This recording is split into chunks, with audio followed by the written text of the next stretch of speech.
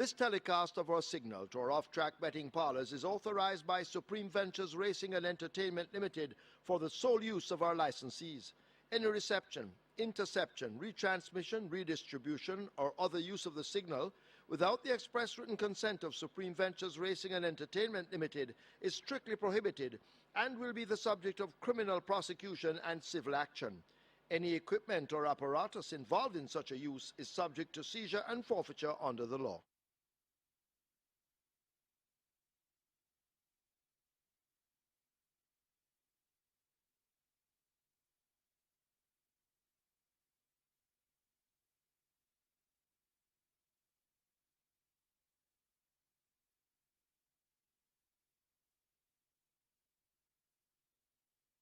They're often racing, not a bad line, as God of Love goes for that lead. It's God of Love passing the 5 in front, right there on the outside and coming around. That is One Like It. So God of Love, One Like It also in the mix. We see Power Ranking and Alexa's Lodge as they go past the 4. God of Love with about a length and a piece advantage. From on the inside, that is a Power Ranking. Right there on the outside, that is a One Like It. So One Like It goes down into second. It's God of Love still in front from One Like It. Power Ranking is right there to Alexa's Lodge backing out. KP Choice is hunting up the rail there at the top of the lane. And it is still God of Love still in front. Power Ranking is coming against the rail. Also coming on the outside. That is One Like It. It's God of Love still in front. And now Power Ranking had to be squeezed for space. It is still God of Love from Power Ranking. KP Choice trying to get there too, but God of Love keeps on rolling. Power Ranking is running on too, but it's God of Love holding on from Power Ranking. God of Love beats Power Ranking. Got tied for third between a KP Choice and One Like It. Also tied for fifth between Bugatti and Alexa's Lodge.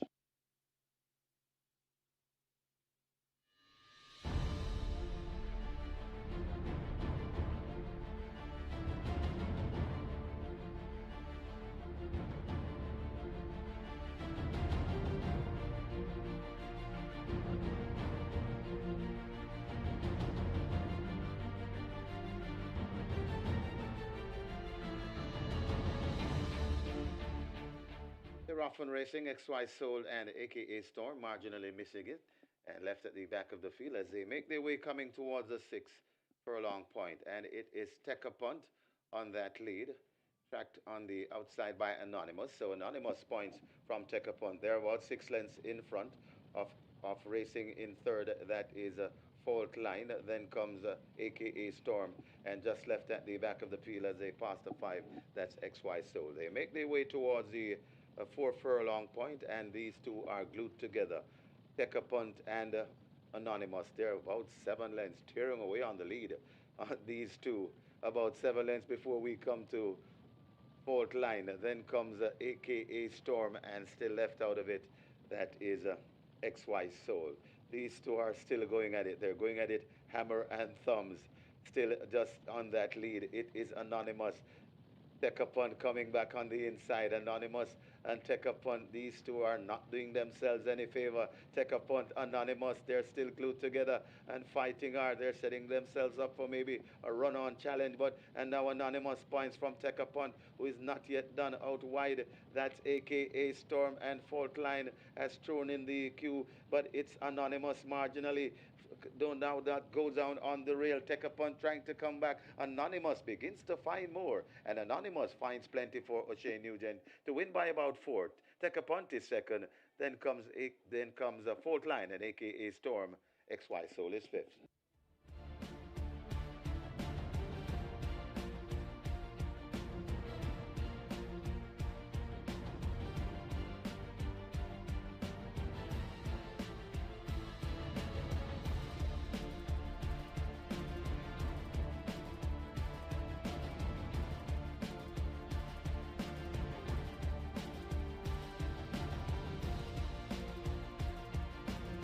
They're often racing a shorty step slow, along with Principal Tiffany, and they left at the back along with Whisper to Me. But Caveman has blasted into an early lead, tackled on the outside already by Empress Nakila. So Empress Nakila leads from Caveman. They're about 3 or 4 lengths in front of Dancing with a Cat. Then comes Principal Tiffany as they go past the 5.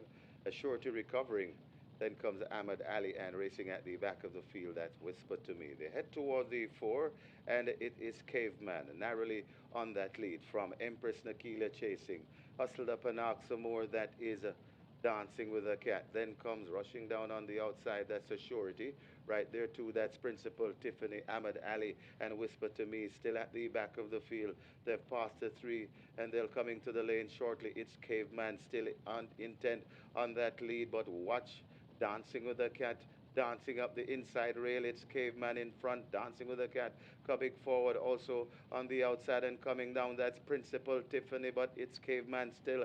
Dancing with a Cat looks threatening on the inside. Principal Tiffany also in with a chance, but Caveman is reluctant on that lead. Dancing with a Cat, the space getting tight. It's Caveman still in front, and now Caveman repelling the challenge of Dancing with a Cat. Caveman goes on from Dancing with a Cat. Caveman in front, and Caveman goes all the way from Dancing with a Cat. O'Neill Mullings and Caveman beats Dancing with a Cat. Then comes Principal Tiffany and a Surety backing fourth.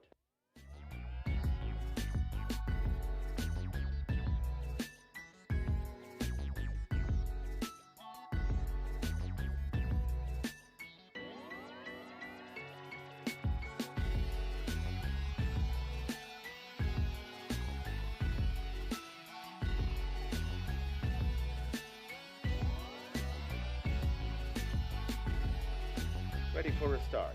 This is race number 4. They're off on racing. Maggie Strick gets a good start. Blinking Light is also off alertly. Right in the middle, that's Bad Investment, charting the course. Over on the far side, Sky Rizzy, tacking across just in front of Sir Wang Don. So it's Blinking Light. Looks to have the overall lead from right against the fence. That's Don Pablo. Over on the far side, that's Sky Rizzy running a big one. Blinking Light coasting on that lead. Don Pablo trying to get there too. It's Blinking Light in front of Don Pablo. Right behind them, that is Maggie Strick. It's Blinking Light still running them off their legs, coming to the furlong and a half pole. Blinking Light with a comfortable looking lead from Don Pablo, Maggie Strick. They're all chasing over on the far side, Sky Rizzy. But Blinking Light is not messing around in the bright sunshine. It's Blinking Light begins to pull away with the Sneaky Fox Radish Roman. Blinking Light on an afternoon stroll in the end. Blinking Light by maybe double digits. Got tight for second. Could be Don Pablo. Also in the mix, that's Steen and Maggie Strix.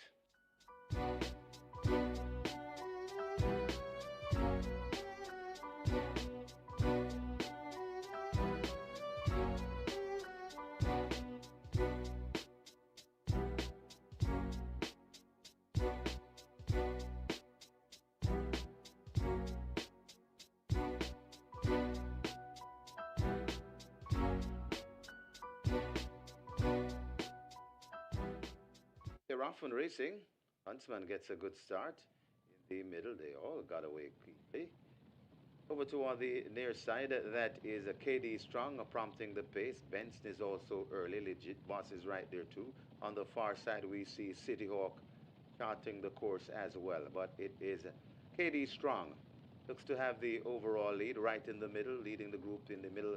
That could be Oasis Jack just ahead of Benson. Legit Boss is right there too.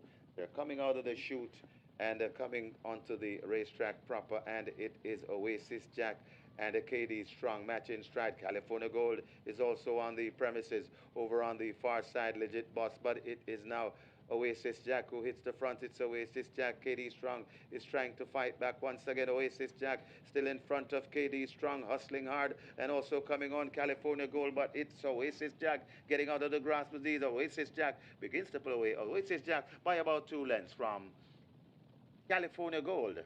Then comes KD Strong, got tied for 4th. Could be Huntsman or Legit Boss.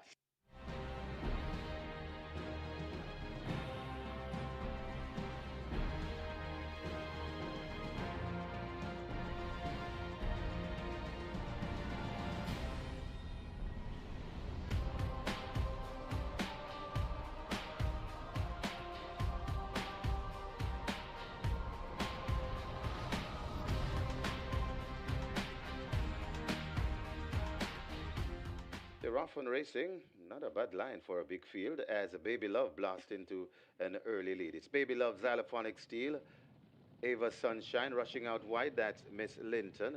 Right against the rail, that's Glittering Magnum. Just behind them, that's Read My Lips as they go past the four. Then comes Princess Aquila. Backing out of it, that's Atomic Energy. The Love of God comes next. Then comes Sister D. Right on the rail, that's Pretty Caroline.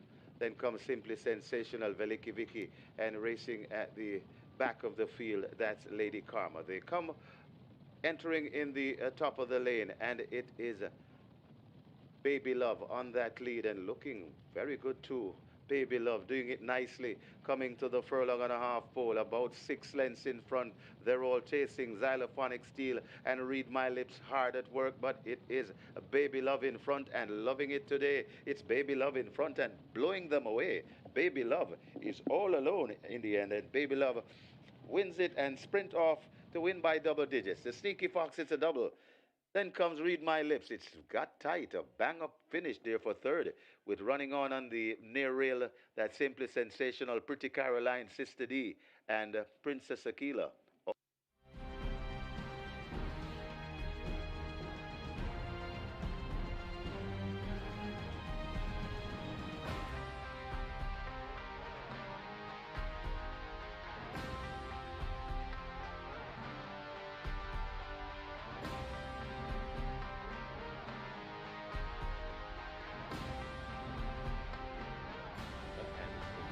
Then 6 furlongs a trip. Best of luck on your late triple wagers and all other wagers. They're off and running. Came out in a beautiful line as Girl of the Butcher and So Beautiful go for it. So Beautiful shows superior speed and goes on from Girl of the Butcher. Secret Mission is on the outside of Queen Vaughan, rushing up to that's Sinita Estrella as they go past the. They head towards the 4 furlong point, and it's So Beautiful, bouncing easily on a length and a half lead from Girlie the Butcher racing in second. Janita Estrella is hustled up and rushing down into second. Right there in fourth, that's Queen Vona. Then comes Sea of Blue, and left at the back of the field, that's Secret Mission. They go past the 3 furlong point, and now Janita Estrella tests So Beautiful on that lead. So Beautiful responds with a half a length, now a length, lets out a notch. The Sneaky Fox on So Beautiful. So Beautiful turns with that lead and skitters away about 3 lengths in front of Chinita Estrella, toiling in the second spot. It is So Beautiful. Is really traveling nicely at this stage. And I think the writing is totally on the wall. So Beautiful is going to romp this one. And this one will be another double-digit win for the Sneaky Fox. It's 3 on the day. So Beautiful going on to win and win comfortably in the end. Trinita Estrella has done well to hold second. Queen Vona is third. And Secret Mission back in fourth.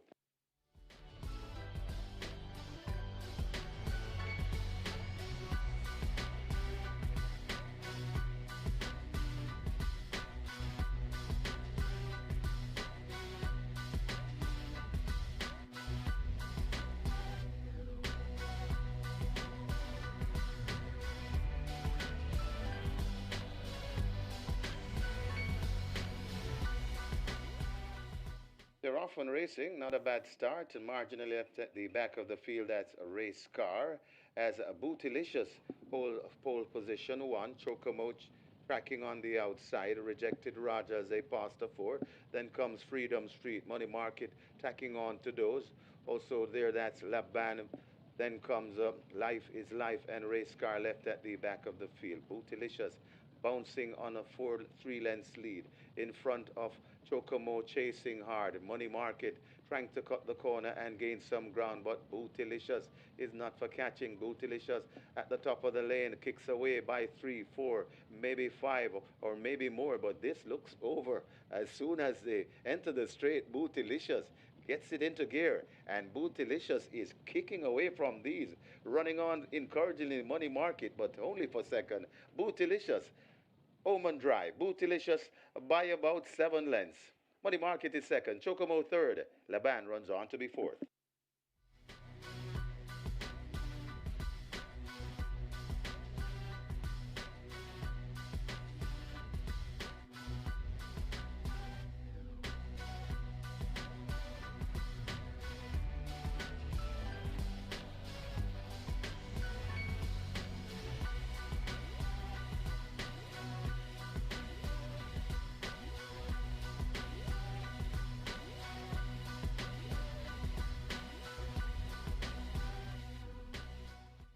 They're off and racing. Pineapple and Lucy in the Sky along with Rack Them misses it.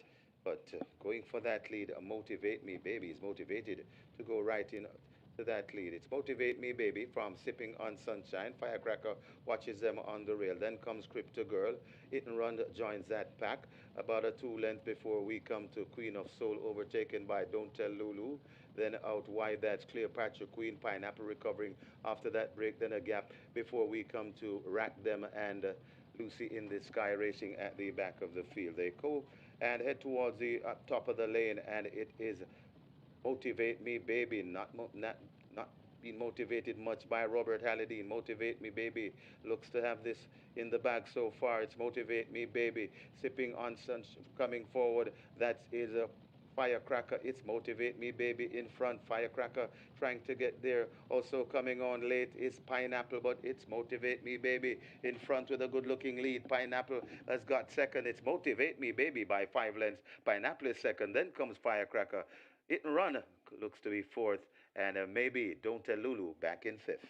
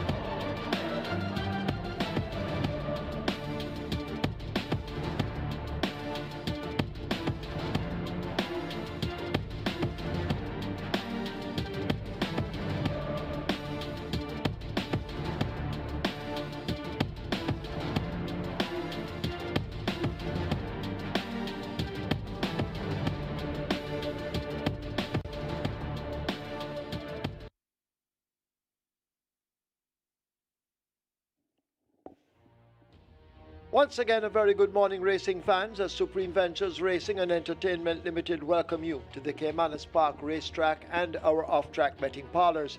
In a short while, we will be announcing the program changes, but now we ask you to stand to honor the Jamaica national anthem.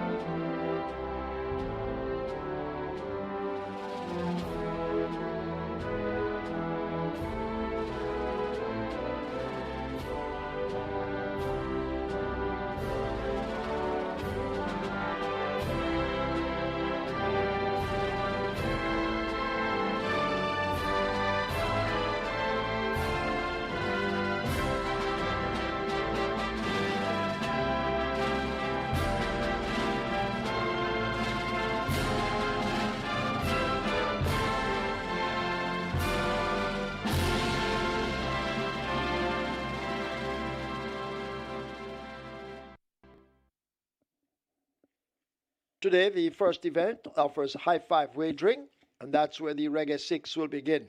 The Reggae 6 has a single winner bonus in excess of $7,295,000.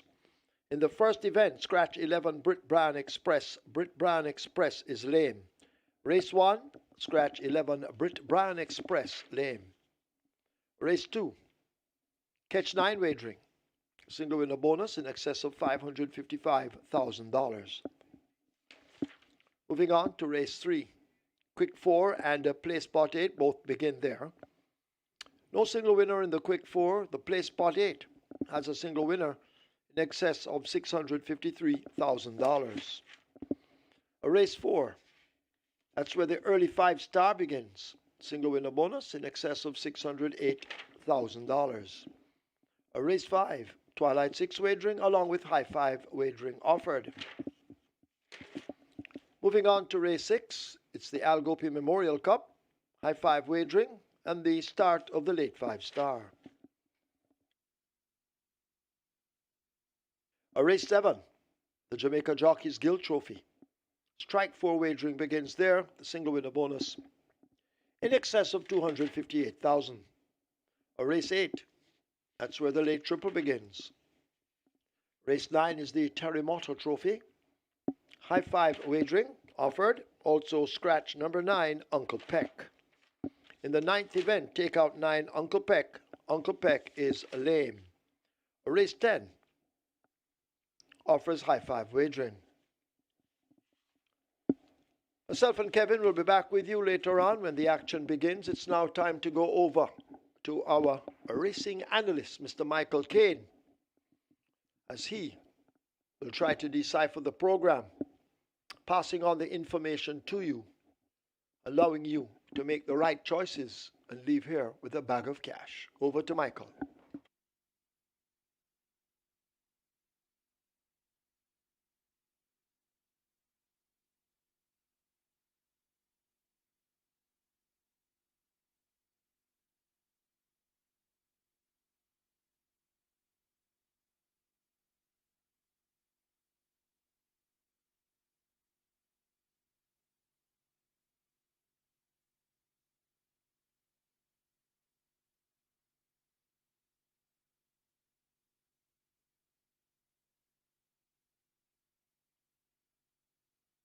Remember, gambling is just a game. Choose to gamble responsibly. Set a budget. Avoid chasing losses. And stop gambling when you reach your money limit. For gambling help, call RISE 888-991-4146. A message from the Betting, Gaming and Lotteries Commission.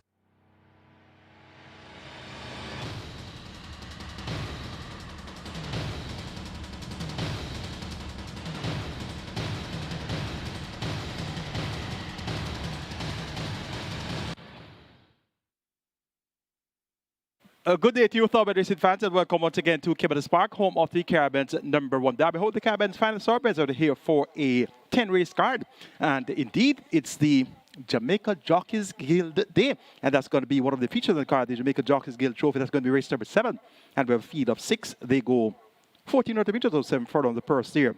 750,000. The Terremoto Trophy is going to be one of the features also. That will be the anthem tournament. A field of 11, go 1,900 meters, the purse 1.1 million, and that's going to be a stamina test for the 3-year-olds, non-winners of 2 races lifetime. The 10th and final, the big man in town. That's an over allowance contest, so 3-year-olds are up, and the purse here 1.25 million. They go a distance of 1 mile, 1,600 meters or 8 furlongs. That looks to be a very hot contest on paper as well.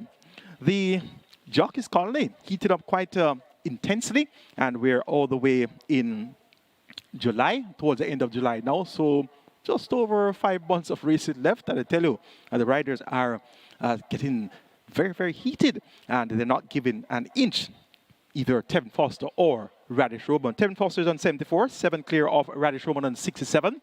And in the trainer section, of course, you notice DaCosta, the defending champion, is well out in front. Champion Ona Carlton was also well out in front. So they are dominating their category. So the category that is attracting most attention, of course, is the Jockeys Challenge for 2024. So we continue to have a very close look at that. And interestingly, it's the jockeys that are under the spotlight today. And the jockeys, of course, are the persons who have the final say. The final say to determine the outcome of races. Myself, a trainer, a new licensed trainer, and of course, many other traders here at Caymanas Park and across the globe would attest to the fact that whenever we do our jobs, prepare the horses, get them together, give them the nutrients, have everything else taken care of, sometimes for months, even years.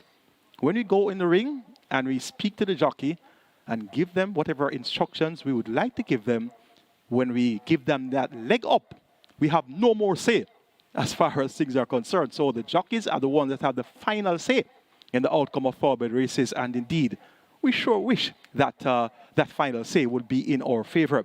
So today is the Jamaica Jockeys Guild Day. And on the 10-race card, we'll be honoring some of the members of the Jamaica Jockeys Guild. And starting off in race number 1, it will be Ray Lewis, the defending champion jockey. And he's, of course, 2023 champion rider here at Caymanas Park. The first event starts at regular 6, and the jackpot is over 7.295 million. We have 3.5 million minimum guaranteed payout. A field of 12 declared to go postward. You can scratch number 11, Brian Express. We're down to a field of 11, and they go for a purse of 780,000. It's a restricted allowance for native bred foals and up none 3, and importees 4 years and up, non-winners of 2. The favorite in the early betting is at 65, and that's number 12, She's My Hedge Fund. Actually, it's even money for number 3, Easy Peasy, followed by 65 for number 12, She's My Hedge Fund. Then you get 92 for number 4, and that's Sparkles. And after those 3 horses, it's double digits all around.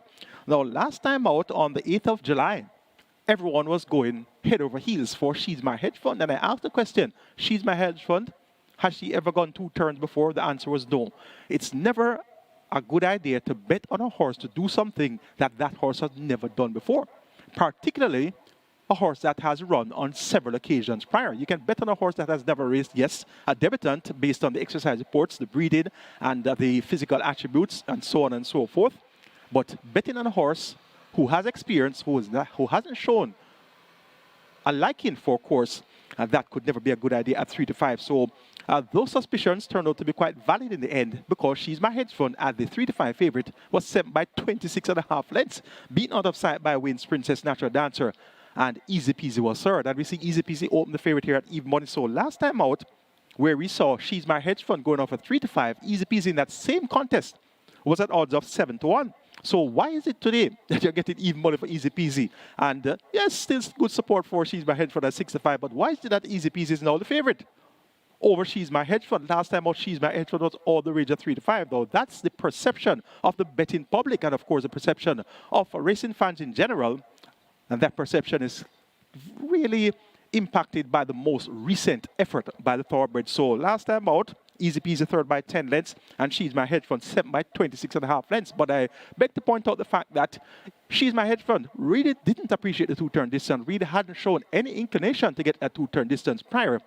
And look at her previous outing on the 22nd of June, over 7.5 furlongs. She was second by 2 1/4 tenths, running on to Super Alex. And we saw Super Alex step up in class and finish second next in town. Now, 3 starts back over 6.5 furlongs on the 25th of May, over 6.5 furlongs. Yes, we saw She's My Hedge Fund running on to be third by 2 lengths behind Loyal Action and Burning Valor. And 4 starts back at 7 furlongs. She tried to make all the running, led for the first 6 furlongs, just got beaten within shades of the wire by Cookie Day, 19-1-27-4 for the distance of 1,400 meters. Now, any of those 3 efforts reproduce here, we'll see She's My Hedge Fund getting the job done, and she's quite likely to reproduce any of those 3 efforts here, given that the trip has been now reduced from 9 furlongs and 25 yards to 7.5 furlongs. Notably, Philip Parchment, the president of the Jamaica Jockeys Guild, he's in action for Jason Acosta. And I think it's important to note that earlier this season, Philip Parchment was in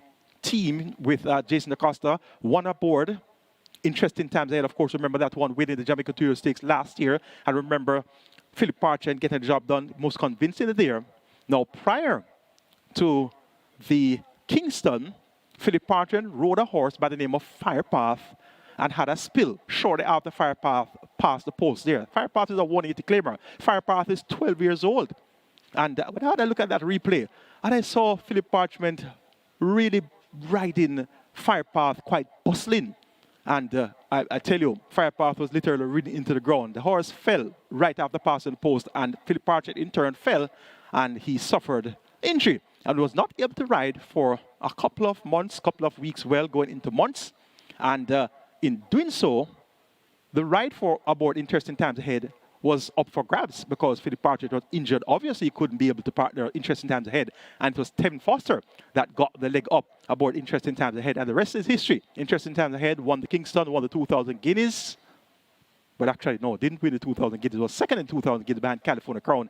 Came back and won the St. Ledger. That's the race I'm thinking of. Won the St. Ledger recently, so won the second leg of the Jamaican Triple Crown, ridden by Tevin Foster in that ledger, and Tevin Foster was also aboard and finished second in the Guineas behind California Crown. So Philip Parchment, interestingly, now reunited with Jason Acosta for the first time since having that spill aboard Firepath, a 180 12-year-old. You simply cannot ride a 12-year-old 180 claimer the same way that you can ride a 3-year-old and 4-year-old. You just don't do it.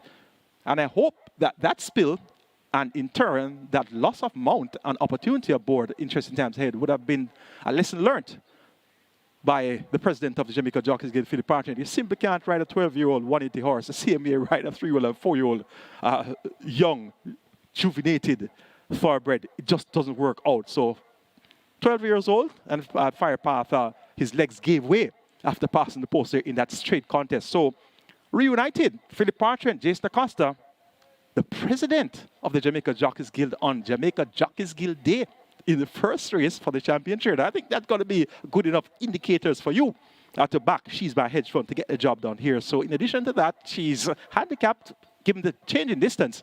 And she's my firm selection here in the Rayan Lewis. Number 5 is Great Commander Michael Semple, a Barbadian rider who got his license at Caymanas Park recently. And he's here riding for Kevin Murray and Colin Elcock aboard Great Commander. Great Commander shaped well on his first 2 attempts at Nons of 3. Second by length over 5 furlongs straight, beaten by Ella Fortunato. And the next in town, third by 12.5 lengths, Benson and Bernard Quick. Those 2 efforts all go well for the chances of Great Commander. Number 3 is Easy Peasy. Even money for Easy Peasy. 2-time champion apprentice O'Shane Nugent in the side for Philip Lee. Third by 10 lengths in that same Wayne's Princess event at 9.25. He has a good pace, and pace makes the race, of course. So we give Easy Peasy a decent chance here based on that third place effort on last. Number 7, Cosmic Force, only in abundance for Philippano D. This one threw a clinker last time out behind Benson, Bernard Quick, and Great Commander. That was his first attempt at Nons of 3. Look for a better effort here from Cosmic Force in race number 1. The Rayan Lewis goes 12, 5, 3, and 7. She's My Hedge Fund to get the better of Great Commander, Easy Peasy, and Cosmic Force. Reggae 6 begins in the first event with that single with a bonus over 2 point, make that 7.295 million and over 3.5 million in that minimum guaranteed payout. Now let's take a look at my Reggae 6 ticket for the 10 race card. Start off in the first event. We're going to go 1, 3, 5, 7, and 12. Number 11 is a scratch, so we're taking out number 11, and that's Brit Brian Express. Original cost of that ticket, 6,480. And that meant that each horse in race 1 would have had a cost of 1,080. So 1,080 times 5, reduced cost now 5,400. Now I'm going to make a substitution there for number 11, Brit Brian Express. Already have 5 other runners. So if I can't start off here with these 5 runners, it's going to be a very rocky start indeed. So 1, 3, 5, 7, and 12. Namely, all is right, 9 to 1. Easy Peasy, even money. Great Commander is at 20 to 1. Cosmic Force gets 11 to 1. And She's My Hedge Fund is at odds of 6 to 5. So we have the 2 favorites here, even money and 6 to 5. And a couple of other price horses there in the first event. Race number 2, make it 2, 3, 4, and 5. And the race 2 is for Robert Hallidine. Allegiance number 2, Grisha Light number 3, El Rapido number 4, and Also Smart number 5. Race number 3, the Radish Roman, going to go 3, 4, and 6. Noble Impulse, Jamal James, and Sunshine Cat. Race number 4 for Tevin Foster. He's the leading rider. Going to go 2, 3, and 4. Rejected Raja, Volatility, and Unruly Boss. And race number 5, the Omar Walker. He's our unprecedented 6-time champion here at Caymanas Park. No other rider in the history of Caymanas Park has won 6 championships. The best anyone else has done is 5. So he's an unprecedented 6-time champion. Omar Hot Walker, a.k.a. Champo, being honored here in race number 5. Got to go 3, 6, and 8. Anchorman, Who Done It, and Potential. And race number 6 is for the GOPIE Memorial Cup. Cash out leg of the Reggae 6. Make it a banker in number 4, Princess Sophia. 5,400 is the revised cost of that ticket with a scratch of horse number 11 in race 1, Brit Brian Express. Robert Darby's Reggae 6 starts off with 135. Number 11 is a scratch. Original cost of that ticket, 3,840. That meant that each horse would have had a cost of 960. So you're now down to 2,880 with the scratch of number 11, Brit Brian Express. Race 2, Robert goes 3 and 4. Race number 3, Robert says 4, 6. Race number 4, Robert goes 2, 3, 4, and 7. Race 5, 6, and 8. And race number 6, Robert goes 1, 2, and 4. So revised cost of that ticket, 2,880. Best of luck wagering or Reggae 6 on the Jamaica Jockeys Guild card. Race 2 is next. We start the catch line here. Minimum guaranteed pay at 500,000. And we have a jackpot of over 559,000. Race 2 is for Robert Hardball Hallidine. A field of 6. Go 1,400 meters. The purse here, 1.1 billion. It's a restricted stakes contest for imported fields that up numbers of 3 and native bred 3 and 4 years, not winners of 4. 2, 3, 4, and 5 represent the best 4 numbers for me. Allegiance number 2, Grecian Light number 3, El Rapido number 4, and Also Smart number 5. El Rapido made a recent debut, which was in impressive enough one. 59.3 for 5 furlongs straight. 1 by length and 3/4 beating Motivate Me Baby. That one is a subsequent winner. Won impressively last time out. El Rapido would have gained from the exposure. Now comes in a kilo and a half lighter from 57 kilos to 55.5 kilos. Aaron Chatry maintains the mount for trainer Nicholas Webby and owner Oak Ridge Farms. El Rapido now gets 2 furlongs longer to travel from 5 straight to 7 furlongs. And given that he showed so much speed on debut, he could very well make all the running here. Has worked well since on the 13th of July. Gallop 7 furlongs is 130 and 2/5 of a second. El Rapido gets it both on the strength of his debut win. He could be anything, and he has scope for vast improvement. Number 3, Grecian Knight has raced 8 times, 2 wins and 2/3. Last time out, she threw a clinker, 6 by 14 lengths behind Money Miser and Kem. Her stablemate Kem was second. On the previous start on 23rd of May, she won by a neck, beating Kem, coming from way off the pace at 4-5. So clearly, it was a no-show last time out from Grecian Knight, and in turn, Kem, the other Paul Swaby Solid Golden Farm Limited horse, trying to make all the running. No other Paul Swaby horse in this event, so Grecian Knight would have no option but to turn up, and turn up in a big way. Number 5 is also smart, third by 4.5 lengths last time out to the importee Commanders. The over 6 furlongs with 113 flat. She's that girl was second, so also smart. I did a decent amount of running there. Now at 7 furlongs, she ran on over 7 furlongs on the 22nd of June and fought by 7 3/4 lengths in that same Money Miser Kim contest, where Grecian Light was 6th by 14 lengths. So once you give Grecian Light a chance, you ought to give Also Smart a look in as well. You will pinnock rider Stephen Todd and owner Garth Samuels. Number 2 is Allegiance. Radish Roman, the Seeker Fox rider Anthony Baba Nunes, his apprentice master. And Allegiance was fought by 5 lengths in the 2,000 Guineas. Won by California Crown over Interesting Times Ahead and Providence. So a good enough effort there in the 2,000 Guineas. His last 5 races were all classic type races or stakes races. Won the Sir Howard Stakes by half a length, beating Jay Spieth. And World Surprise was 9th in the Prince Consort, 5th by distant in the Kingston. So that effort, fought by 5 lengths in the 2,000 Guineas, is very eye-catching indeed. And if he can reproduce an effort similar to that, he should very well fight out the finish. Was well beaten in the St. Ledger by Interesting Times Ahead over Crown Chaser and Run Judy Run. So nothing of that caliber present here.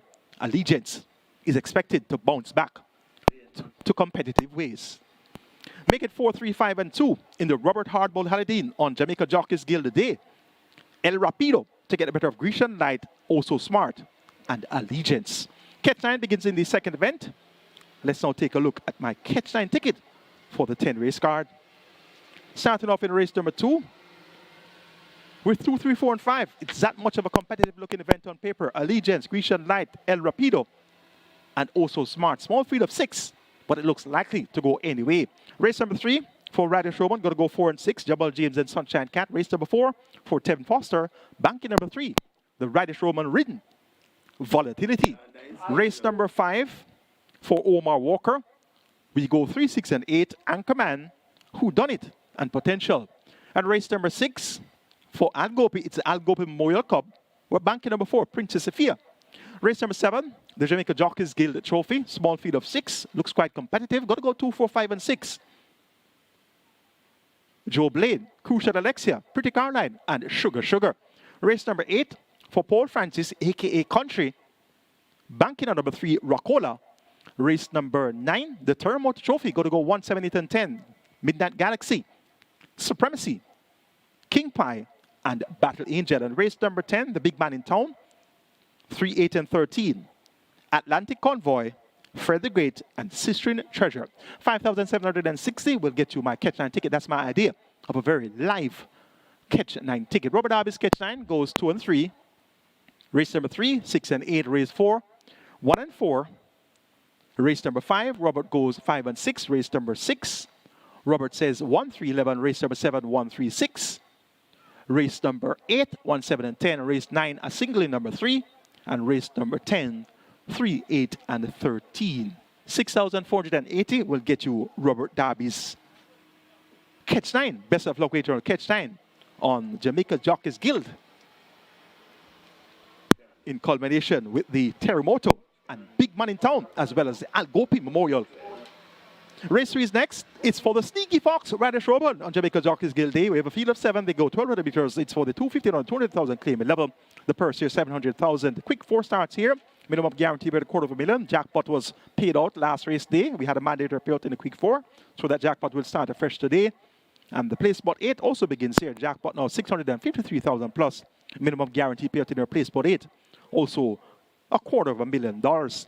Of the field of 7, I've narrowed it down to 3, 4, 5, and 6, namely Noble Impulse, Jamal James, Nez Perce, and Sunshine Cat, 3, 4, 5, and 6.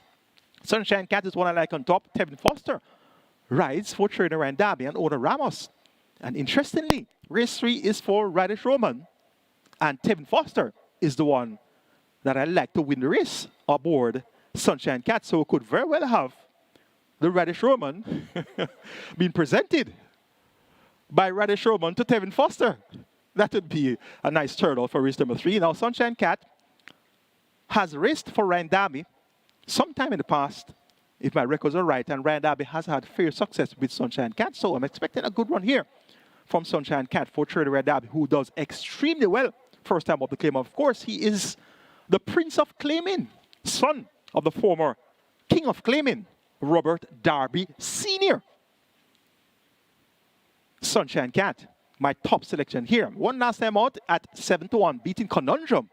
And we saw Conundrum return to win recently. So Sunshine Cat could frank that form and win again. Number 4, Jamal James, also reports first time of the claim, now trained by Norman Smith, was claimed on the 11th of May. Went third by 10 lengths at 45, beaten by Kingswood and Biblical Legend. Sunshine Cat has raced prominently with Kingswood, actually finished second to Kingswood November last year. So that's a good line to draw through Sunshine Cat versus Kingswood, and in turn versus the chances of Jamal James. Jamal James did very well for trainer Anthony Lickersup Sabrati, winning back-to-back races in March, won convincingly on both occasions. And I always tell you about that variable that helps to determine the outcome of claiming races, the change of barn. And many of these low-level claimers are no press-button horses, so to speak, no push-button horses. You don't just claim them and carry them in the barn and you win them right away. They have their issues. So Jamal James, the connections have opted for the waiver claim, which states that if you claim a horse and don't start for 60 or more days, you are eligible to run without a tag. So you get at least 2 starts with that horse. And this is going to be the first chance for the new connections with Jamal James, and they have another chance because nobody can claim Jamal James from them. So they always will have a chance to take a double, given engaging the waiver claim option. And number 3 is Noble Impulse. This one has good pace and speed. It's likely to set off in front, but it's likely to fade in the end. Won over 4 down straight by 3.5 lengths in 50 seconds flat, beating Justin Illusion and Nez Perce, and came back and led for 3 further than 5-round contest, won by Absolute Blue over Conundrum. Noble Impulse was 5.25 lengths in arrears in third. That was at 5 round. Now it's 6 furlongs. Noble Impulse will lead. That's almost a certainty later on in race number 3. But will he be able to hold the gallop for the entire 6 furlong contest? Jamal James will be right there in the slipstream. Sunshine Cat, I'm hoping, will be forward placed. Who will get first crack at Noble Impulse? Whosoever gets first crack, chances are they'll win. So if Sunshine Cat is early enough to tackle Noble Impulse, maybe at the 5/16 or the quarter pole, and gets the first one on Jamal James, she should win. If Jamal James is the one that's going to be getting first crack at Noble Impulse and is closer than Sunshine Cat is at the 5/16 marker, and he gets first one on Noble Impulse, he'll win. And there's another possibility or probability in the event. These are low-level claimers. If Noble Impulse goes out in front, feels happy and nice and sweet and sound, and Jamal James doesn't feel happy and nice and sweet and sound, and Sunshine Cat doesn't feel happy and nice and sweet and sound, and no come running, we could see Noble Impulse making one scrape. So those are the 3 possibilities as far as I see in race number 3, and I'm going for the possibility of Sunshine Cat getting first run on Noble Impulse and Jamal James and getting through with Tevin Foster. So number 6, Sunshine Cat to get the better of number 4, Jamal James, then 3, Noble Impulse. And for 4th, number 5, Nez Perce. Race number 4 is next. It's for Tevin Foster. On Jamaica Jockeys Guild Day, he's the leading rider. He's 7 in front of the Sneaky Fox Radish Robin. The purse is 860,000. It's a 750 claiming contest. They go 1,000 meters straight, early 5-star, with that jackpot growing over 2.6 million up for grabs there, and the minimum guarantee payout is 500,000. Of the field of 7, my best 4 includes 2 Rejected Raja, 3 Volatility, 4 Unruly Boss, and 6 Kataba, 2, 3, 4, and 6. And a while ago, I told you about race 3 for Radish Robin. I like Tevin Foster aboard Sunshine Cat. Race number 4 for Tevin Foster, I like Volatility with Radish Robin aboard. So we could have in races 3 and 4 the top 2 riders making presentations to each other or the connections of each other based on the possibility of them winning the races, as I have predicted. So I'm hoping that the predictions for races 3 and 4 could very well turn out to be just the same. Now, Volatility, clearly is going to be the selection here, steps on from overnight allowance to 750 claimers. And she was a winner at overnight on the 24th of March by a neck, beating Champion Bubbler and Sunset Silhouette. Came back and finished third by 5 lengths to Taurus Boy and KP Choice, so it's surprising that she finds herself among claimers with an asking price of 750,000. So clearly the connections have opted to part company with Volatility. The force is up in a big way, and whatever the issues may be, 750 should still be an easy enough spot for Volatility to get the job done. She has speed.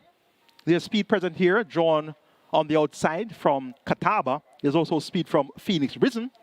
So she's going to be the fastest from the inside set of runners. It's only a field of 7, so they could very well be matching pace by the time a furlong and a half of the event is over.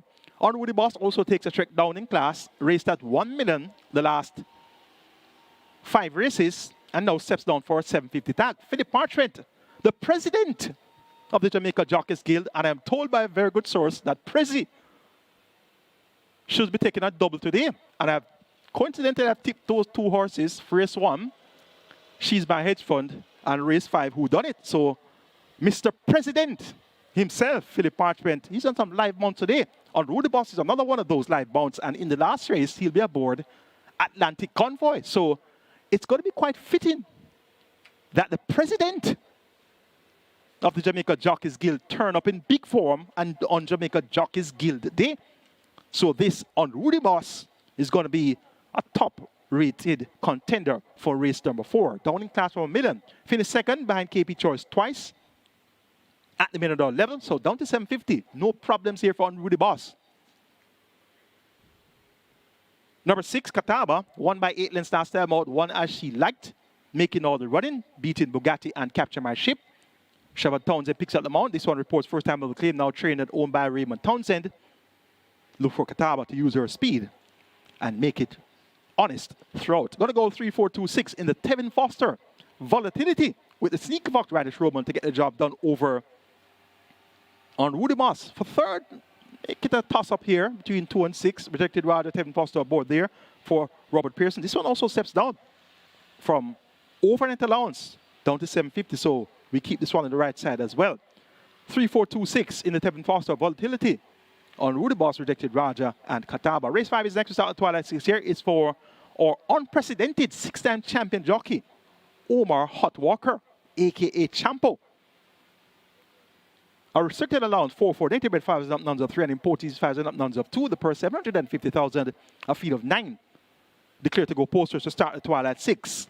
Minimum guarantee paid to Twilight 6, 3.5 million, 1,300 meters a trip. 2, 3, 6, and 8 are my best 4. Traveler's Lodge, Anchorman, Who Done It, and potential 2, 3, 6, and 8.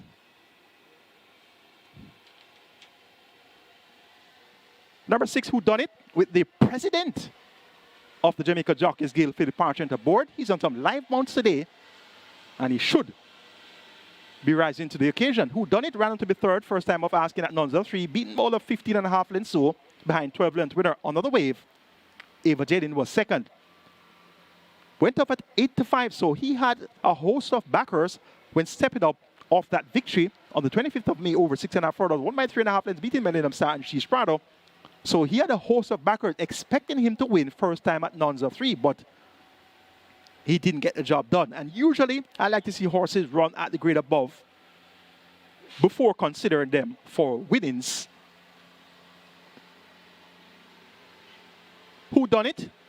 With that run under his belt, and for the Parchment, picking them out, replacing Tevin Foster, looking for who done it to be there or thereabouts, and should be able to get the job done in deep stretch. Potential number 8 ran up to be second last time out, over 5 furlongs straight, beaten by Special Gift, just a half a length in arrears at the end. Potential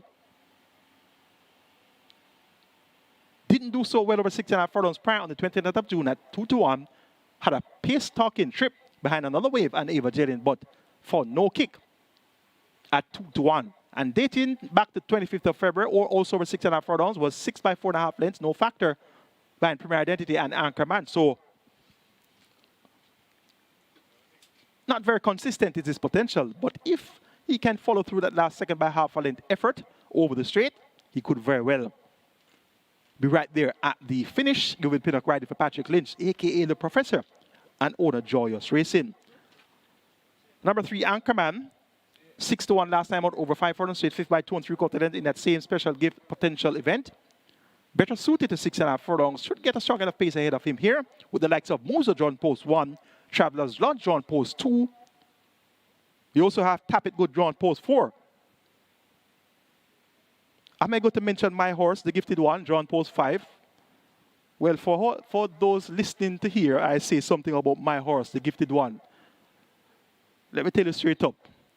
The Gifted One has just as good a chance as a snowball in hell. So that should rest that case there. Last Dance possibly can add to the pace as well as Blue Sky. So Anchorman should have just as good a chance as any coming from off the pace here in race number 5 to start the Twilight 6. Got to go 6, 8, 3, and 2. Who done it to get a better potential? Anchorman and Travelers Lodge. 6, 8, 3, and 2. Twilight 6 kicks off in the 5th event. Here's a look at my Twilight 6 ticket for the 10 race card. Starting off in the 5th event with 3, 6, and 8.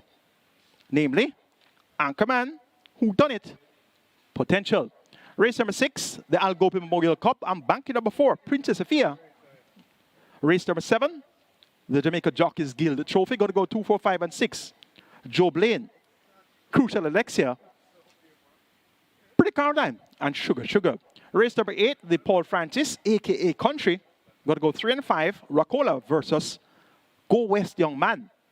Race number 9, the Terremoto Trophy. Going to go 1, 7, 8, and 10. Midnight Galaxy, Supremacy, King Pie, and Battle Angel.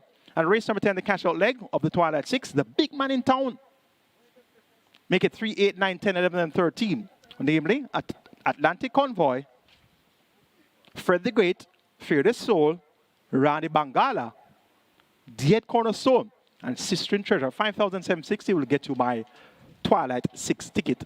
Robert Darby's Twilight 6 starts off with 6 and 8. Race 6, Robert goes 1, 2, 4. Race number 7, 4, 5, and 6. Race number 8, Robert goes 2, 3, and 6. Race 9, 1, 7, and 10. And race number 10, 3, 8, and 13. 4,860 will get you Robert Darby's Twilight 6. Best of luck waiting on the Twilight 6 on Jamaica Jockeys Guild Day. Race number 6 is next, the GOPIE Memorial Cup. A field of 13 go 1,000 meters straight. It's a main collision race for native but 4 years and up. The purse, 730,000. Of the field of 6, 7, made out of the field of 13, my best 4, 1, 4, 5, and 7. Cruising again, Princess Sophia, Select Prince, and Toots, 1, 4, 5, and 7. Princess Sophia, last time out at 4 to 5, second by 2 1/4 lengths, beaten by Manistam in a 5-run contest, left for the first half mile before being overhauled inside the final furlong. Now gets 5 furlongs straight. Radish Roman, the Sneaky Fox, maintains them out here for trainer Errol Burke. Errol Burke has done a great job with small string of horses. 33 starters, 4 wins, 9 seconds, and 2/3. So that's 15 out of 33 in the top 3. Princess Sophia should have an uncontested lead here. And over this 1,000 meter straight distance, when you have an uncontested lead, you're going to be that much more resolute at the finish. Toots number 7, like this one last week when going 7 furlong, Natalie Berger didn't find the lead, but was prominent up to the half-mile, third by a neck, came to the quarter pole, third by 3/4 of a length, but faded badly to finish 7th by 15 3/4. Now reverts to the straight, has pace, John 7 out of 13. Jordan Barrett gets a mount for trainer Andy Williams, a.k.a. Dreddy. Look for Toots to prompt the issue from the word go. Cruising again, John inside the 57 kilos. That won't do him any favors. And Select Prince showed some form when gaining late, 4 by 5 lengths in that same Storm Boy Princess Rhea clown around event where Toots weakened to finish 7th. Look for Select Prince. The figure now fitted by trainer Patrick Spinney and Aaron Chatter replacing that's Daniel Thompson in the saddle. Look for Select Prince to acquit himself well enough here to earn a share.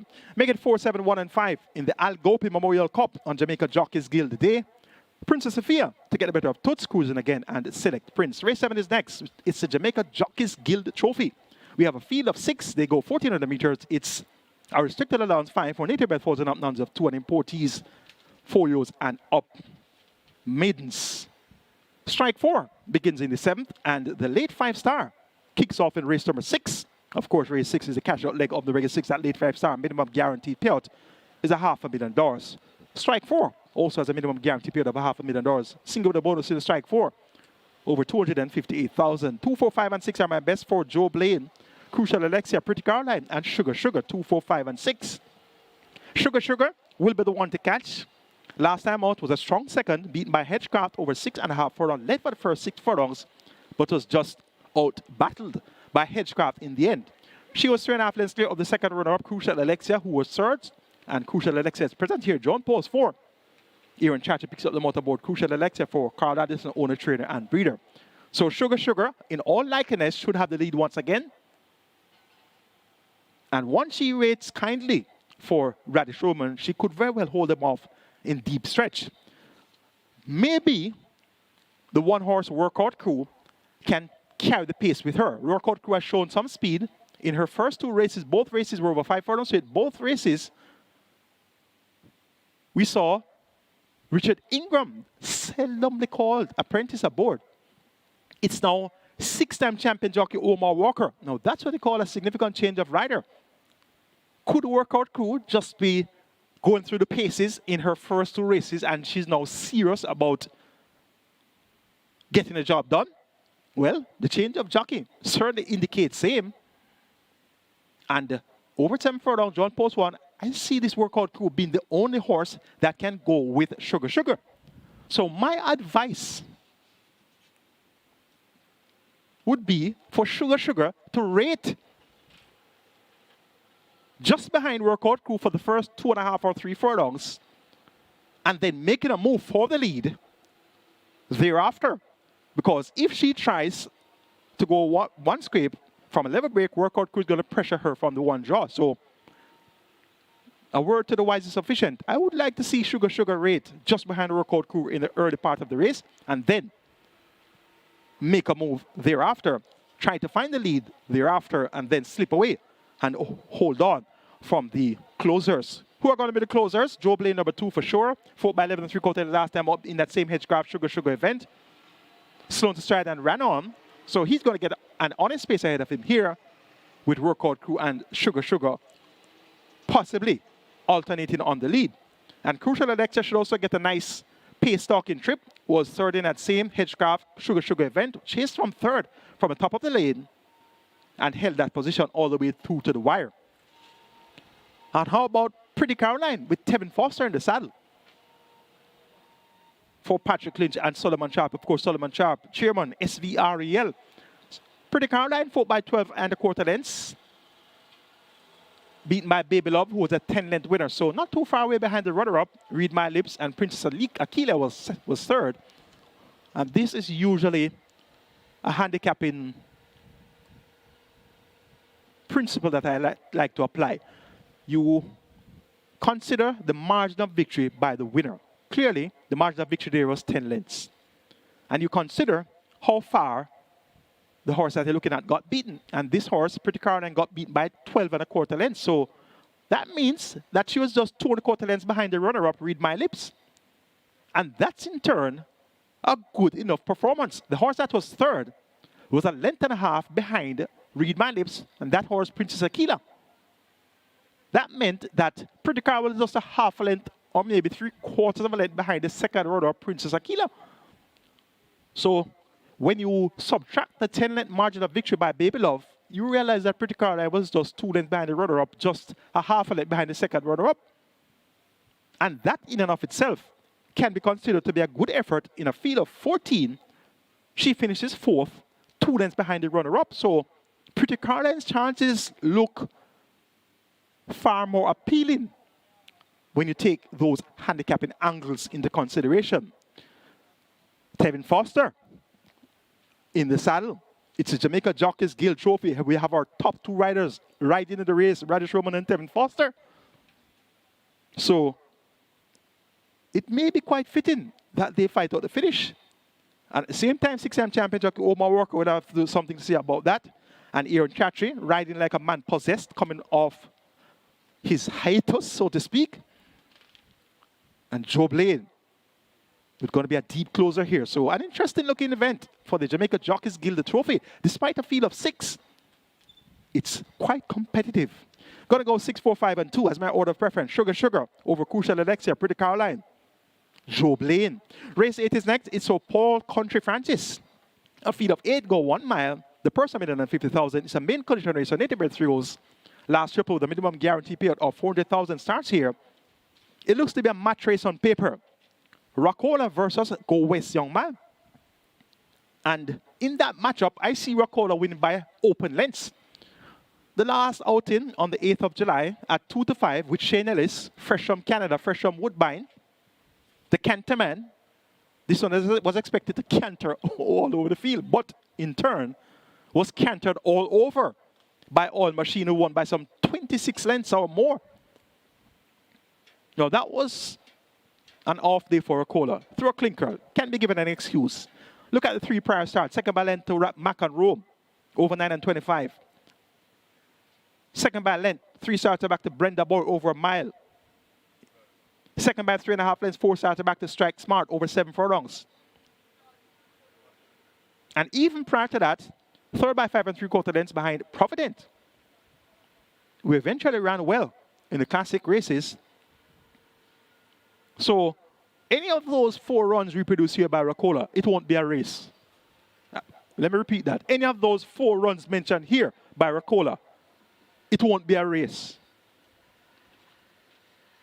Go West Young Man, of the others, appears to be the next best horse to recommend to win this race. Looking at Go West Young Man, on the 29th of June, at 95 in a maiden race for horses who hadn't finished second or third lifetime,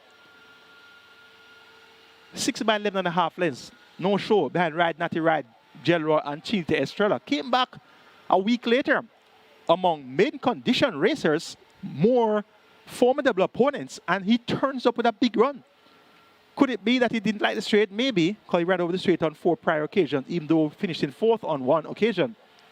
He led for the first half mile in a 600 furlong contest, beaten by 8 1/4 lengths behind Zulu Warrior in 1:21.2. Now, the way he left the half mile 2 lengths clear looked very serious about winning, but then he was re-engaged by Zulu Warrior, who was taken off the splits early, wisely done so by Tevin Foster, and then Zulu Warrior ran on and beat him by 8 3/4 lengths. That was at 6.5 furlong. It's now a mile. So if he couldn't win at 6.5 furlong, making an easy lead, how are you going to win a mile? That's a question left to be answered later on. That's a question I'm asking now. In addition to the increase in distance, we have an increase at the scale from 54.5 kilos to 57 kilos. Matthew Bennett maintains them up for the 6th consecutive occasion for 310 cent chunk. So persons are going to be going head over heels for this Go West Young Man today. But Racola should easily brush him aside. For third, it's a grab bag. The Soul Warrior is my guess for fourth. Design Diva is going to be a total guess as well. The form is so sketchy for the others. So, Rockola, Go Away Song Man, the Soul Warrior, and Design Diva. Then Anthem Ultimate is a Terremoto trophy. We have a field of 11. Declare to go postwards. Scratch number 9, Uncle Penk, read out a field of 10. The purse 1.1 billion. It's a restricted allowance, 2 for native bred, 3 oz nuns of 20 imported maidens. Terremoto was trained by Anthony Babanudis. So I'm quite confident he would take some pride in winning a race in honor of his remarkable thoroughbred Terremoto. Terremoto won the Jamaica Derby and won the Trinidad and Tobago Derby in the same year. A rare achievement by any thoroughbred to race at Caymanas Park. So the 3 Anthony Nunes runners here are Supremacy number 7, Matthew Bennett aboard, King Pie number 8, Omar Walker aboard, Battle Angel number 10, O'Shea Nugent to the board. So where is Radish Roman? He's not aboard any of his apprentice masters' horses. He's aboard Midnight Galaxy, and that's going to be the tip off for me. When I was looking at the form line, looking at the overnight, I said, well, I have to work with the Seeky Fox here because he's not riding any of his apprentice masters' horses, so he must know where he's riding Midnight Galaxy. And he wants to win the championship, so he's going for the winning chances any way he can get it. So Midnight Galaxy, on that note, is going to be my top selection. Has finished second on 3 occasions from 4 starts, got through via the Swordrome, awarded first when Irish Rich, the debutant, was disqualified from first. But he has shaped well since, not too far away in the Prince Consort, was second by a length and a quarter behind Blue Sensation last time out at 7 furlongs. The distance of 9.5 furlongs, he's unproven over same as are most, if not all, of the other runners. So, well, Supremacy won 9 and 25, and King Pie also won 9 and 25. So they have proven that they can go 2 turns. So Midnight Galaxy is going to have that to prove. But I think he has the right jockey in the saddle to try and prove it. Midnight Galaxy trained by Gresham Smith, a.k.a. Greasy. So I'm taking Midnight Galaxy here on a hunch. It's a big hunch too. He's not riding any of the Nunes horses, so he must be riding the winner. Hint, hint, hint. For second, Supremacy, who blew up in the St. Ledger, finishing 11 by 52 lengths. King Pie also blew up in the St. Ledger 10 by 45 lengths. So they both get a class relief here. They both have done well. Supremacy actually was second at 9 and 25, beaten by Captain Sparrow. Didn't win that race. Captain Sparrow still made 1. King Pie is the one that won at 9 and 25 in 2:02 and a fifth of a second, beating Brother Boy. So they both should be prominent throughout. And Battle Angel has shown that she has stamina on her side as well. And she too hasn't passed a post in front as yet. She was awarded a race when Dancing Aviator was disqualified on the 23rd of March. So Battle Angel and Midnight Galaxy, technically, you can say they are maidens, but they were awarded a race, and that's the rules of racing. So if in the second you're awarded a race, you're no longer a maiden. But technically, they haven't passed a post in front on their own as yet. So that could be something you can consider when trying to play your exotics later on.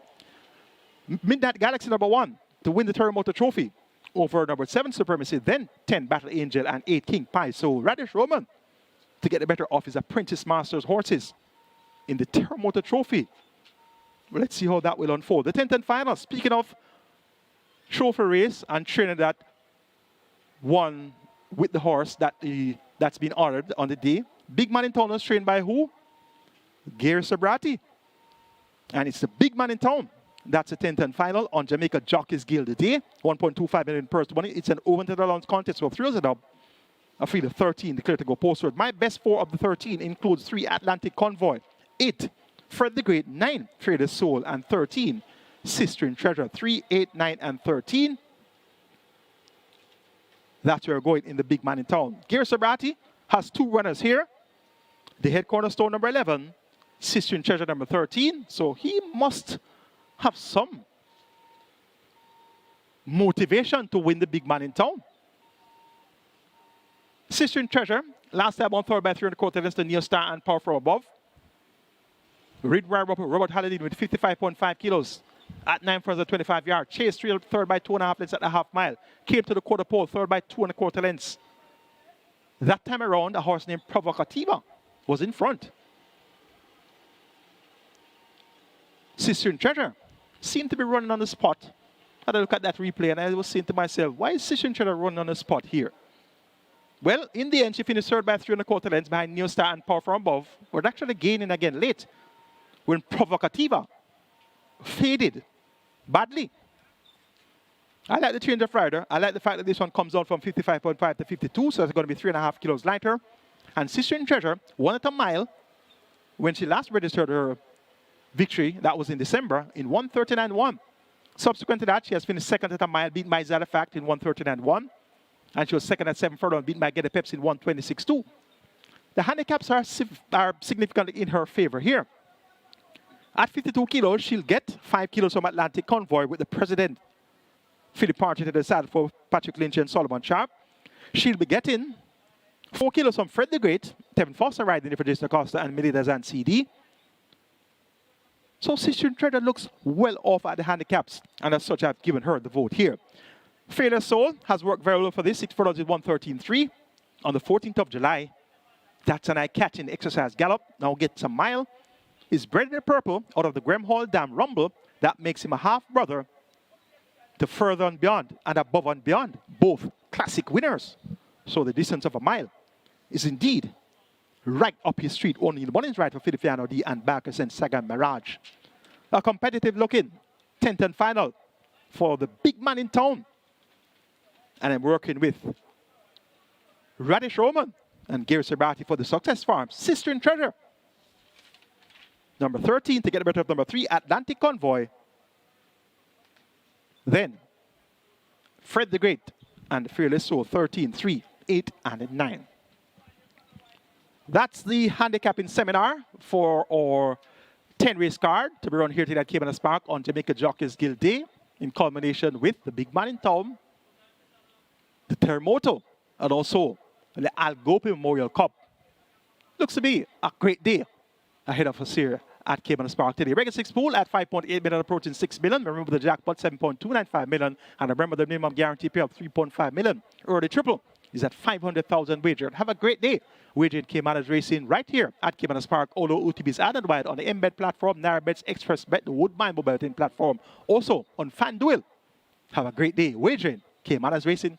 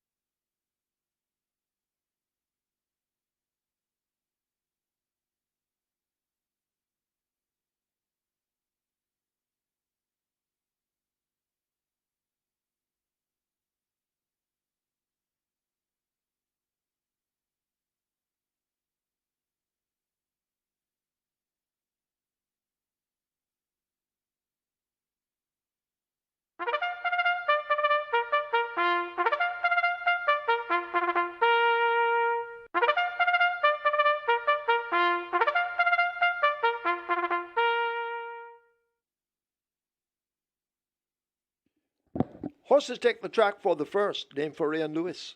It's a restricted allowance 4 for native bred 4-year-olds and up, non-winners of 3, and imported 4-year-olds and up, non-winners of 2. The distance 1,500 meters or 7.5 furlongs.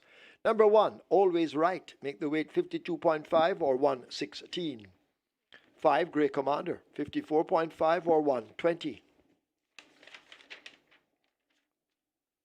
9, Sweet Victory, 47.5 or 105. Scratch 11, Brit Brian Express Lame. 12, She's My Hedge Fund, 55 kilos or 121 pounds. Wagering offered on double event, Exacta, Quinella Trifecta, Superfecta, High Five, Rolling Triple. This is where the Reggae 6 begins with a single winner bonus in excess of $7.295 million. The Reggae 6 heading for $6 million. The Rolling Triple 600,000. Get your wagers on, hurry and do so.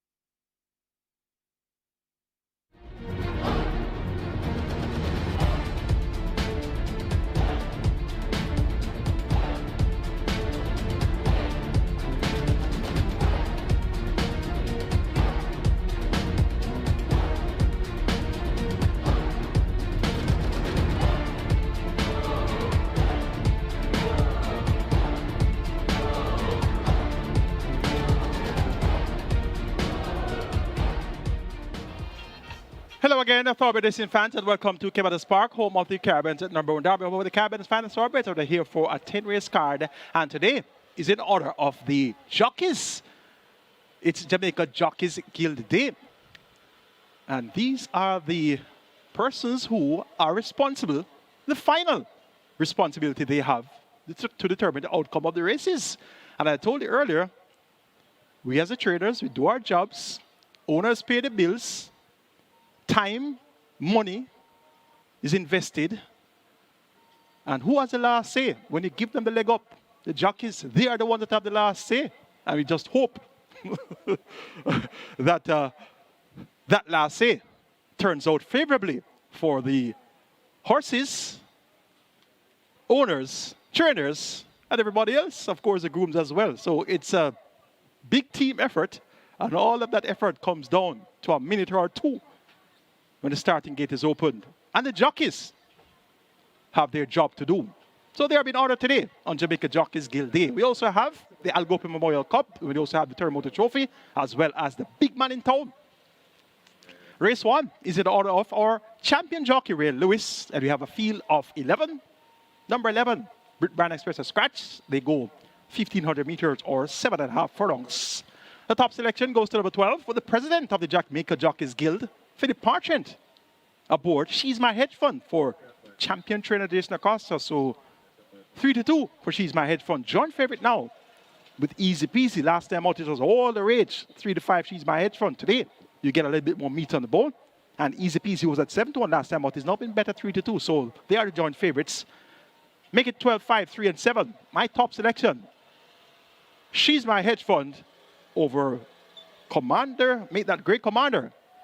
Then Easy Peasy and Cosmic Force. Horses now loading.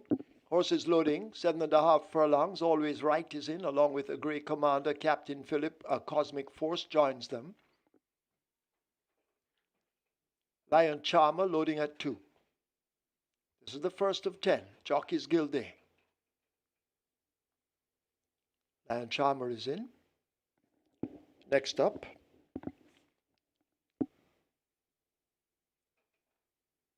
Sparkle's circling around behind Easy Peasy further away from gate 3.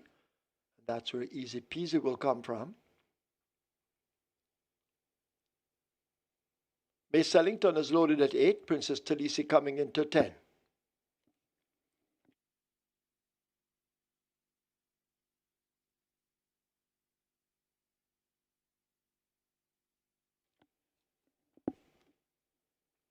Princess Talisi is in. She's My Hedge Fund at 7-5 in the betting, comes into 12. Easy Peasy has loaded at 3.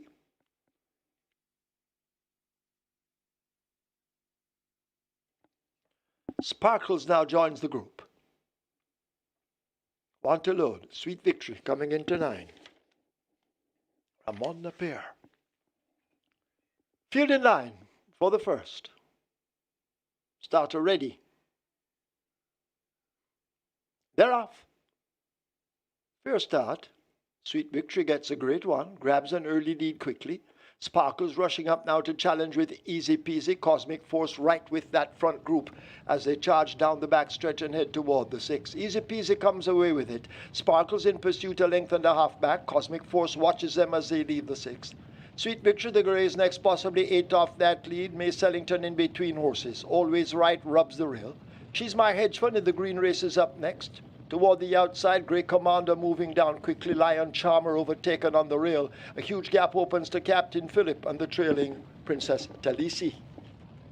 A half a mile to run. They go sprinting into that turn for home, and Easy Peasy tries to escape the field, leading up by some 3 lengths. Sparkles continues the pursuit. Here comes the favorite. She's My Hedge Fund now rushing up. Grey Commander is also kicking in, and Grey Commander slips down into second, looking at the back end of Easy Peasy. She's My Hedge Fund in the green chases in third, needing to find possibly 6 lengths as they're coming into the top of the lane, and Easy Peasy feels the sting of the right-hand stick as the rider asks Easy Peasy to really go at the top of the lane. A quarter 1/4 mile to catch, easy peasy, and the rider continues to tap easy peasy with the stick, and easy peasy remains firmly planted on that lead. She's My Hedge Fund over against the rail. Great Commander toward the outside. Widest of all, that's Lion Charmer, but easy peasy is in the final 16th with O'Shea Nugent, and easy peasy makes the first. The Ray and Lewis look real easy and wins by maybe 8 lengths. Close between Lion Charmer, She's My Hedge Fund, then Always Right, and Cosmic Force.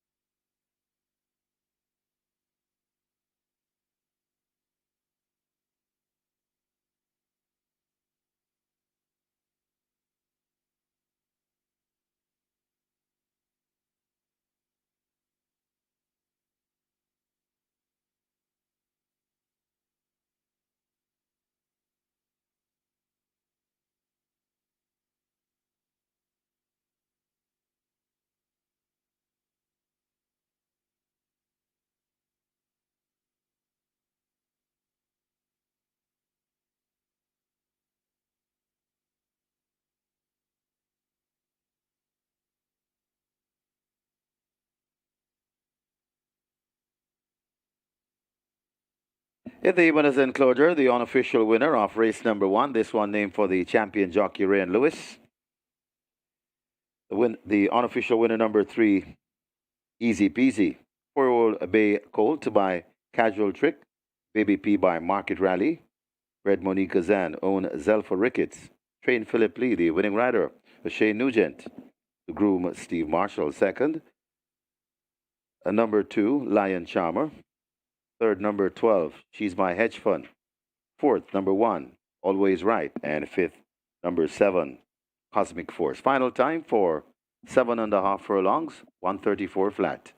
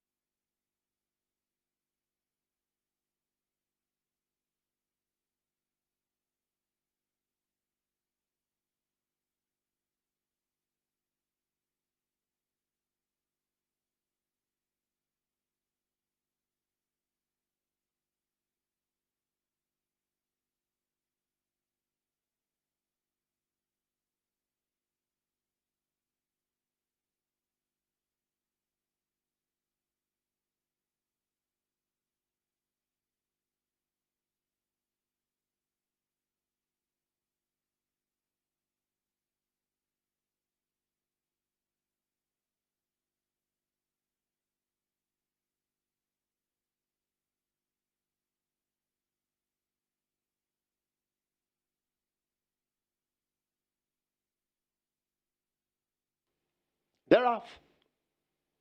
Fair start. Sweet Victory gets a great one, grabs an early lead quickly. Sparkles rushing up now to challenge with Easy Peasy. Cosmic Force right with that front group as they charge down the backstretch and head toward the 6. Easy Peasy comes away with it. Sparkles in pursuit a length and a half back. Cosmic Force watches them as they leave the 6. Sweet Victory, the Greys next, possibly 8 off that lead. May Sellington in between horses. Always Right rubs the rail. She's My Hedge Fund in the green races up next. Toward the outside, Grey Commander moving down quickly. Lion Charmer overtaken on the rail. A huge gap opens to Captain Philip and the trailing Princess Talisi. A half a mile to run. They go sprinting into that turn for home, and Easy Peasy tries to escape the field, leading up by some 3 lengths. Sparkles continues the pursuit. Here comes the favorite. She's My Hedge Fund now rushing up. Grey Commander is also kicking in, and Grey Commander slips down into second, looking at the back end of Easy Peasy. She's My Hedge Fund in the green chases in third, needing to find possibly 6 lengths as they're coming into the top of the lane, and Easy Peasy feels the sting of the right hand stick as the rider asks Easy Peasy to really go at the top of the lane. A quarter of a mile to catch Easy Peasy, and the rider continues to tap Easy Peasy with the stick, and Easy Peasy remains firmly planted on that lead. She's My Hedge Fund over against the rail. Grey Commander toward the outside. Widest of all, that's Lion Charmer, but Easy Peasy is in the final 16th with O'Shea Nugent, and Easy Peasy makes the first. The Ray and Lewis look real easy and wins by maybe 8 lengths. Close between Lion Charmer, She's My Hedge Fund, then Always Right, and Cosmic Force. Result of the first, now official. Horses to the testing barn. 1, Always Right. 3, Easy Peasy. 1 and 3 both go to the testing barn. Easy Peasy, 270 to win, 128 to place. Second, 2, Lion Charmer, 358. Third, 12, She's My Hedge Fund, 156. Fourth, 1, Always Right. Fifth, 7, Cosmic Force. The exacta, 4,637. Quinella, 5,930. Trifecta, 4,284. The superfecta, 11,001. Nobody won the high five. Carryover in the high five, $161,042.96. And that carryover will be in race 5. The splits, 23-3, 47-1, 112-1. They raced 1,500 meters or 7.5 furlongs in 134 flat. The margin 7.5 by 1.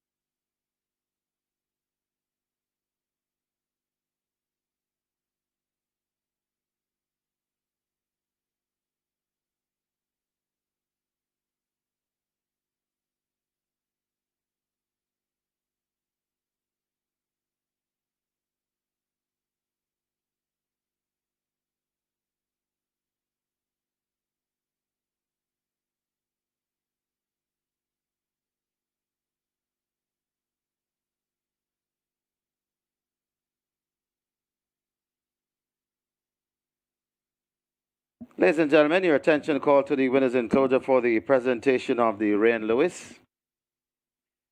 Making the presentation, Ray and Lewis Jr. and the champion jockey Ray and Lewis, and they present to Anthony Clark, representing the winning owner Zelfa Ricketts. Anthony Clark will also collect for the winning groom. Winning groom will receive a gift basket, and the gift baskets are courtesy of Grace Foods and Cal's Manufacturing.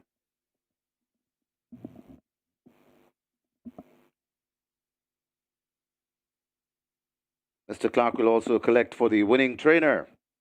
gift vouchers courtesy of Hypro Feeds.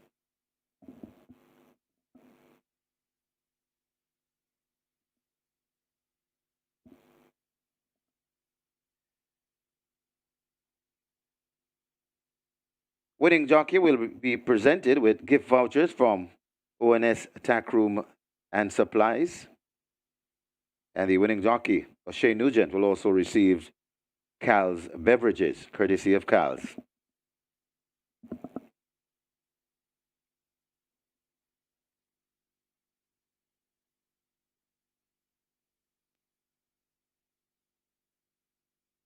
And that's trainer Philip Lee receiving his gift vouchers, courtesy of Hypro Feeds.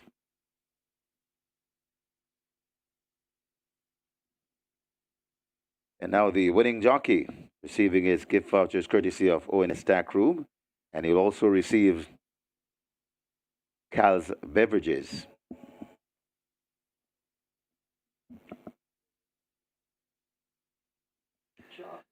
Congratulations to the winning connections. Race number 1, the Ryan Lewis.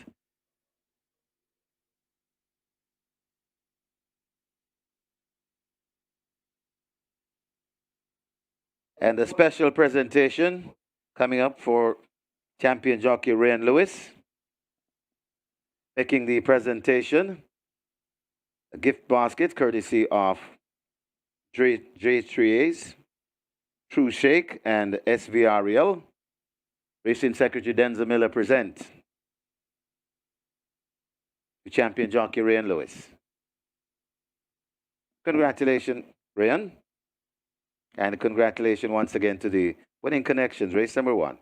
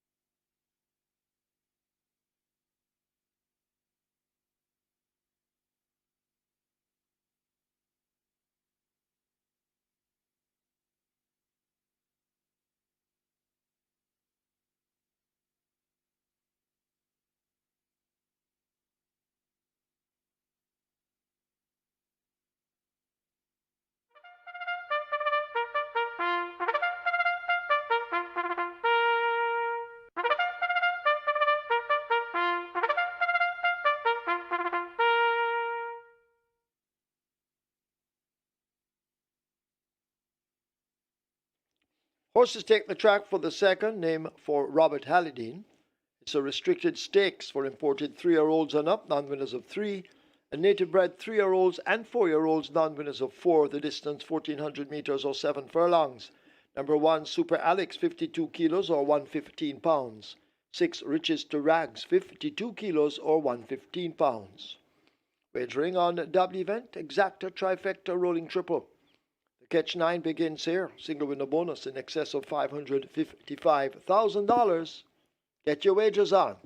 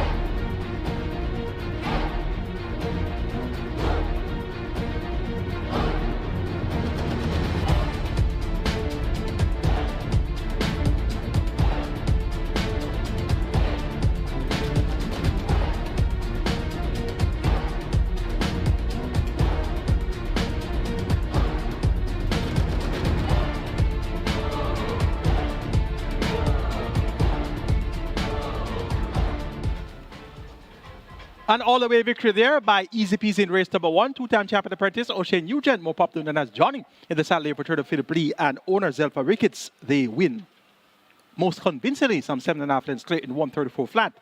One scrape in the Ray and Lewis on Jamaica Jockeys Guild Day. Lion Charmer at 25 to 1, right on to be second. Good exact payout there, $4,637. And the Quinella Plus is a must, $5,930. So you've started off with big dividends in the exacta and Quinella. High five carry over 161,000. And that will be for later on in race number 5. High five wagering there in the 5th event. Live ticket count on the regular 6, 3,185 with just over 5 million in that net pool. It's now on to the catch 9. Robert Halliday been ordered in the 2nd event. This is a field of 6 and they go 1,400 meters or 7 furlongs. Top selection goes to number 4, El Rapido. Aaron Chantry for Nicholas Webber and Oak Ridge Farms won in convincingly on debut.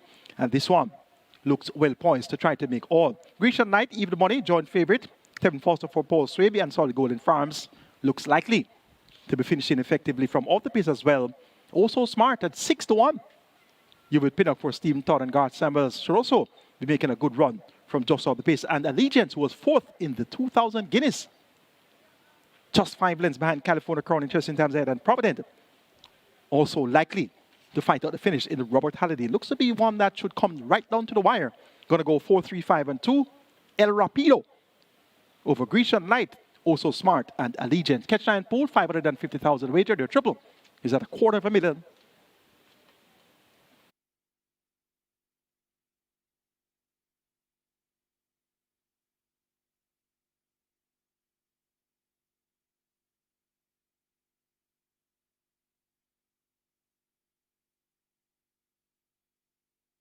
They've closed up the front of the gates for the start of race number 2. They've closed the front of the gates, so the loading up about to start. Catch 9 approaching 700,000. The Catch 9 pool on its way to 700,000. Jackpot bonus in excess 559,000. And your rolling triple approaching 400,000. Get your bets on.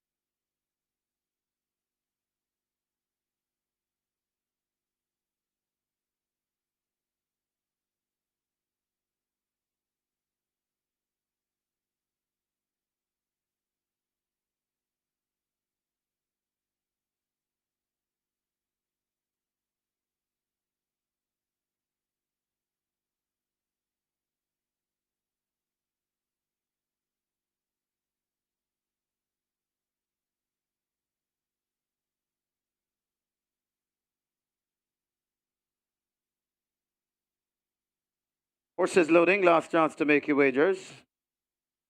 Allegiance is in along with Super Alex. The horses loading. Grecian Light joins at 3.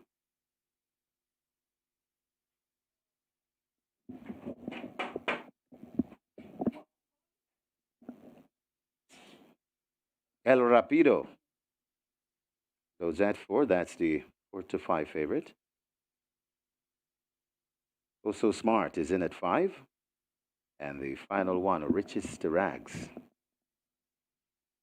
It's to 6. 7 furlong the trip. Richest to Rags goes in. And we are ready for a start. They're often racing. Grecian Light marginally misses it. And racing at the back of the field as El Rapido is the one that blasts into the lead. It's El Rapido in front by about 3 lengths.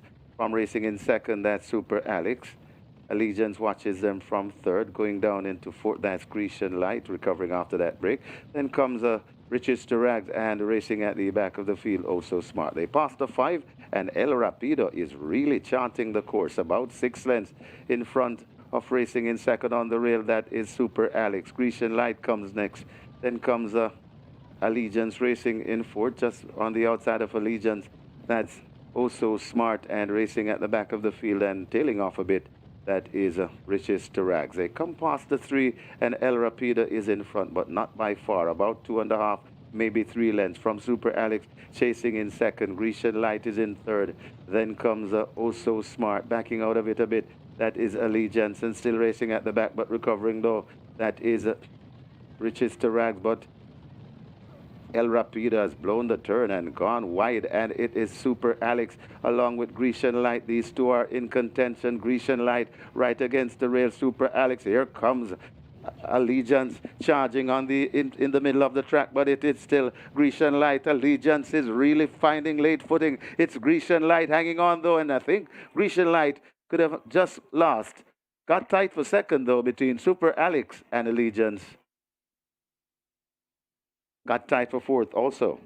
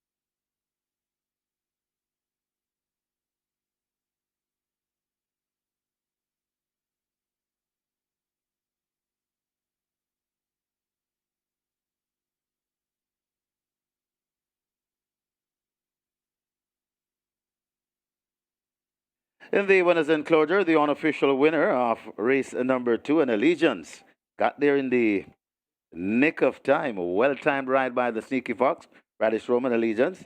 A 3-year-old Chestnut Colt by Midnight Hawk. Princess Gita by Royal Minister.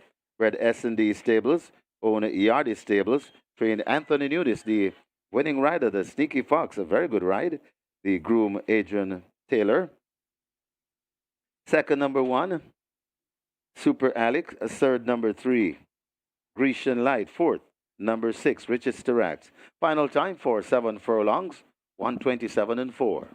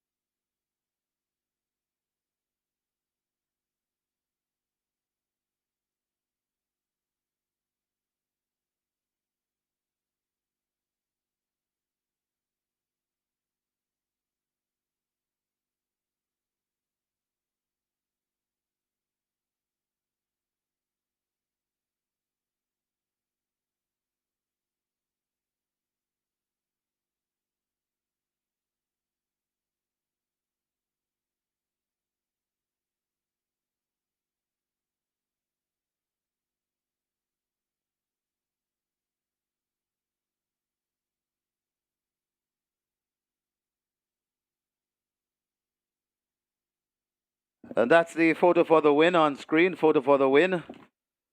Allegiance, number 2 on the near side.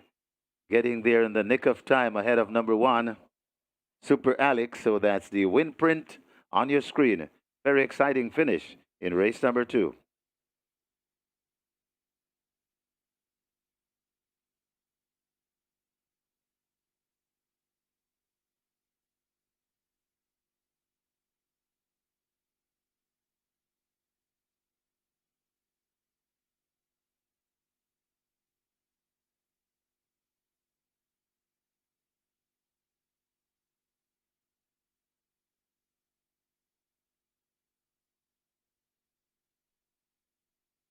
And we are ready for a start.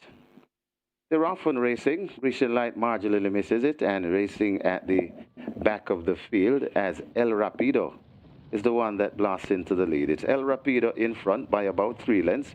From racing in second, that's Super Alex. Allegiance watches them from third, going down into fourth. That's Grecian Light, recovering after that break.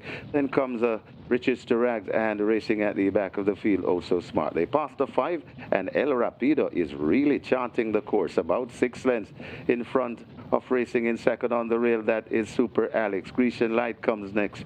Then comes Allegiance racing in fourth, just on the outside of Allegiance. That's oh so smart and racing at the back of the field and tailing off a bit.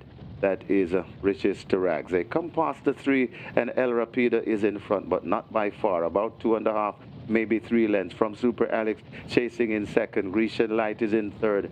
Then comes Oh So Smart, backing out of it a bit. That is Allegiance, and still racing at the back, but recovering though. That is Riches to Rags, but El Rapido has blown the turn and gone wide, and it is Super Alex along with Grecian Light. These two are in contention. Grecian Light right against the rail. Super Alex. Here comes Allegiance charging on the in the middle of the track, but it is still Grecian Light. Allegiance is really finding late footing. It's Grecian Light hanging on though, and I think Grecian Light could have just lost. Got tight for second though between Super Alex and Allegiance.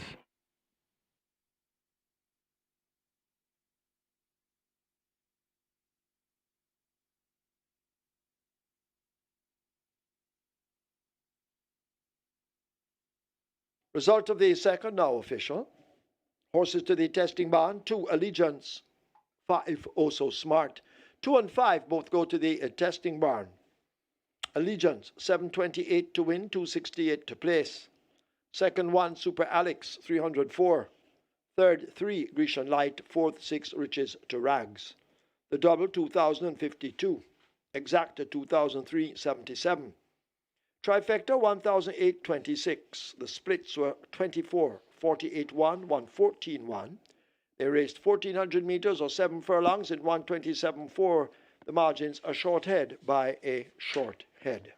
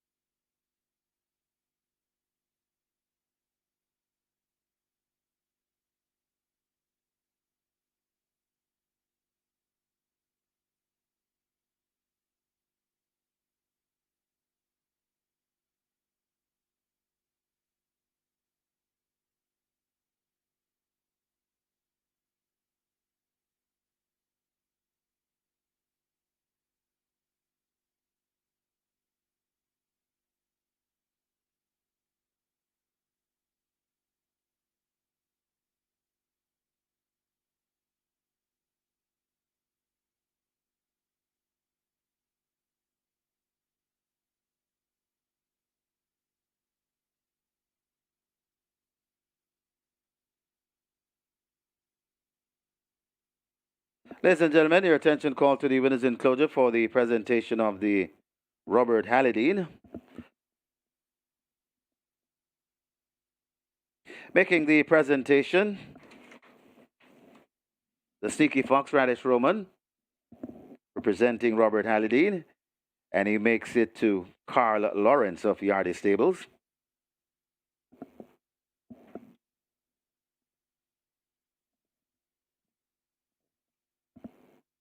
Suzanne Nunes will collect for the winning trainer, Anthony Nunes.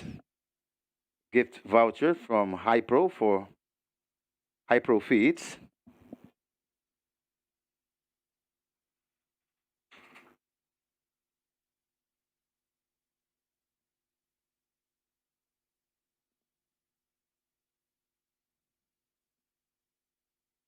And that's the gift vouchers for the Hypro Feed for the winning trainer, Anthony Nunes, Suzanne Nunes, doing the honors.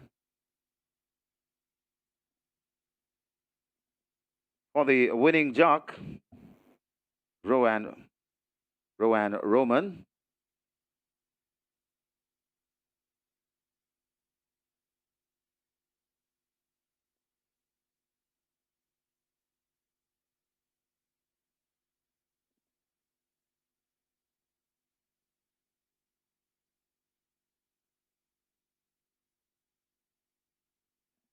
And that's the father of Radish Roman, so son presenting to dad. And of course, the winning jock. Gift vouchers from Onis Attack Room and Cal's Beverages.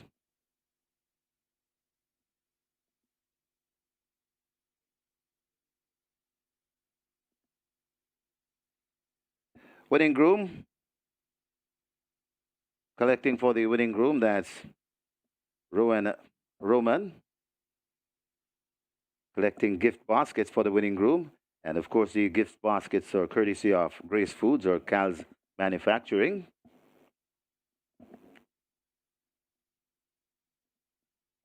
And a presentation to Robert Hallidine that will be collected by Radish Roman.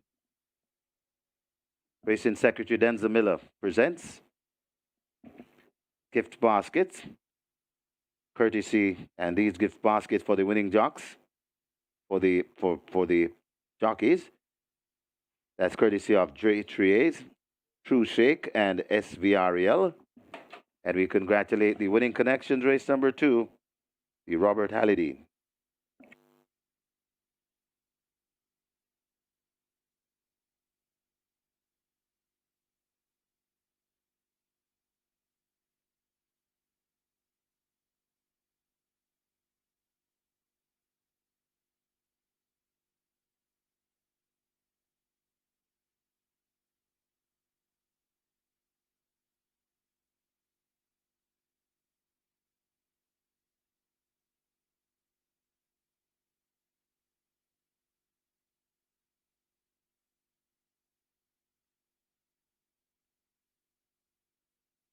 And of course, Del Mar is back today, opening day at Del Mar. Del Mar, California, USA opens today, the 20th of July. And the first post at Del Mar is 5 p.m. sharp. And Del Mar is one of the favorite tracks of the simulcast players. They have guarantees, Super 6 guaranteed at 100,000, the Pick 4 guaranteed at 50,000. So Del Mar is back today for the first post of 5 p.m. sharp. Post position draw for the 85th running of the Jamaica Oaks. That will be done on Tuesday, the 30th of July, and it's 2 p.m. sharp at Caymanas Park. But if you can't make it, you can watch via the live stream from CaymanasRacing.com or YouTube channel. And also the post position draw for the 104th running of the Jamaica Derby. That will be done on Wednesday, the 31st of July. And it's 2 p.m. sharp at Caymanas Park. And of course, you can also watch at CaymanasRacing.com or on our YouTube channel.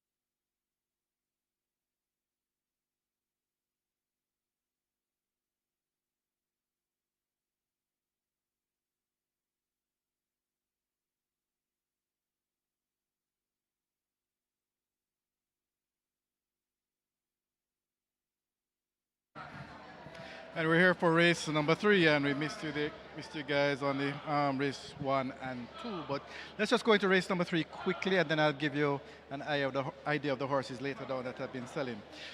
Race number 3 is a pretty much 2-horse betting race at the fixed odds windows, and just as how the 2 best fancied ones in the tote are number 4, Jamal James, and number 6, Sunshine Cat. Sunshine Cat is the 1 to 2 favorite. Sunshine Cat at the $1.75 is the best back runner at the fixed odds windows, and Jamal James closely follows as the second best back runner at the fixed odds windows. And Jamal James currently at $2, and pretty much these are the only 2 horses that are really selling with any significance. So it's pretty much a 2-horse betting race at the fixed odds windows. Sunshine Cat favored over Jamal's race, and that's what they're seeing. Later down on the program, however, race 4, Magical Mood, good support at $9. Unruly Boss at $5, and Katab at $6.50. Those are the 3 that are really selling in race 4. In race 6, Princess Ifaya, the best back runner of the day. That's in race 6. Race 7, Crucial Alexa at $2.50. Very, very, very strongly supported. And in race 9, Shani Star open at $6.50, down to about $5 now. And Princess Fiani open at $31, down to $15. And these 2 are getting really, really good support in race number 9. And race 10, the 2 that are selling there, the big 2, Atlantic Convoy and Sistine Treasure.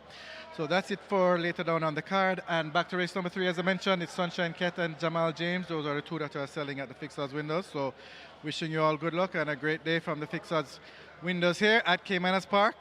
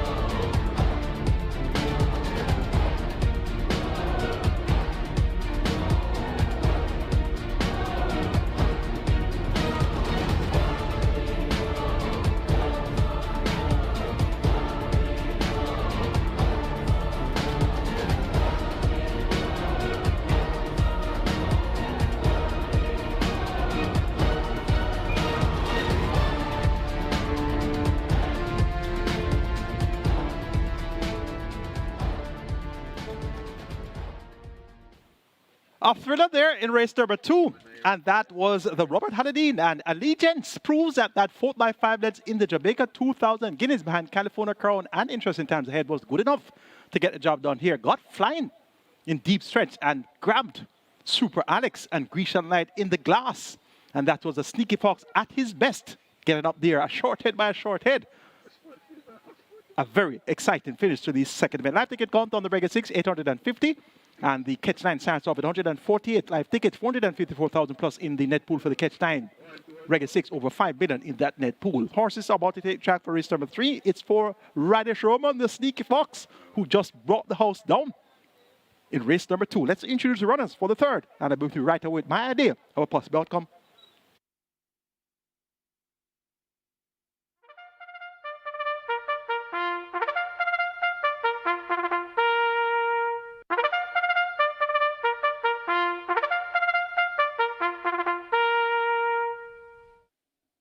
Horses take the track for the third, named for Radish Roman. It's for 3-year-olds and up, an optional claiming event, 250,000 to 200,000 the tag. 6-year-olds and up, non-winners of 3, and native-bred 5-year-old maidens. The distance 1,200 meters or 6 furlongs. Number 1, King Rick, 54 kilos or 119 pounds. 4, Jamal James, 55 or 121. 7, Last Hurrah, 52.5 or 116. Wagering offered on double event, exacta, trifecta, rolling triple. Quick 4 and play spot 8 both begin here. Play spot 8 has a single winner bonus in excess of $653,000. A quick 4 on its way to 400,000. Play spot 8, 600,000. Get your wagers on now.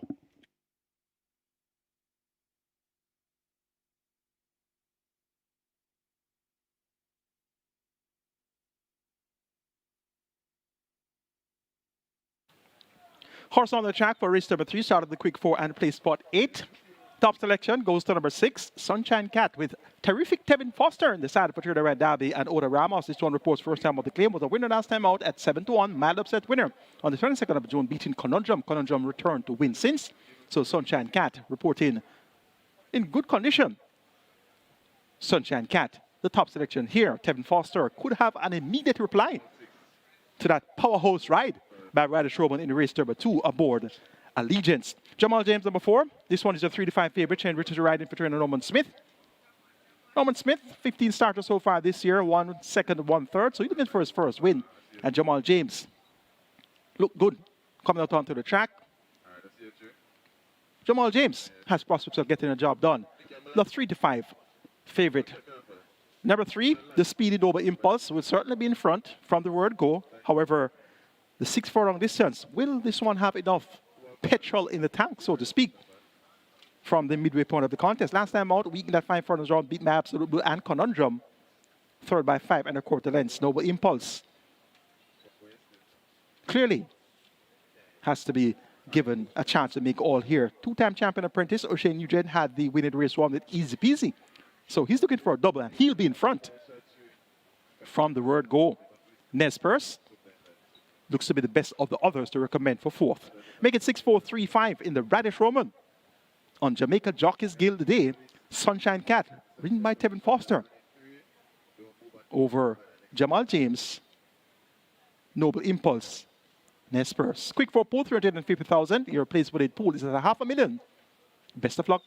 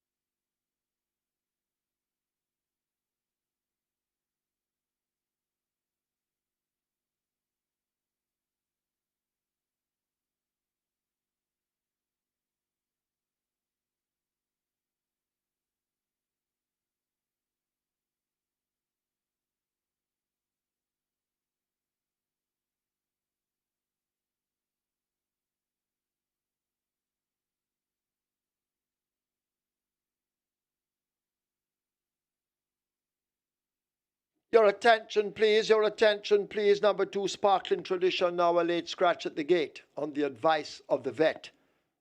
Scratch 2, Sparkling Tradition. Get your wagers on. Closed up the front of the gates. Loading up will soon begin.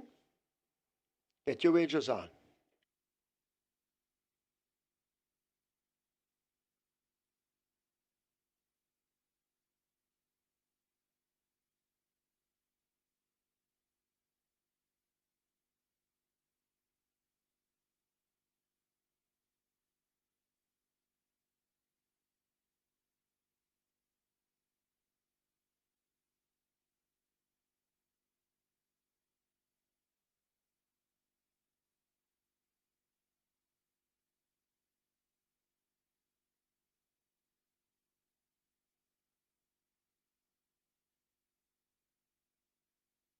Horse is now beginning to load. Quick 4 heading for 600,000. Play spot 8, 700,000. Get your wagers on.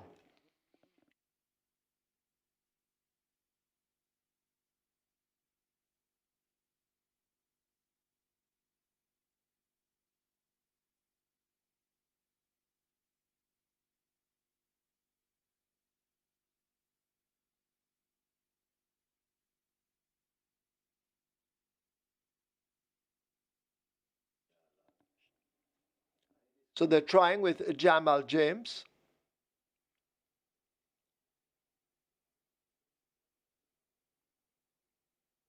Minus the rider. Of course, that's Shane Richardson.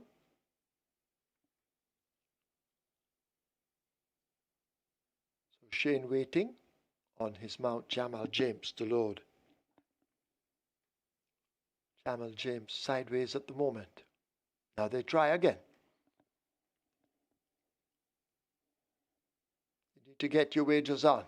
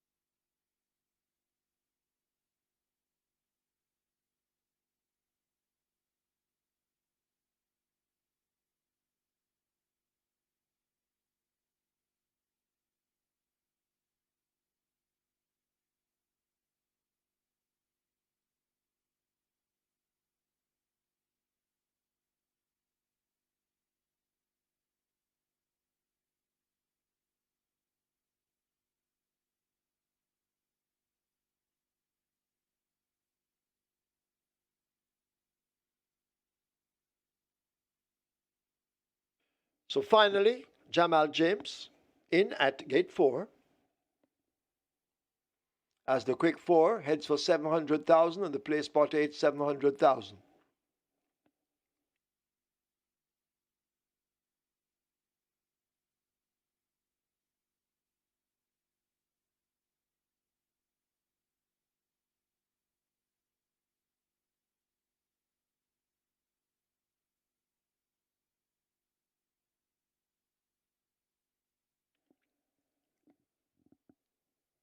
They're trying with King Rick. Also problematic. So they'll have to bring King Rick around to gate 1. An outsider, 76-1. The longest shot on the board. Jamal James was the favorite. King Rick now goes in. Noble Impulse.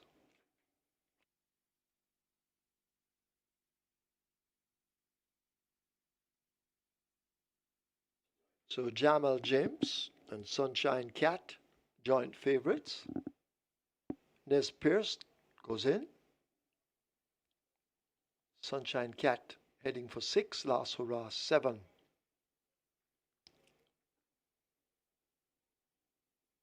Sunshine Cat is in.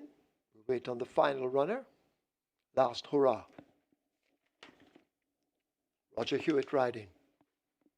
Goes in, field in line, 1,200 meters, 6 furlongs thereof. Immediately King Rick misses it and is left at the back, giving away several lengths along with Last Hurrah. Down the back stretch they go, and Noble Impulse now stretches that lead to 2.5 lengths. Jamal James and the Yellow Silks chasing as they blast past the 5. Another 2.5 back to Nez Pierce. Sunshine Cat almost right alongside, a gap of 4 to Last Hurrah, and the King Rick attempts a recovery after the awful beginning. They leave the half mile behind them and spin that turn for home, heading toward the 7/16th. They're there now, and Noble Impulse holds on by some 3.5 to 4 lengths. Jamal James continues the pursuit. A gap of some 6 or more lengths to Sunshine Cat as they leave the 3. 5.5 lengths away to Nez Pierce. Last Hurrah shaken up and beginning to make mild progress along with King Rick. They're coming into the top of the lane, about to leave the quarter pole behind them, and it is Noble Impulse continuing to hold that lead. Here is Jamal James down on the rails. Sunshine Cat now beginning to come forward, but Noble Impulse continues to hold them at bay as they arrive at the furlong pole. Here is Jamal James kicking in on the outside, and on the rails Sunshine Cat now begins to shine, and Sunshine Cat grabs the lead and begins to sprint away inside the final 16th. It's Sunshine Cat and Terrific Devin Foster. He's down in the end. They win by 6 or more. Noble Impulse is second, Jamal James third, King Rick is fourth.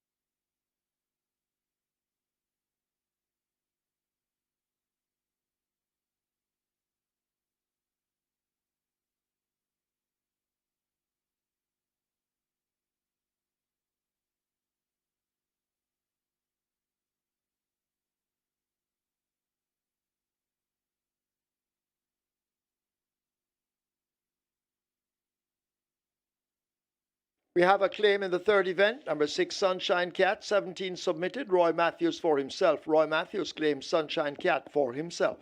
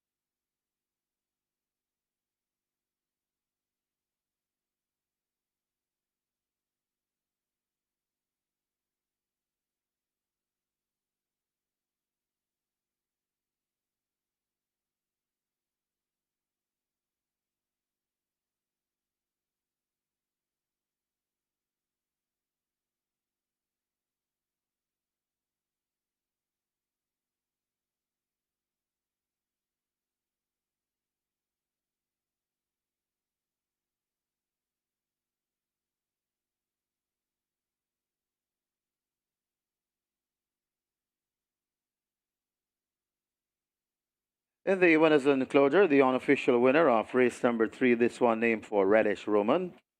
Unofficial winner number 6, Sunshine Cat. A 10-year-old chestnut mare by Twilight Time, Burning Clearance by Burning Mark.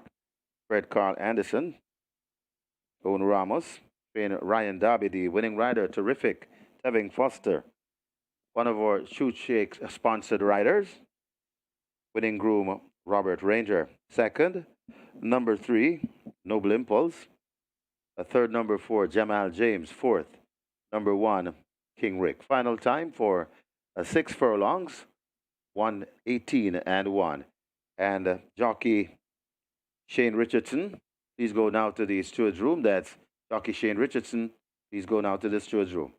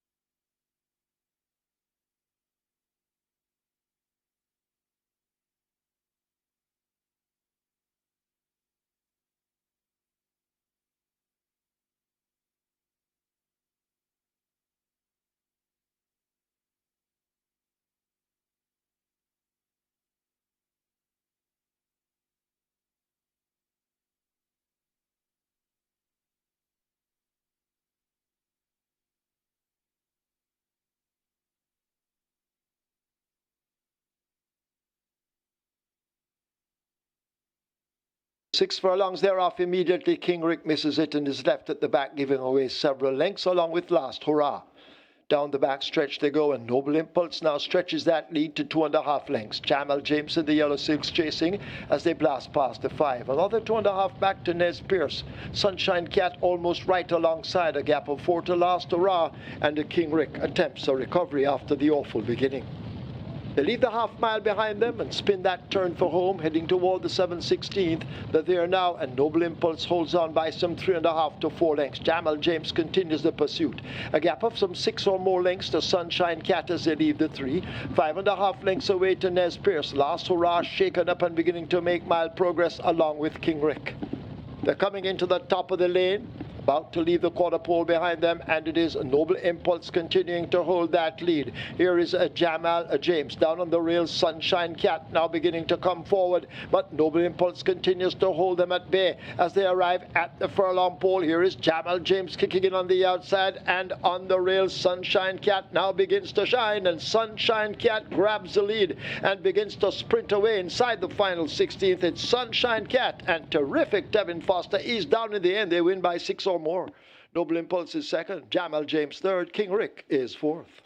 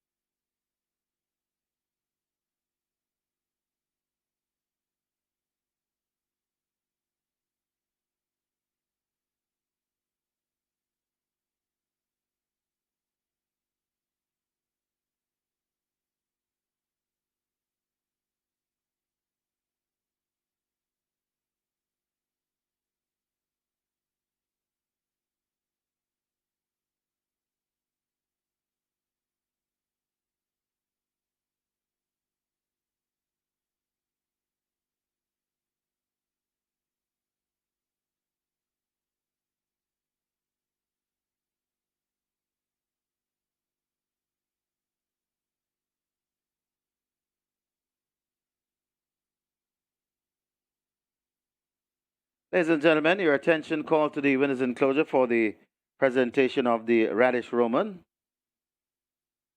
Making the presentation, Radish the Sneaky Fox Roman, and he makes it to Mr. Rowan Higgins, collecting on behalf of the winning owner, Ramos. Mr. Higgins will also collect from Mr. Roman for the winning groom gift baskets, and these gift baskets are courtesy of Grace Foods and Cal's Manufacturing. He'll also collect for the winning trainer iPro gift vouchers and the winning trainer Ryan Darby.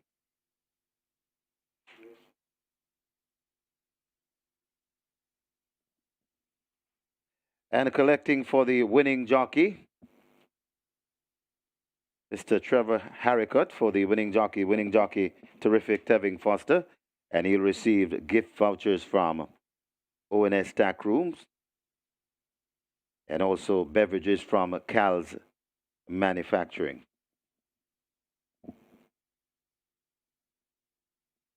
Congratulations to the winning connections.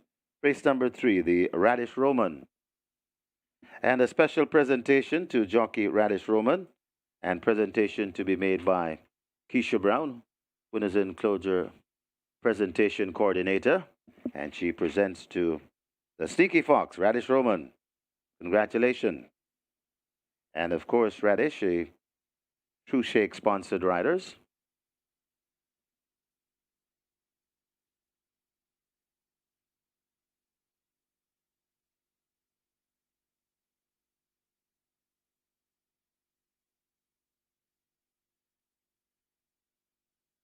Result of the third, now official, horses to the testing barn. 3, Noble Impulse. 6, Sunshine Cat.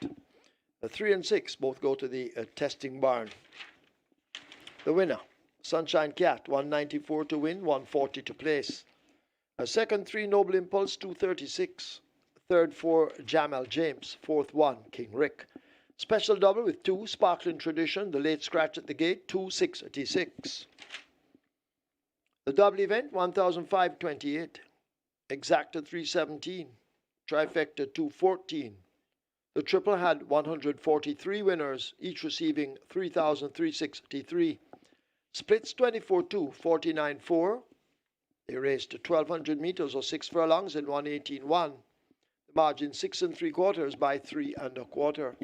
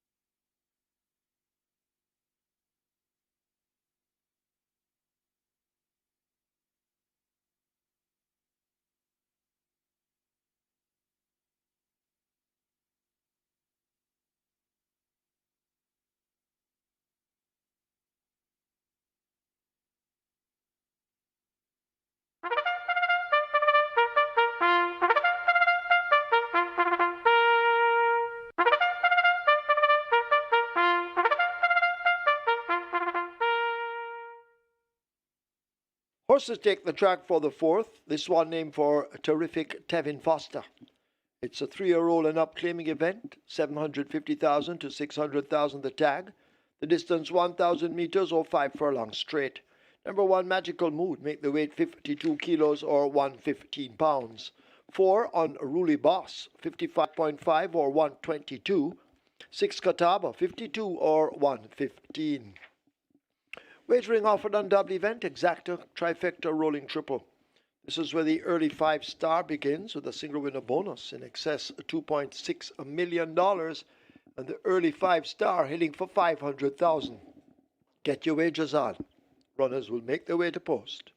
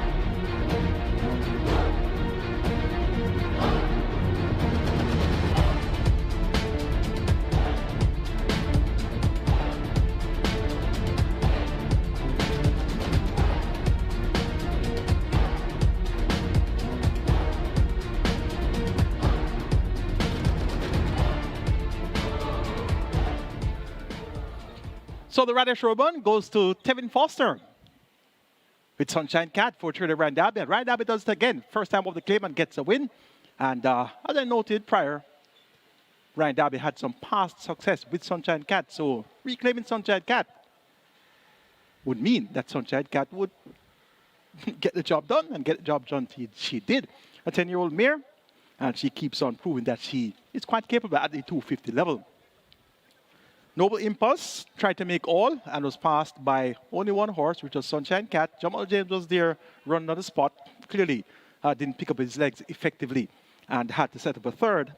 The top 3 runners, though, were indeed in the top 3 spots, with the top choice, Sunshine Cat, coming out well ahead of the others. Live ticket count on the regular 6, 657, just over 5 million in the net pool, and the catch 9, 102 live tickets, over 454,000 in that net pool. It's time for the Tevin Foster. So we just had the Radish Roman won by Tevin Foster. Will the Tevin Foster be won by Radish Roman? That's the top selection. The big favorite is Volatility, number 3 at 1-9, stepping down to 750. Radish Roman rides for his apprentice master, Anthony Baba Nunes. And what a ride aboard Allegiance in race 2. For his apprentice master, Anthony Baba Nunes, and he has the armchair opportunity here. It appears so on paper aboard Volatility. And as I told you later on, interestingly, in the Terremoto, Anthony Baba Nunes has 3 horses, and Radish Roman is not riding any of them. So that was a big giveaway as far as who the possible winner could be of the Terremoto later on. But for now, it's Tevin Foster, and the top choice is number 3, Volatility, down from Overnight. Has good speed. It's a free running course, it's 1,000 meters straight distance, and she should be in front. Speed will come from Catawba, and so too Phoenix Risen. They're drawn post 6 and 7 respectively.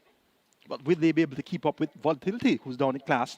Rejected Raja also down in class. This one gets 3-1. Raced at over 10,000 the last 4 races, but doesn't have the top end speed to go with Volatility, but has a good late turn of foot. So look for Rejected Raja to be trying to pick them up late in the contest. And number 4 is Unruly Boss, with the president of the Jamaica Jockeys Guild, Philip Parchant, a.k.a. Parchy, in the saddle.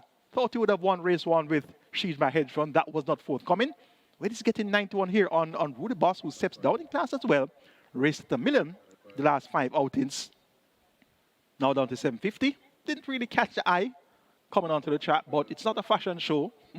So he's down in class, and that makes him a serious contender. Kataba won easily last time out, and she should flash her usual early speed. Gonna go 3-4-2-6 in the Tevin Foster. Volatility over Rudy Boss rejected Raja Kataba. Early 5 stars approaching $500,000. Your triple is approaching 300,000. Here are bets on and the best of fortune.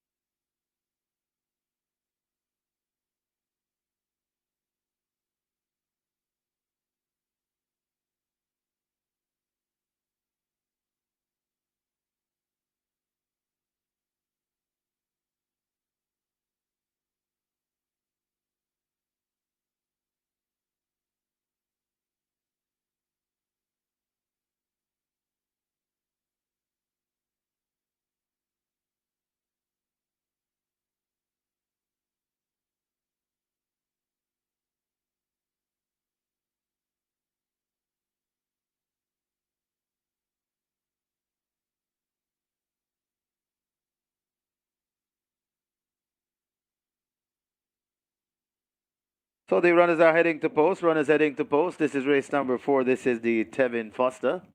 And this is where the early 5-star begins. Early 5-star on its way to 600,000.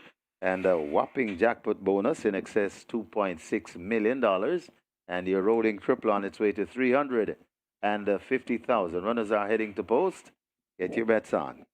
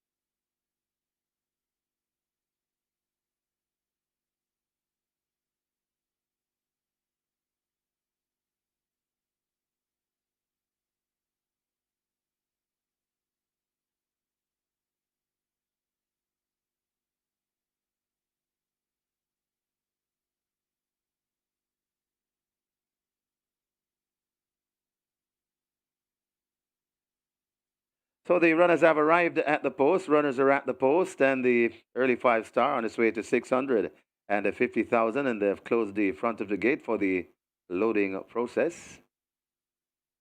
Rolling triple on its way to 400,000. Running out of wagering time for sure. Hurry and make your wagers.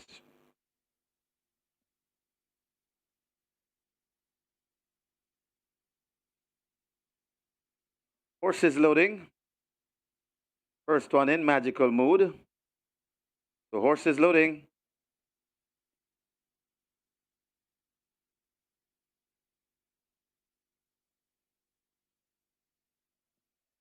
So Magical Mood already in at gate number 1. Early 5-star approaching 700,000. Last Slick is in at 5.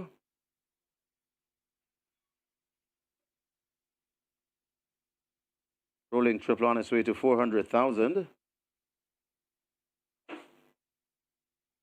Catawba loads at 6.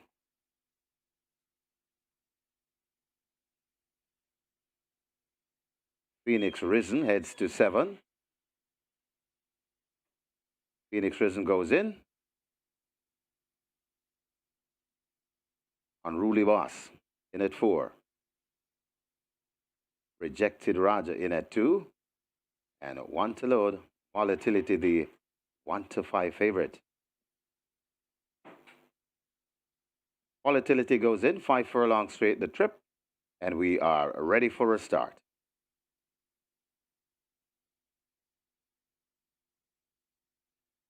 They're off and racing.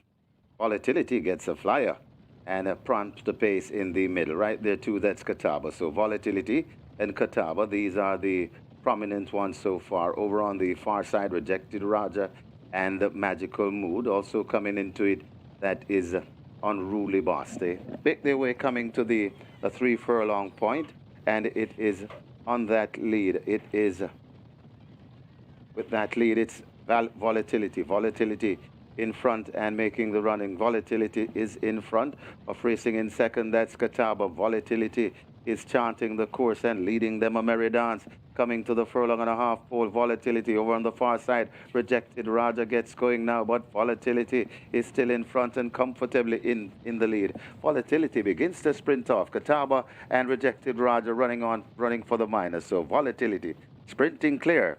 Volatility and the Sneaky Fox. 2 on the day for Radish Roman.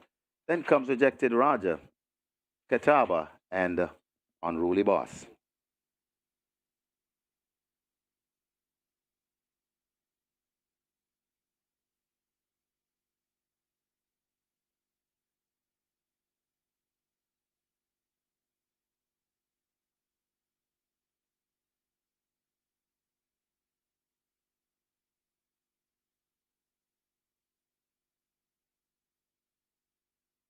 We have claims in the 4th event. Number 2, Rejected Raja. 9 submitted, Byron Davis for K&R Syndicate.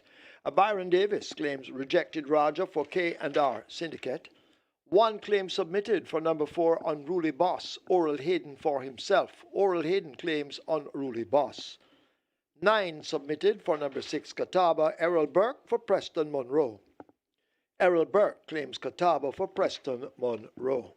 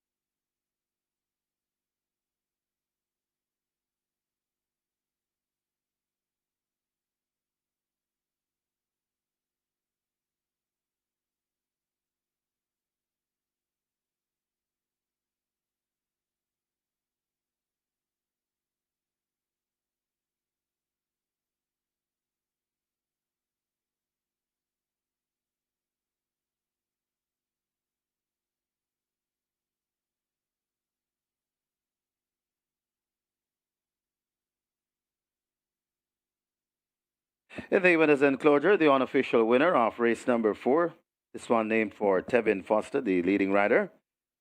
Number 3, Volatility, 4-year-old Bay Filly by Hedge Fund, Fashionista by Liquidity, bred Stephen Reinsing, owned Anthony Nunes, Stephen Reinsing, Rajendra Punai, trained Anthony Nunes. It's the second win on the card for trainer Anthony Nunes.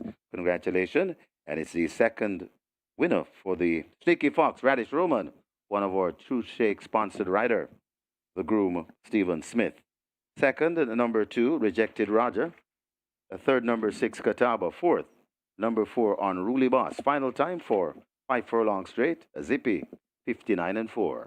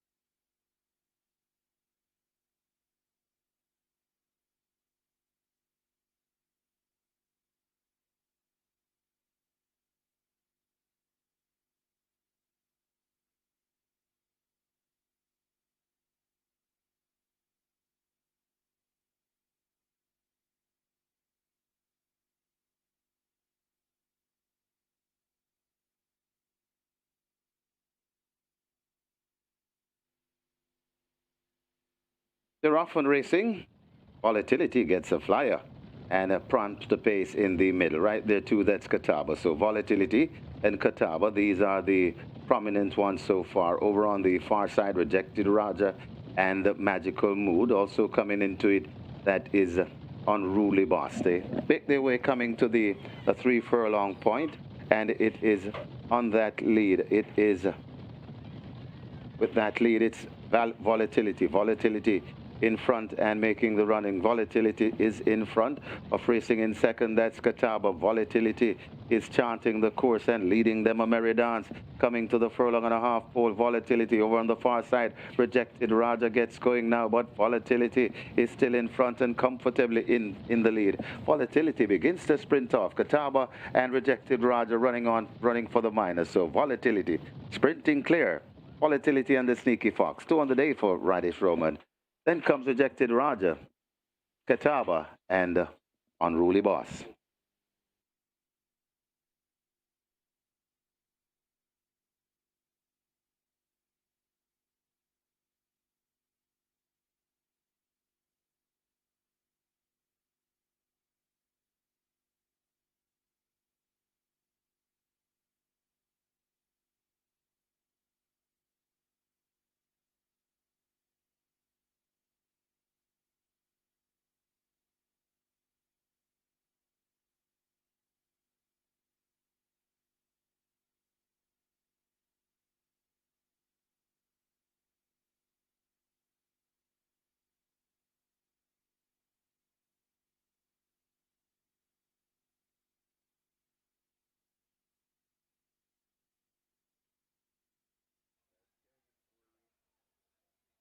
Result of the 4th now official.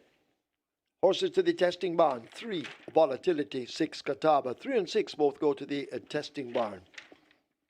Volatility, 136 to win, 105 to place. Second, 2, Rejected Raja, 106. Third, 6, Catawba, 120. Fourth, 4, Unruly Boss. The double, 452. Exacta, 245. Trifecta, 230. The triple, 225 winners, each receiving 1,142. Splits are 24, 47. They finished 1,000 meters or 5 furlongs straight in 59.4. The margins 8 1/4 by 1 3/4.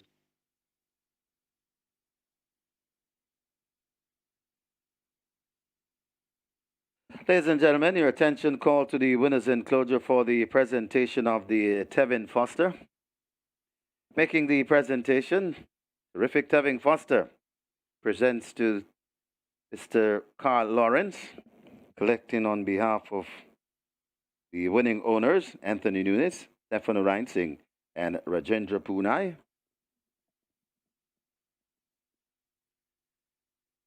Mr. Stephen Hanna will collect for the winning trainer, Anthony Nunes, gift vouchers from Hypro Feeds.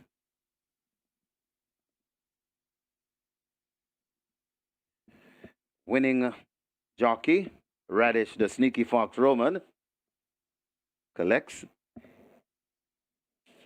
gift vouchers from ONS Attack Room and Cal's Beverages.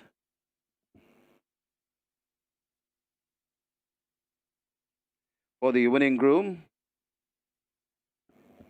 of course, the winning groom, Stephen Smith, Rowan Higgins collects gift baskets courtesy of Grace Foods and Cal's Manufacturing.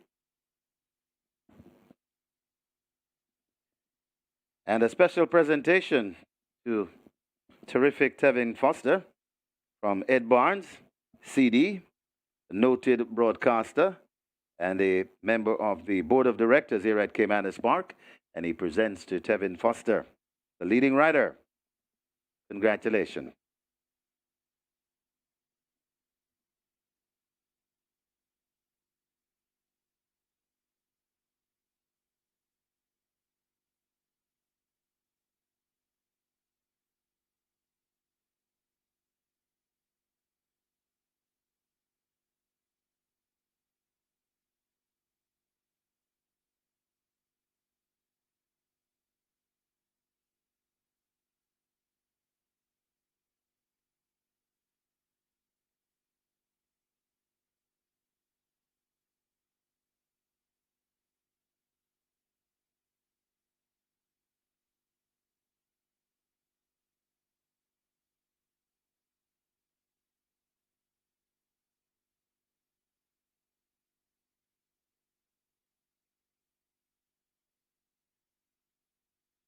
And we want to thank the sponsors for their kind sponsorship.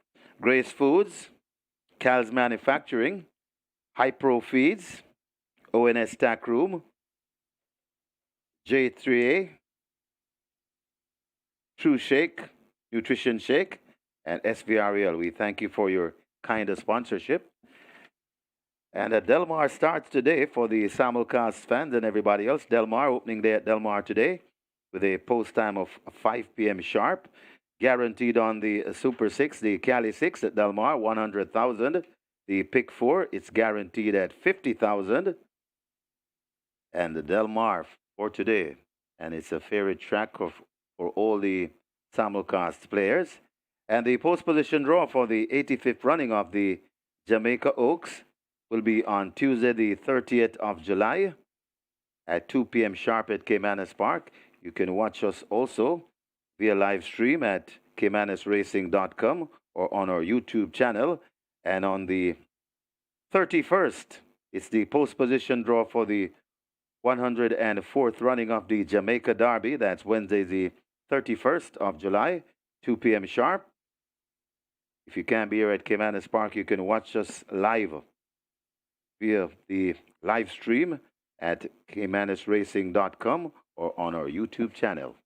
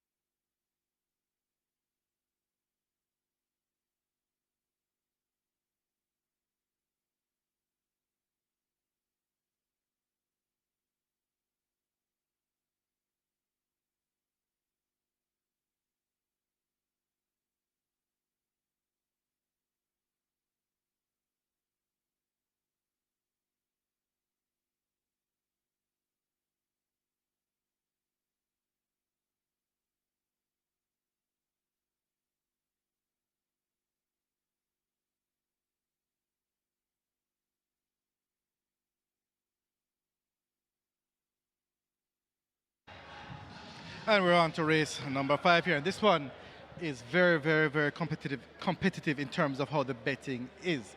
Remind you, it's not a huge volume betting race, but the money has been really spread out through several other runners. Travelers Lodge at $6. Number 3, Anchorman, 270.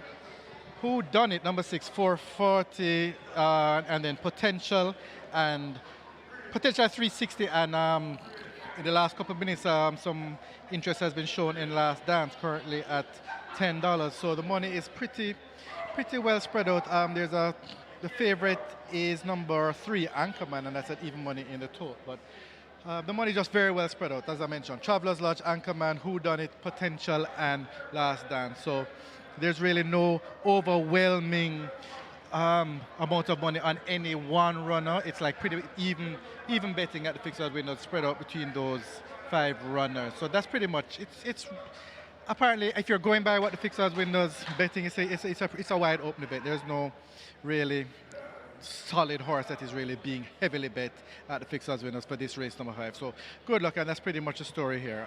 So see you for the 6th race.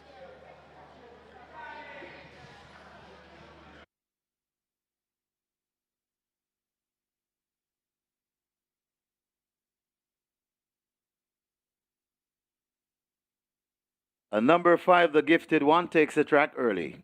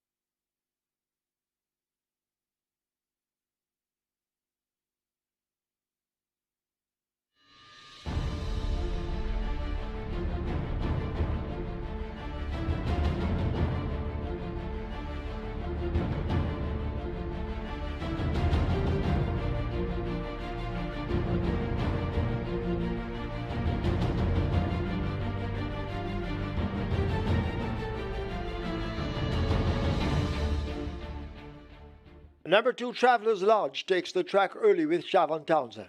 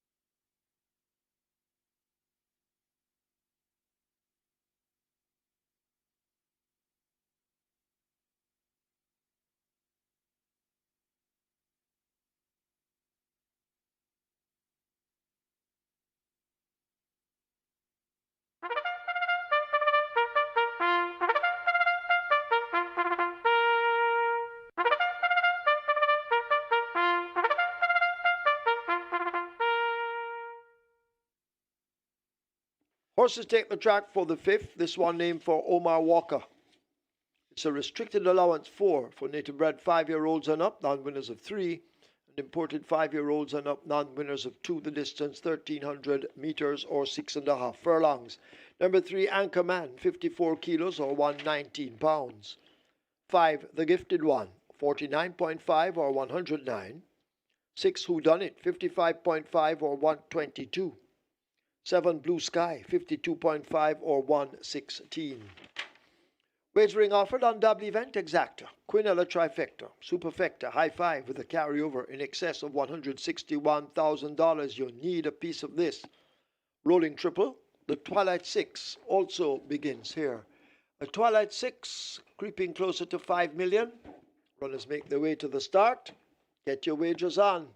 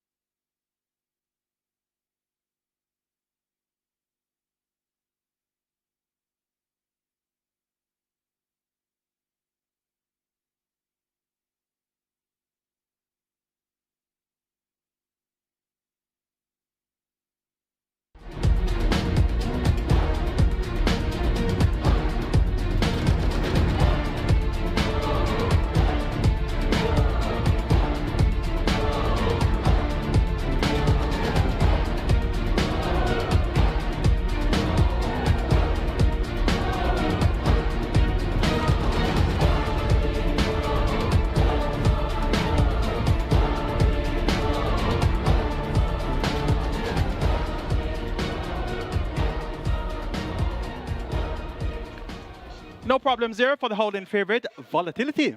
Radish Roman decided for his apprentice master, Anthony Baba Nunes, and that's their second win in the card. They teamed up with Allegiance in race 2. So they're on to a double so far. And interested later on in the Terremoto, Radish Roman hasn't mounted a race. Anthony Nunes has 3 starters in the race, and Radish Roman isn't trying any of them. So I told you about that from a long way out. So let's see how the Terremoto will unfold later on. Lap ticket count on the regular 6, 616 with 5 minute plus in the net pool. Catch 9, 95 lap tickets over 454,000 in the net pool. It's time to start the Twilight 6. Race number 5 is for our 6-time champion, unprecedented 6-time champion jockey here at Caymanas Park, Omar Hot Walker. We have a field of 9 and they go 1,300 meters. Twilight 6 pool already at 5 million. Top selection goes to number 6, Whodunit. Philip Partrent, the president of the Jamaica Jockeys Guild, 4-1. Attractive price tag for Whodunit. Last time went out at 8-5. First time at the level. So you're getting more meat on the bone now for Whodunit, and Whodunit looks to be one of the horses that will be finishing best of all from off the pace. Potential gets 5-2. You've been pinned up for the Professor Patrick Lynch and Joyous Racing. Ran into the second last time out over 5 straight. Should go well over 6.5 furlongs, but not very consistent. And based on that, I haven't given this one the top choice, but he should have as good a chance as any once he reproduces that last effort. Number 3 is Anchorman. Should be coming on from off the pace as well. Tevin Foster rides for Omar Williams, and Radish Roman has 2 wins so far. So Tevin Foster, he has 1 so far. So he's looking to make it 2-all on the day.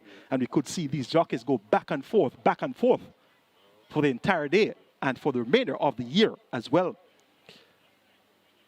Number 2, Travelers Lodge, should be responsible for the early fraction, but appears to be a bit limited where stamina is concerned, but could slip away in front at 5-1. Make it 6-8-3-2 in the Omar Walker, who done it to get a better potential. Anchorman and Travelers Lodge. 5.1 billion wagered in the Twilight 6. Best of luck.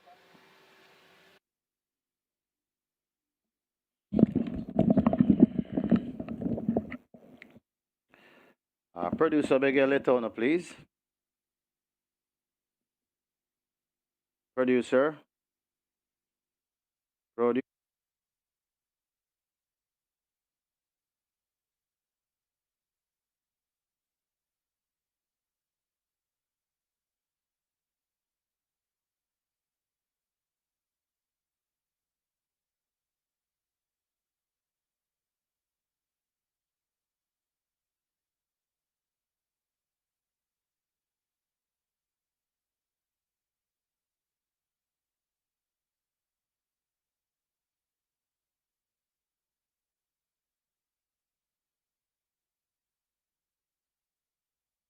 This is where the Twilight 6 begins. If you got knocked out of the Reggae 6, this is a chance to jump right back in the game on the Twilight 6. We're on our way to 5.5 million in the Twilight 6. We have a high five carryover in excess 161,000, and your high five pool approaching 300,000. And I just got some news from over in Simulcast land. Congratulations to the winning punter of the NY6 at Saratoga. 900,000 plus. Wow. Well done to the winning punter of the NY6 at Saratoga. In excess 900,000. Your reward. Later on at Charlestown, we have a CT6 carryover, very attractive one too. CT6 carryover at Charlestown, it excess 427,000. And the first post at Charlestown this evening at 6 p.m. And be reminded, opening day at Del Mar. First post at 5 p.m. sharp. And we have a carryover in the Cali 6. It's guaranteed at 100,000. Have a carryover in excess 61,000. And of course, the pick 4 has a carryover as well at Del Mar. Pick 4 carryover in excess 20,000. That's guaranteed at $50,000.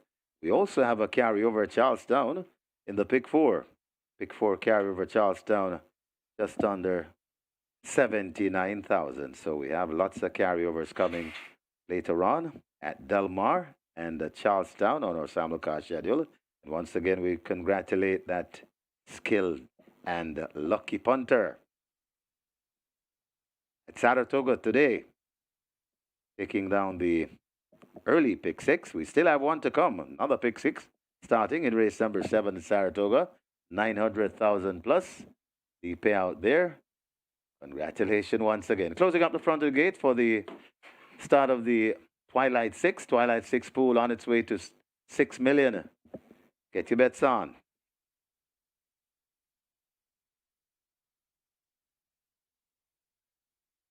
They're closing up the front of the gates. This is 1,300 meters or 6.5 furlongs.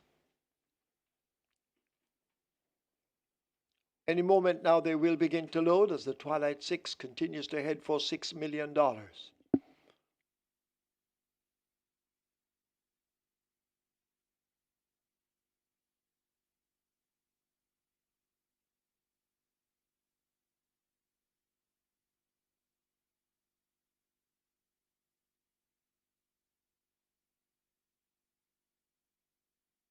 High five with a carryover in excess 161,000 on its way to 400,000. Horses now loading. Travelers Lodge, the first one in.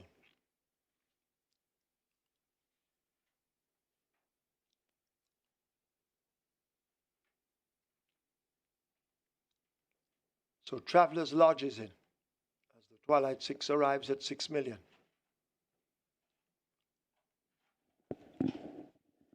The Gifted one in at 5. The pair having a seat.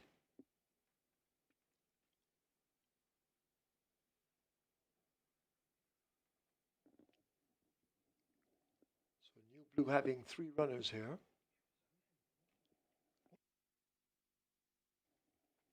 Muso is in.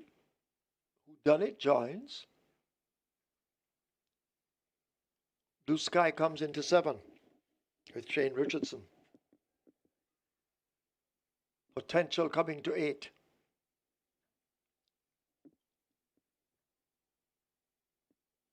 Rider coming down.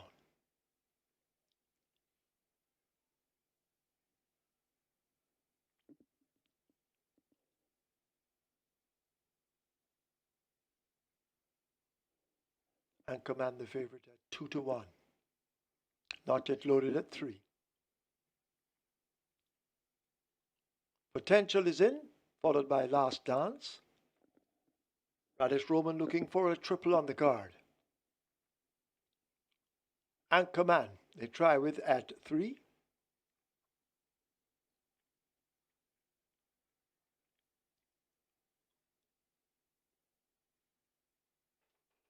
And Command is in, we wait on Tap It Good. Marshall Porter. 1,300 meters, 6.5 furlongs. Last one in, field in line. Starter ready.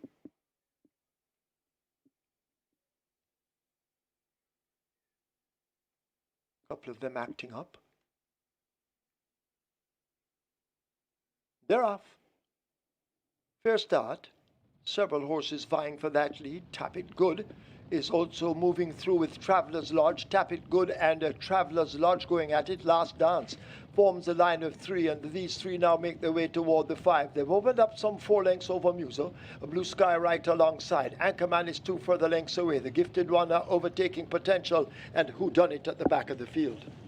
They're about to arrive at the half mile and enter that bend for home. And out in front it is a Traveller's Lodge being chased by a Last Dance. Tap It Good backing out into 3rd. Muso in 4th and asked to make ground. A Blue Sky just in between runners. The Gifted One racing out 3 wide. Anchorman is 2 lengths in behind them as they've left the 3. A break of 3.5 to 4 to Potential, and Who Done It needs a tow truck at the back as they're about to arrive at the 5/16th. They blast past it and they'll come into the lane. Traveller's Lodge in control at the top of it. Traveller's Lodge hugging the rail, just stepping right off it. Last Dance in the black cap trying to close up. Blue Sky and the Gifted One racing out wide. In the green on the rail, that's Muso now beginning a run. Traveller's Lodge now beginning to tie up. Muso attacking all the while inside the final furlong, but Traveller's Lodge digs in deep and begins to find more. It is Traveller's Lodge with that lead being chased in earnest by Muso. Traveller's Lodge tail beginning to spin. Muso coming with a late charge, too late. Traveller's Lodge hangs tough to beat Muso. Close between Potential and Blue Sky. Anchorman is 5th.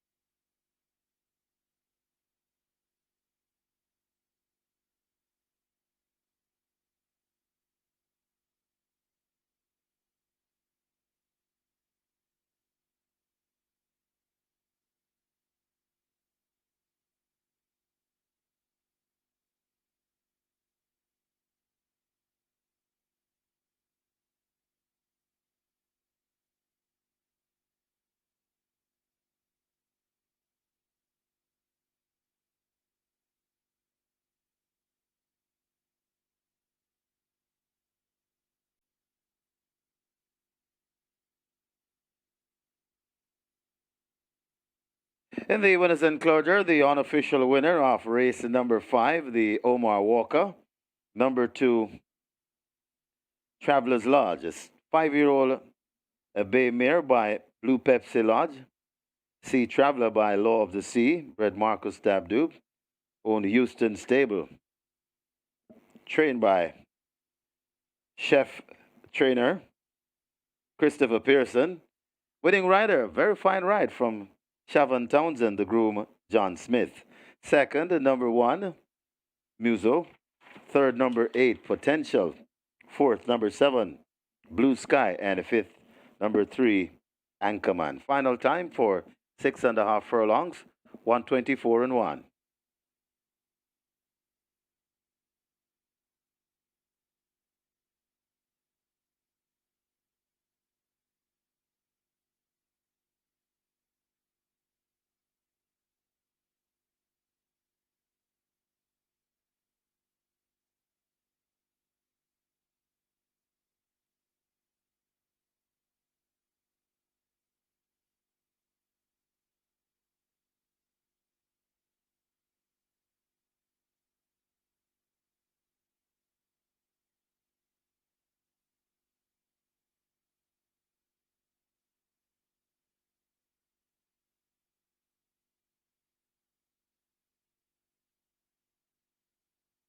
Your attention, please. Back in race 4, number 4, Unruly Boss. That claim now void. Void the claim for number 4, Unruly Boss in the 4th event.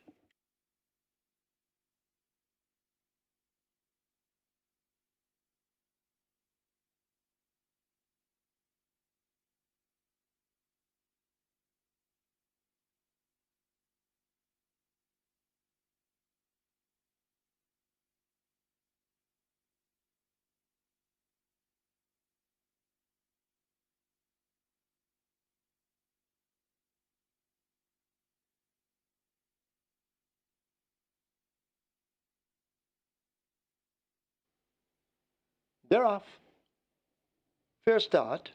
Several horses vying for that lead. Tap It Good is also moving through with Travelers Lodge. Tap It Good and Travelers Lodge going at it. Last Dance forms a line of 3, and these 3 now make their way toward the 5. They've opened up some 4 lengths over Muso. A Blue Sky right alongside. Anchorman is 2 further lengths away. The Gifted One overtaking Potential, and Who Done It at the back of the field. They're about to arrive at the half mile and enter that bend for home. And out in front it is a Traveller's Lodge being chased by a Last Dance. Tap It Good backing out into 3rd. Muso in 4th and asked to make ground. A Blue Sky just in between runners. The Gifted One racing out 3 wide. Anchorman is 2 lengths in behind them as they've left the 3. A break of 3.5 to 4 to Potential, and Who Done It needs a tow truck at the back as they're about to arrive at the 5/16th. They blast past it and they'll come into the lane. Traveller's Lodge in control at the top of it. Traveller's Lodge hugging the rail, just stepping right off it. Last Dance in the black cap trying to close up. Blue Sky and the Gifted One racing out wide. In the green on the rail, that's Muso now beginning a run. Traveller's Lodge now beginning to tie up. Muso attacking all the while inside the final furlong, but Traveller's Lodge digs in deep and begins to find more. It is Traveller's Lodge with that lead being chased in earnest by Muso. Traveller's Lodge tail beginning to spin. Muso coming with a late charge, too late. Traveller's Lodge hangs tough to beat Muso. Close between Potential and Blue Sky. Anchorman is 5th.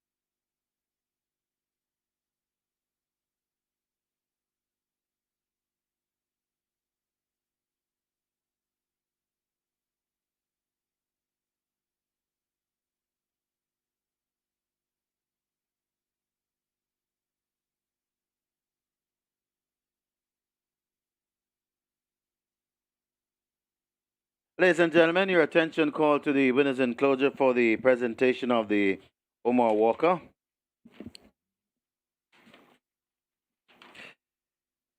Making the presentation, six-time champion jockey Omar Walker, and he presents to winning trainer Christopher Pearson, representing the winning owners Houston Stables.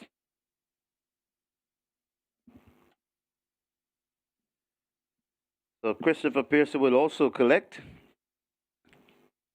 as a winning trainer, and he'll receive the gift vouchers from Hypro Feeds.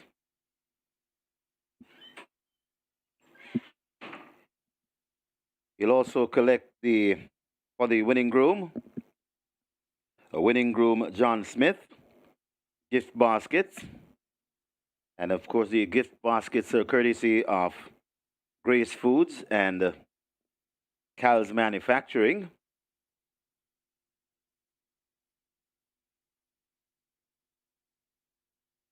And for the winning jockey, Christopher Pearson will collect as well. That's Shavon Townsend.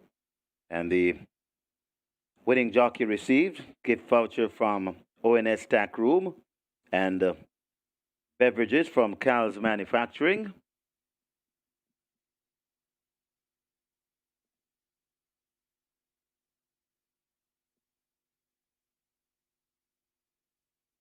Congratulations to the winning connections, race number 5, the Omar Walker. And Omar Walker will now collect a gift package.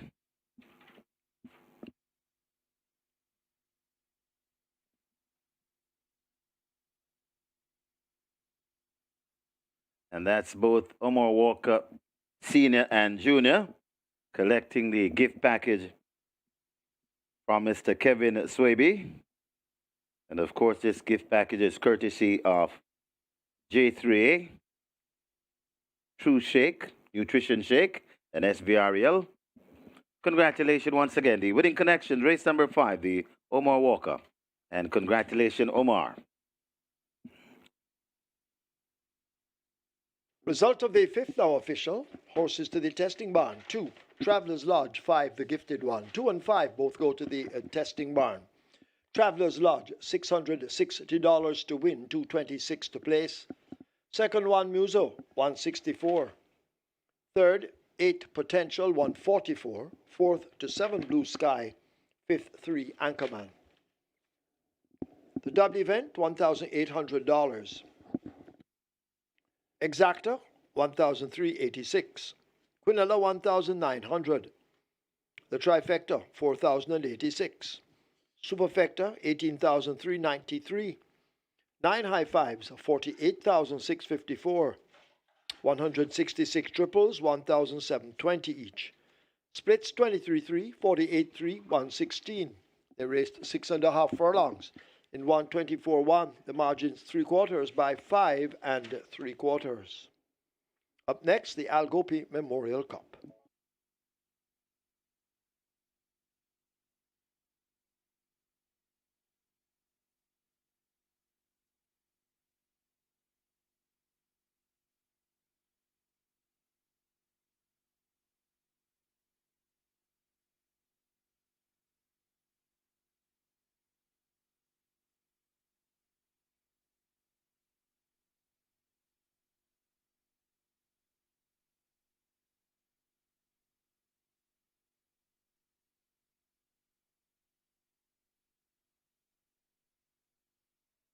Remember, gambling is just a game. Choose to gamble responsibly. Set a budget, avoid chasing losses, and stop gambling when you reach your money limit. For gambling help, call RISE 888-991-4146. A message from the Betting, Gaming and Lotteries Commission.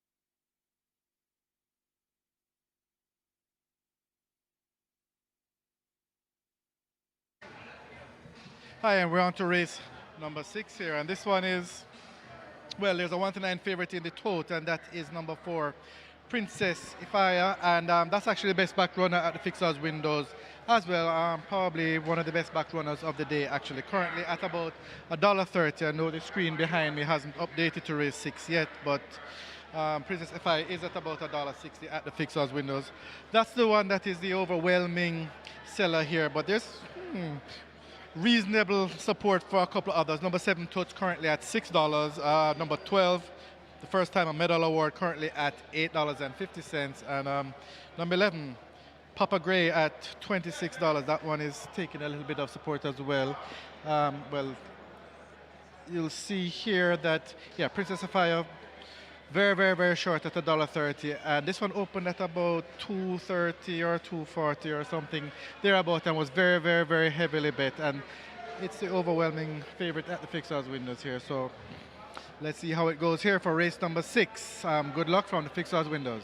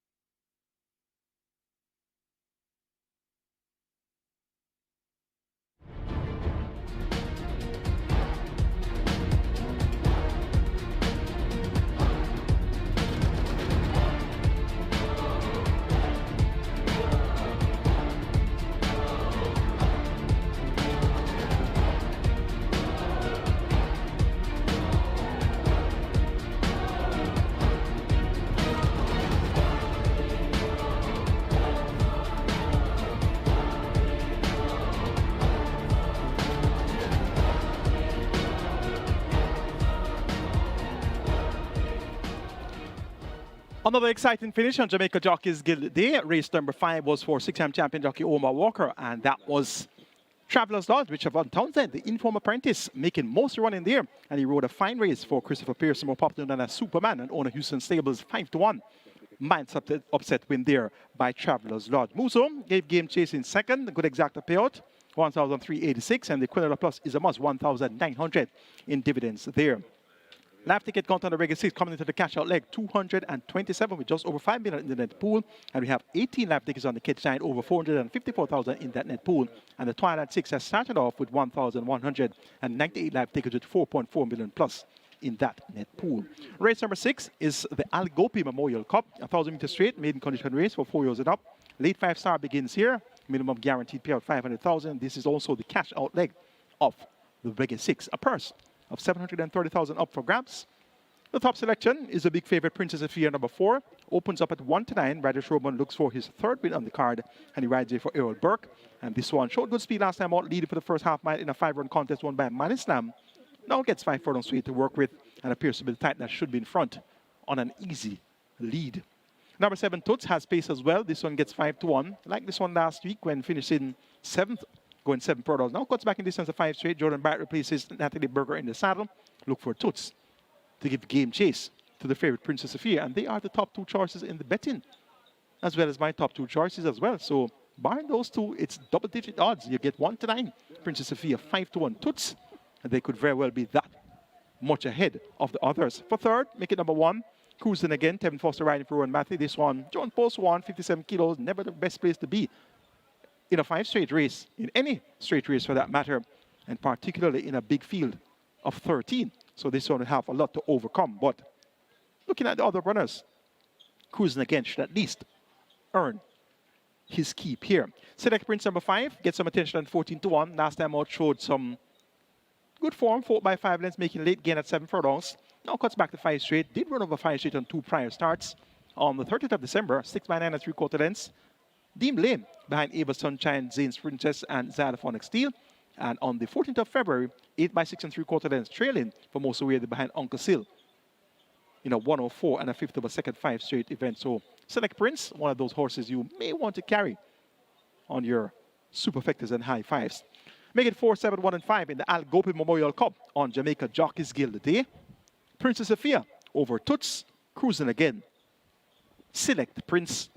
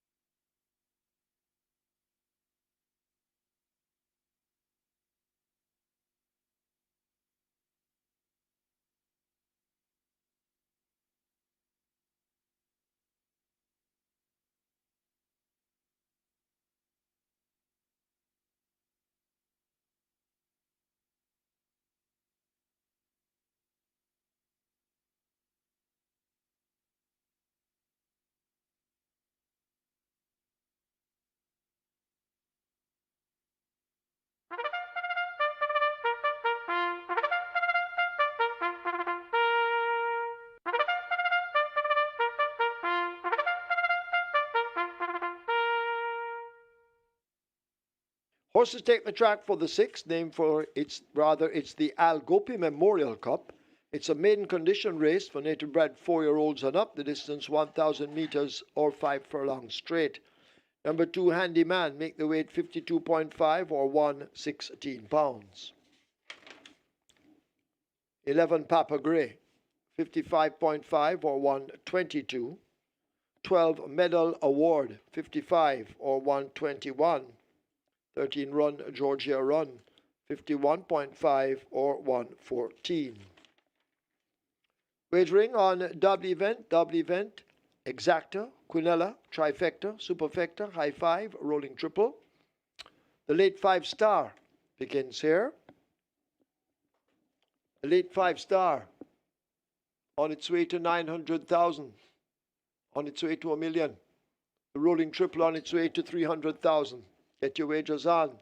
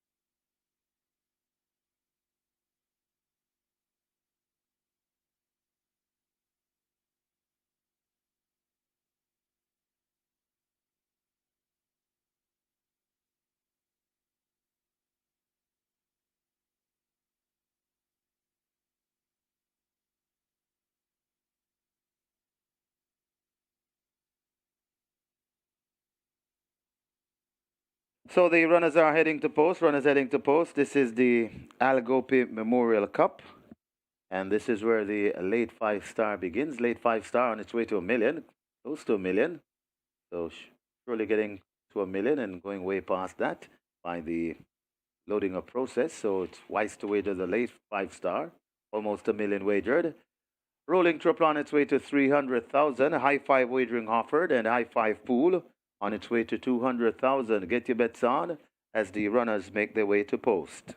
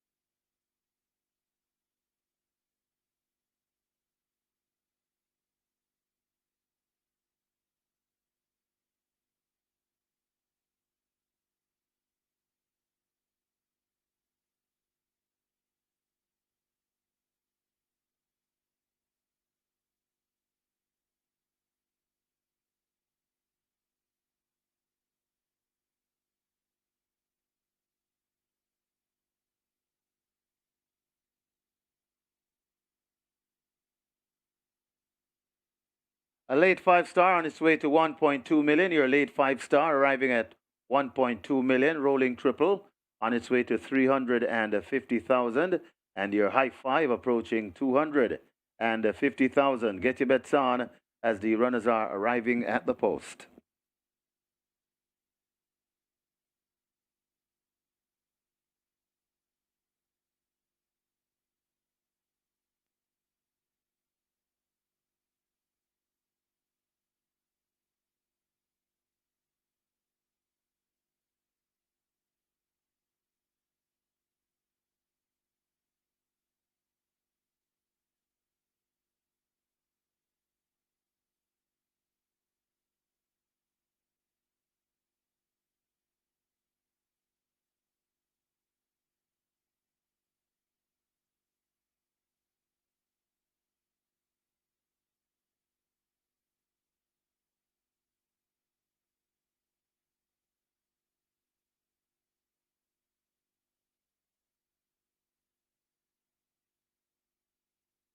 You need to get your wagers on. You need to get your wagers on. They're closing up the front of the gates. As the late 5-star hits for 1.2 million, the rolling triple on its way to $350,000. Get your wagers on. They're closing the gates in preparation for loading.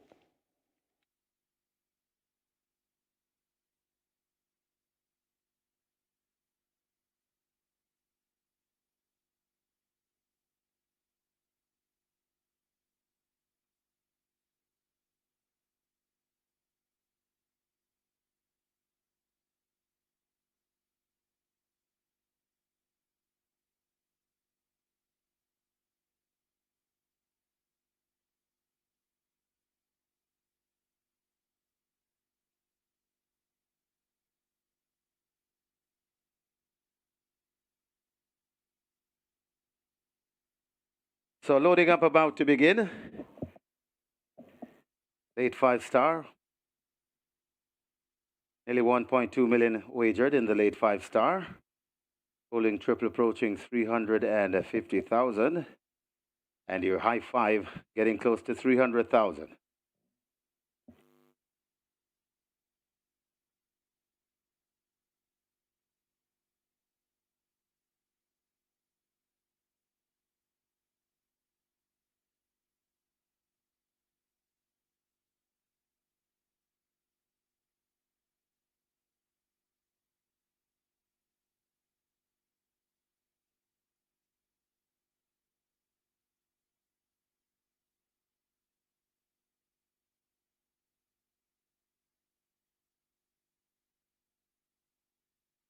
Horses loading, last chance to make your wagers. First one in, that's Sicario Man in gate number 3. So the loading up has started.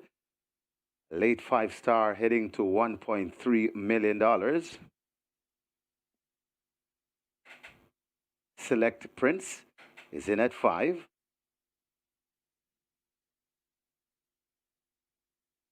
Lady Katgara in at 6.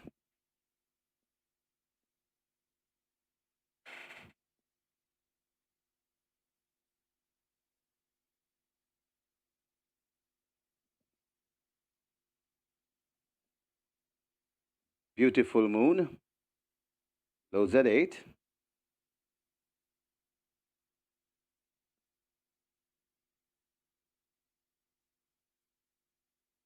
Gentleman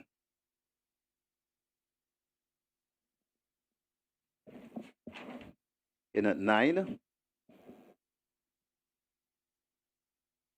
Security code loads at 10.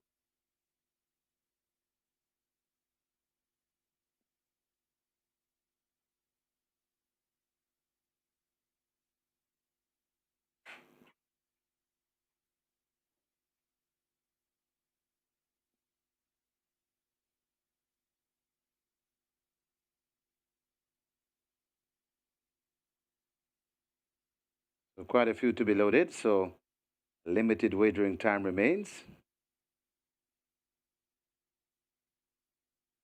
Papa Grail looks like they're working on to the 11 draw. They've opened gate 11. We encourage this one to load.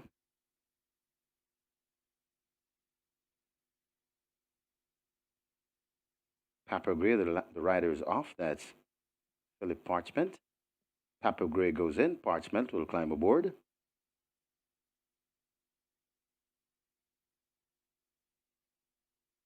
Cruising again is in. At 1.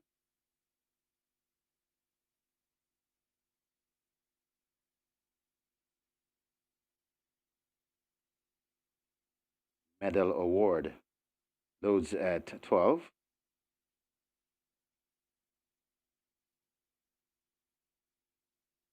Run Georgia Run loads at 13.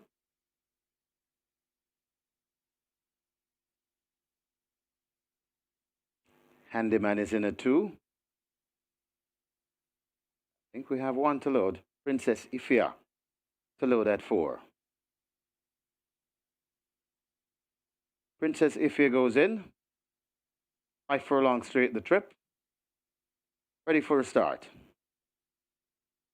Ooh, Beautiful Moon has ditched the rider and acting up in the gate.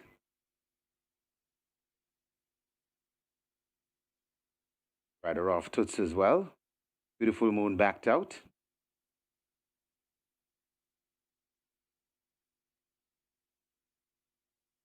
Rider's up, so it seems to be okay. Limping across, so we may be looking at a scratch. No official word as yet. Rest standing patiently.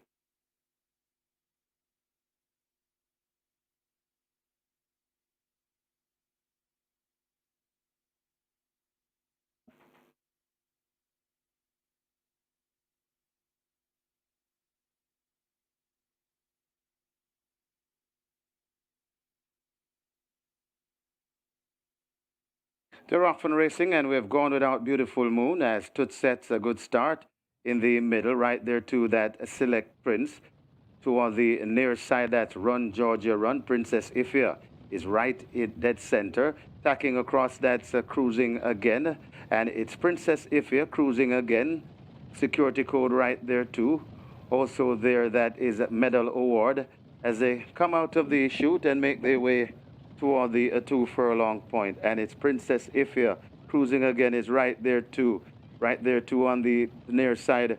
That's security code, but it's Princess Ifia looks to have the overall lead. Coming on too, that's Toots in the middle, but it's Princess Ifia coming on the outside. That's Papa Gray, but it's Princess Ifia in front. Papa Gray driven for all he's worth now, and it's Princess Ifia in front and traveling nicely. Princess Ifia, Papa Gray trying to get the Princess Ifia holding on from Papa Gray and Toots and Princess Ifia. It's a 3-timer for the Sneaky Fox. Princess Ifia beats Papa Gray, then comes to Select Prince.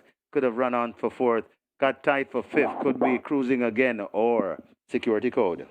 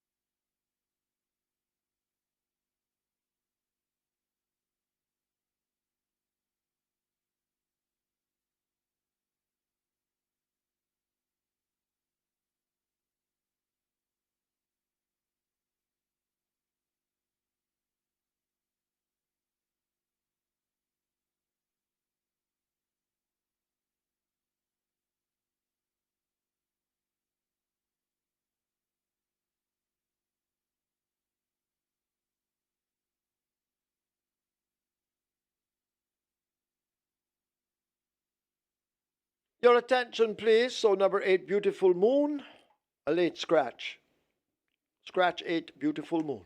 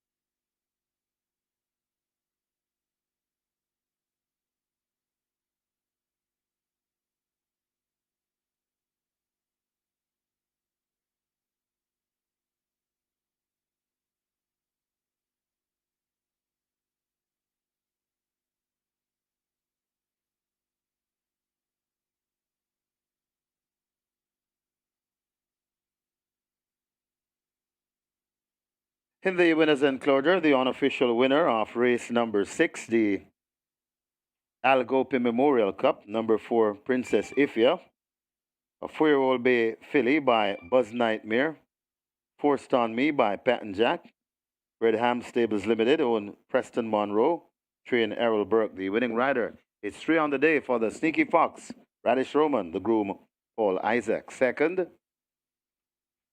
number 11, Papa Gray. The third, number 7, Toots. Fourth, number 5, Select Prince. And fifth, number 10, Security Code. Final time for 5 furlongs straight, 104 and 1.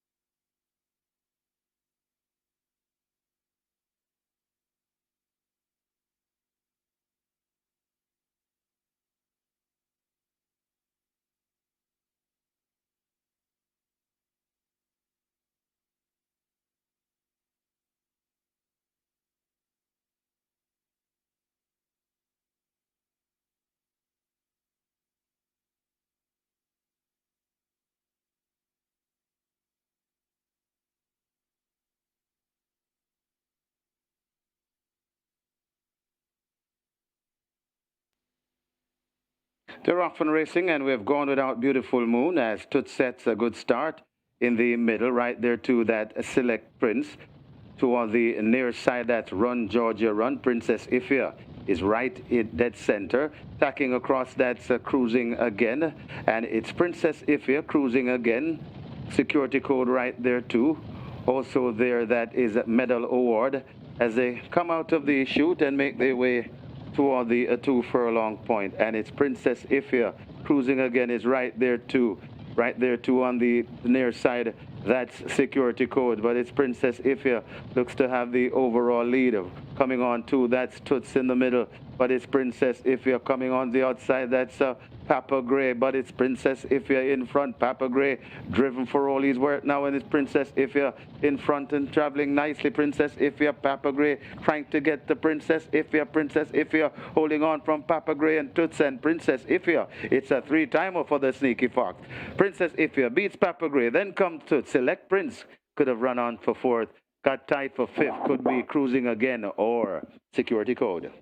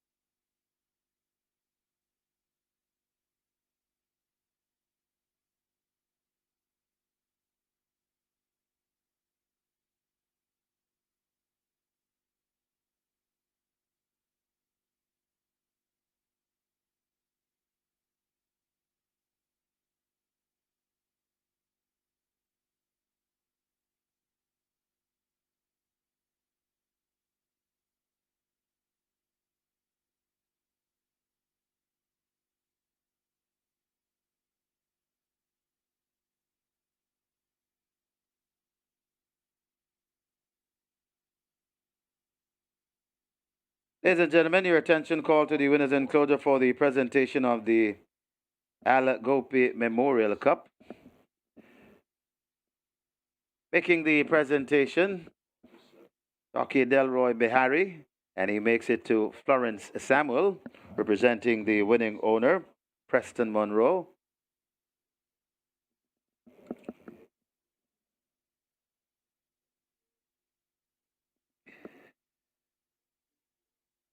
Next up, presentation to the winning trainer, Errol Burke. He'll collect gift vouchers courtesy of High Pro Feeds for bags of feeds.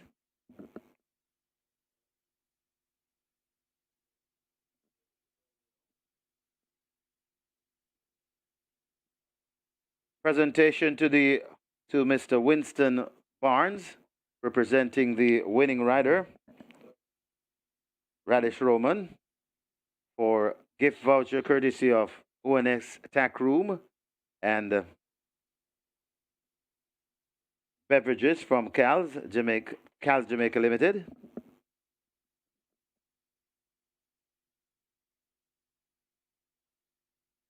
Collecting for the winning groom,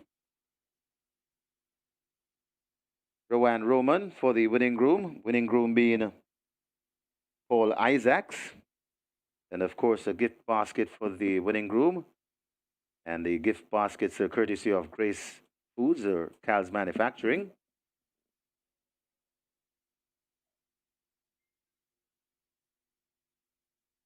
Congratulations to the winning connections, race number 6, the GOPIE Memorial Cup, and a special presentation to Jockey Delroy Behari. And of course that True Shake Nutrition Shake gift package, and presentation to be made by Keisha Brown, the winners enclosure coordinator. Once again, congratulations to the winning connections, race number 6, the GOPIE Memorial Cup.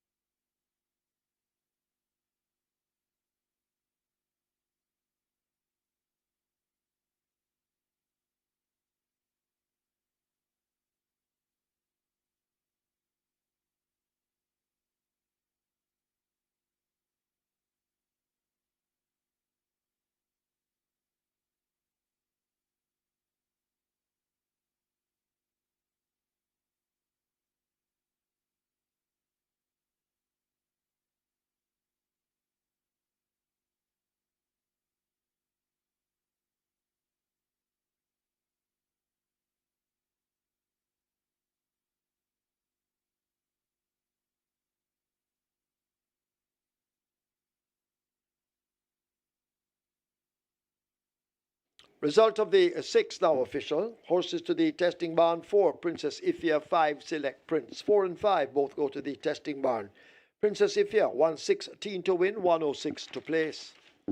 Second, 11, Papa Grey, 194. Third, 7, Toots, 126. Fourth, 5, Select Prince. Fifth, 10, Security Code. Special double with the very late scratch, 8, Beautiful Moon, 854. The double, 558. Exacta, 1,202. Quinella, 1,314. Trifecta, 2,272. Superfecta, 4,654. 7 high fives, 14,050. 3 44 triples, 706.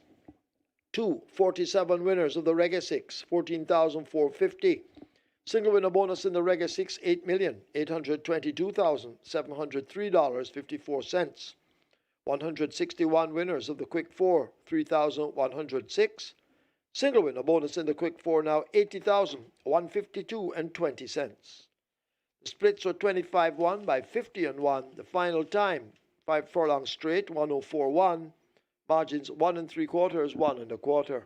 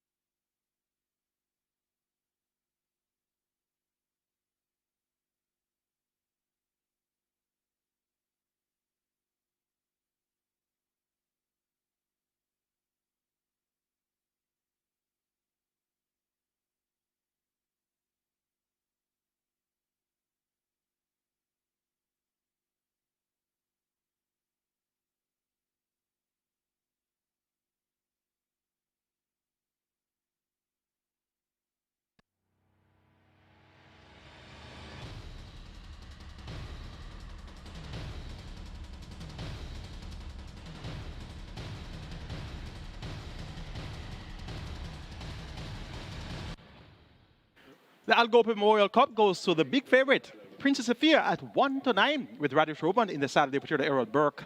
And that one made all of the running to get the job done in the cash out leg of the regular six. Congrats to the 247 of the regular six, 14,450 in dividends there. And the jackpot now over 8.82 million up for grabs come next week, Saturday. Let's now take a look at the closing status of our regular six events. A quarter of a mile to catch, easy peasy, and the rider continues to tap easy peasy with the stick, and easy peasy remains firmly planted on that lead. She's my hedge fund over against the rail. Great Commander toward the outside. Widest of all, that's Lion Charmer, but easy peasy is in the final 16th with O'Shea Nugent, and easy peasy makes the first. The Ray and Lewis look real easy and wins by maybe 8 lengths. Close between Lion Charmer, She's My Hedge Fund, then Always Right, and Cosmic Force. Still racing at the back, but recovering though. That is Riches to Rags, but El Rapido has blown the turn and gone wide, and it is Super Alex along with Grecian Light. These two are in contention. Grecian Light right against the rail. Super Alex. Here comes Allegiance charging on the in the middle of the track, but it is still Grecian Light. Allegiance is really finding late footing. It's Grecian Light hanging on though, and I think Grecian Light could have just lost. Got tight for second, though, between Super Alex and Allegiance. Here is Jamal James down on the rail. Sunshine Cat now beginning to come forward, but Noble Impulse continues to hold them at bay as they arrive at the furlong pole. Here is Jamal James kicking in on the outside, and on the rail Sunshine Cat now begins to shine, and Sunshine Cat grabs the lead and begins to sprint away inside the final 16th. It's Sunshine Cat and terrific Devin Foster. He's down in the end. They win by 6 or more. Noble Impulse is second, Jamal James third, King Rick is fourth. Coming to the furlong and a half pole, Volatility over on the far side. Rejected Raja gets going now, but Volatility is still in front and comfortably in the lead. Volatility begins to sprint off. Kataba and Rejected Raja running for the minors. So Volatility sprinting clear. Volatility and the Sneaky Fox. 208 for Radish Roman. Then comes Rejected Raja, Kataba, and Unruly Boss. Traveller's Lodge in control at the top of it. Traveller's Lodge hugging the rail, just stepping right off it. Last Dance in the black cap trying to close up. Blue Sky and the Gifted One racing out wide. In the green on the rail, that's Muso now beginning a run. Traveller's Lodge now beginning to tie up. Muso attacking all the while inside the final furlong, but Traveller's Lodge digs in deep and begins to find more. It is Traveller's Lodge with that lead being chased in earnest by Muso. Traveller's Lodge tail beginning to spin. Muso coming with a late charge, too late. Traveller's Lodge hangs tough to beat Muso. Close between Potential and Blue Sky. Anchorman is fifth. That's Toots in the middle, but it's Princess Ifya coming on the outside. That's Papa Gray, but it's Princess Ifya in front. Papa Gray driven for all he's worth now, and it's Princess Ifya in front and traveling nicely. Princess Ifya, Papa Gray trying to get the Princess Ifya. Princess Ifya holding on from Papa Gray and Toots and Princess Ifya. It's a 3-timer for the Sneaky Fox. Princess Ifya beats Papa Gray, then comes Toots. Select Prince could have run on for fourth. Got tight for fifth, could be cruising again, or Security Code.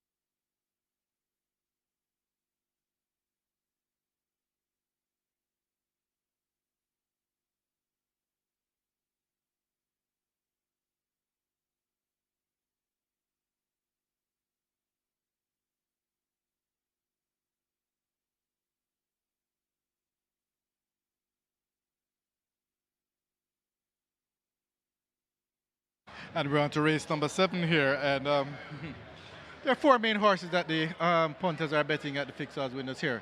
Number 1, Workout Crew, currently at $7. Very good support for Workout Crew.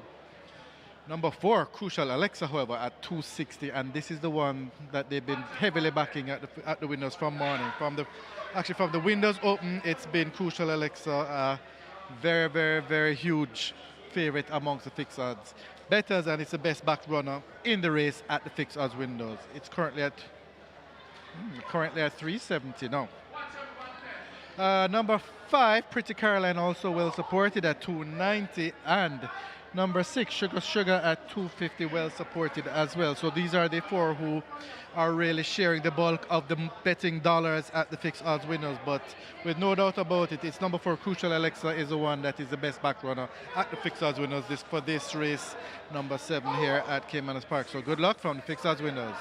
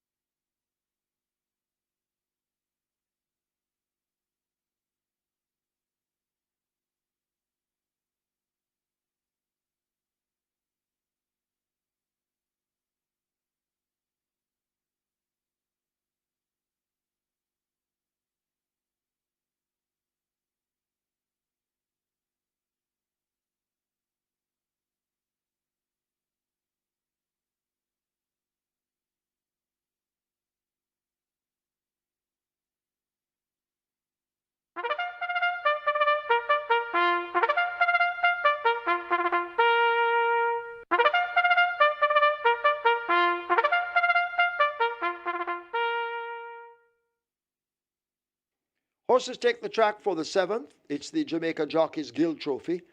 This is a restricted allowance 5 for native bred 4-year-olds and up, non-winners of 2, and imported 4-year-olds and up maidens the distance 1,400 meters or 7 furlongs. Number 1, Workout Crew, 53.5 kilos or 118 pounds. 3, Atomic Energy, 53 or 117. Pretty Caroline the same, 53 or 117. Sugar, also 53 or 117. Wagering offered on a double event, exacta, trifecta, rolling triple. The strike 4 begins here, single winner bonus in excess 258,000. Strike 4 heading for 600,000, rolling triple 300,000. Get your wagers on, runners make their way to post.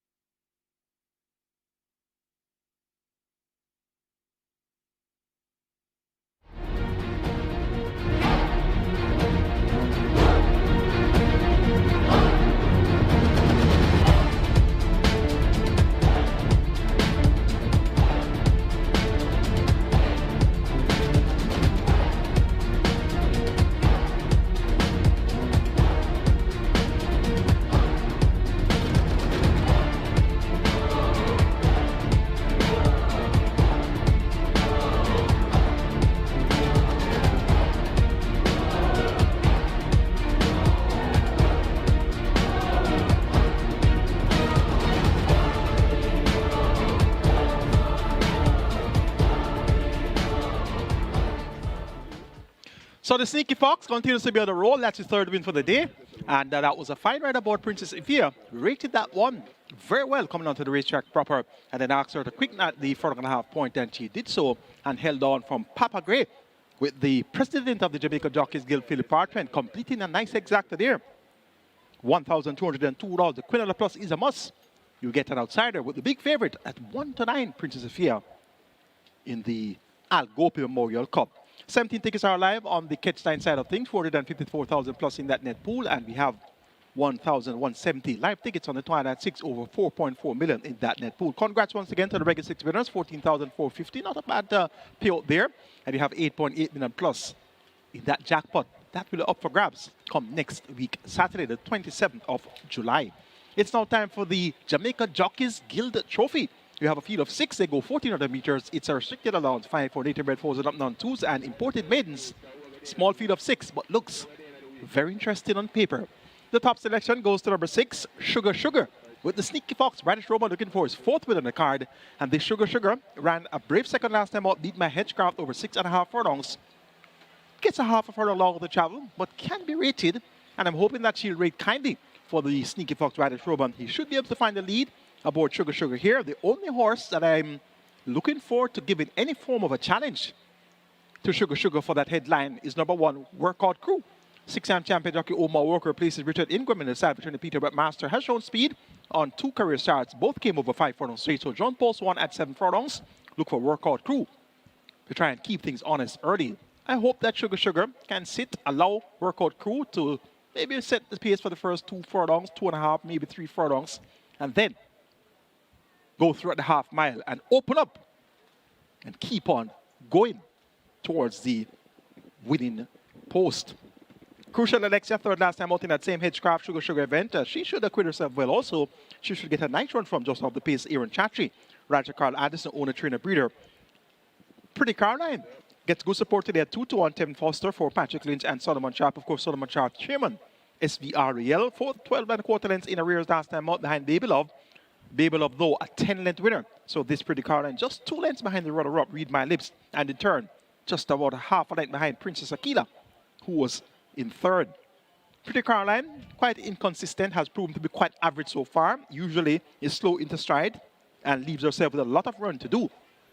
But at 7 furlongs, she's going to get a good pace ahead of her here. Sugar Sugar Workout Crew. If she's close enough and good enough at the top of the lane, she can very well run on strongly in deep stretch.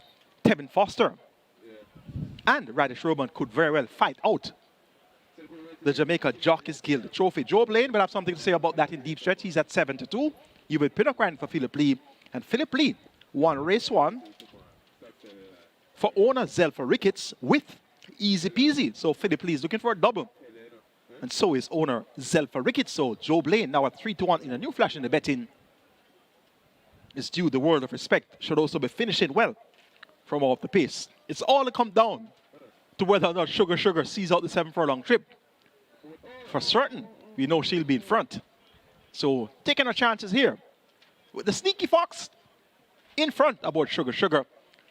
Make it 6-4, 5-2. Sugar Sugar, Crucial Alexia, Pretty Caroline, and Joe Blaine. Strike for a pool 850,000. Your triple is at 350,000.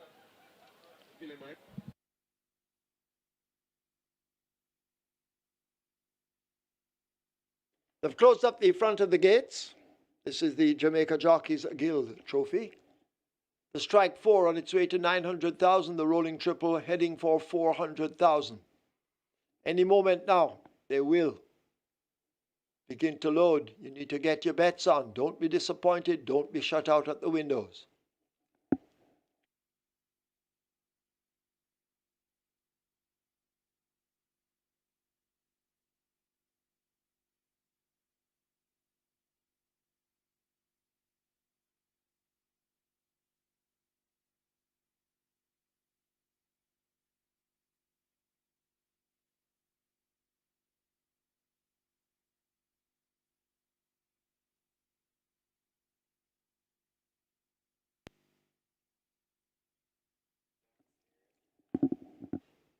So loading up, about to begin. Workout Crew. and Omar Walker make their way to gate 1. Horses loading. Workout crew the first one in, followed by Joe Blaine. Trainer Philip Lee already has a win on the card. He's looking for his second. Atomic Energy joins them. Crucial Alexia will be next at 4.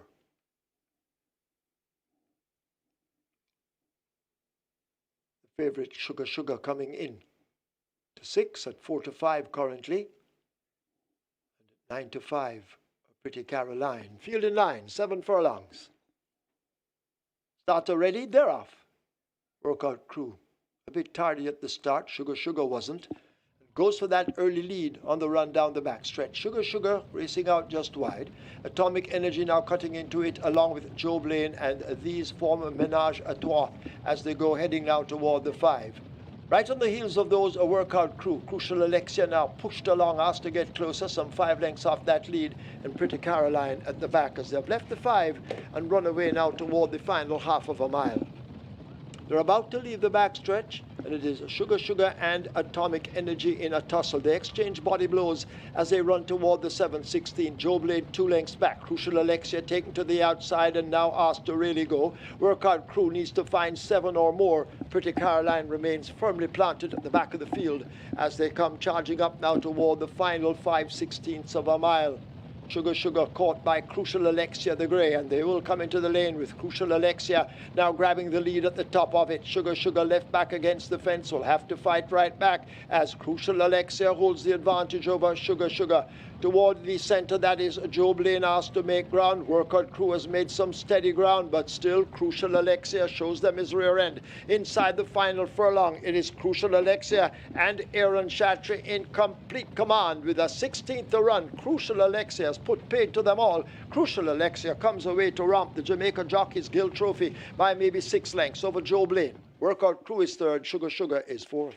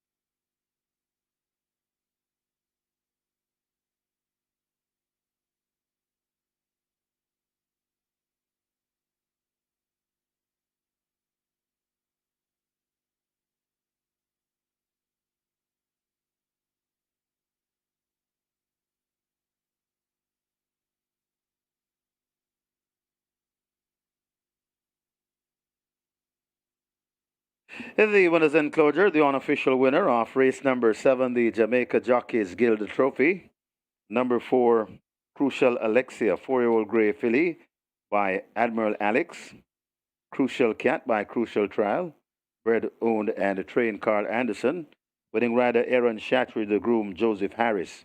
Second, number 2, Joe Blaine. Third, number 1, Workout Crew. And fourth, number 6, Sugar Sugar. Final time for 7 furlongs, 1:30 and 3.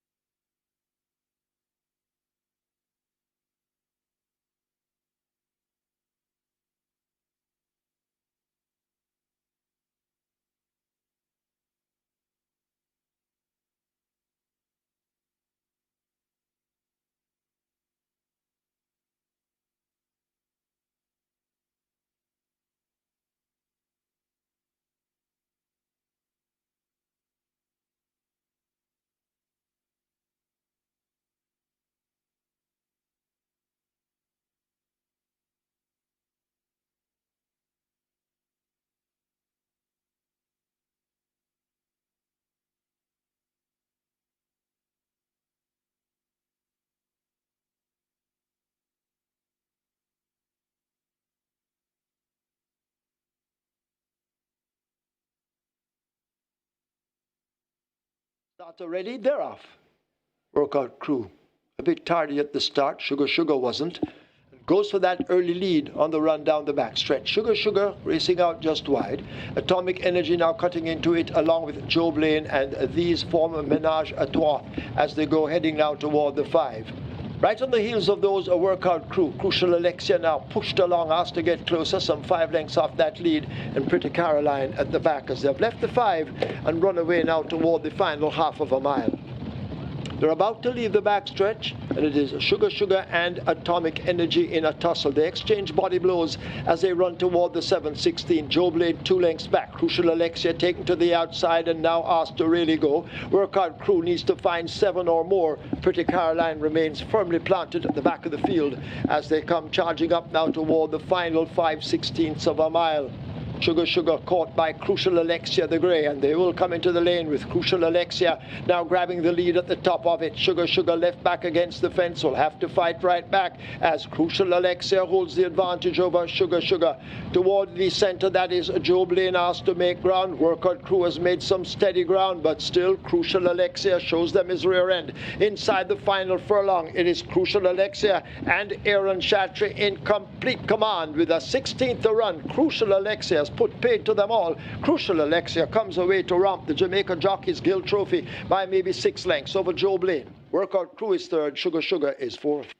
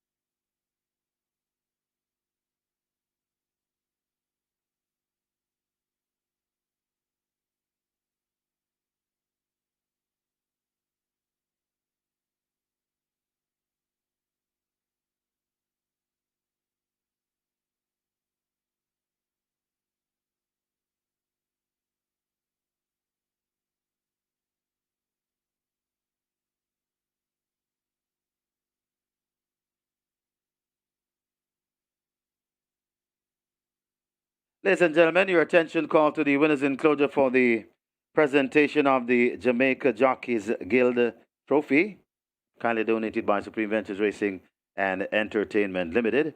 Making the presentation, the president of the Jamaica's Jockeys Guild, the bustling Phil Parchment, and he makes the presentation to Mr. Michael Smith on behalf of the winning owner, who's also the trainer, Mr. Carl Anderson.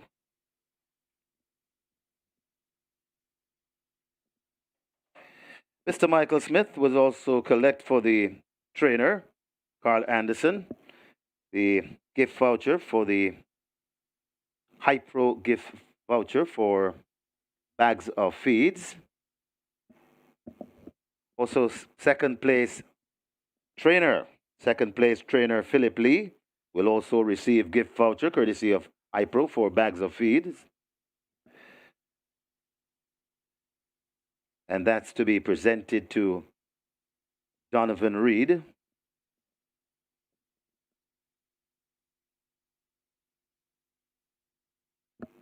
Phil Parchment will also present to Javine Robinson for the winning jockey, Aaron Shatry. And the jockey will receive a gift voucher courtesy of ONS Tack Room and Cal's Beverages.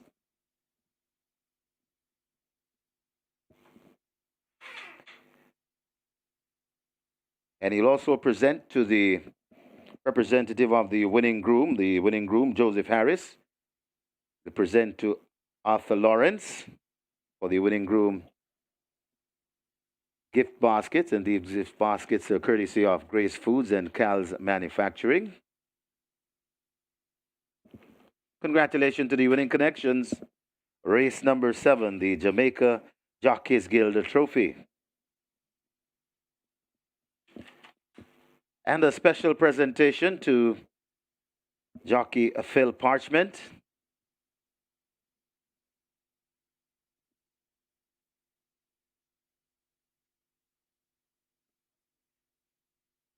A gift package courtesy of, and these gift packages are courtesy of J3A's True Shake, Nutrition Shake, and SVRL. And making the presentation, Carol Beckford. And she presents to the president of the Jamaica Jockeys Guild, Phil Parchment. Once again, congratulations to the winning connections. Race number 7, the Jamaica Jockeys Guild Trophy.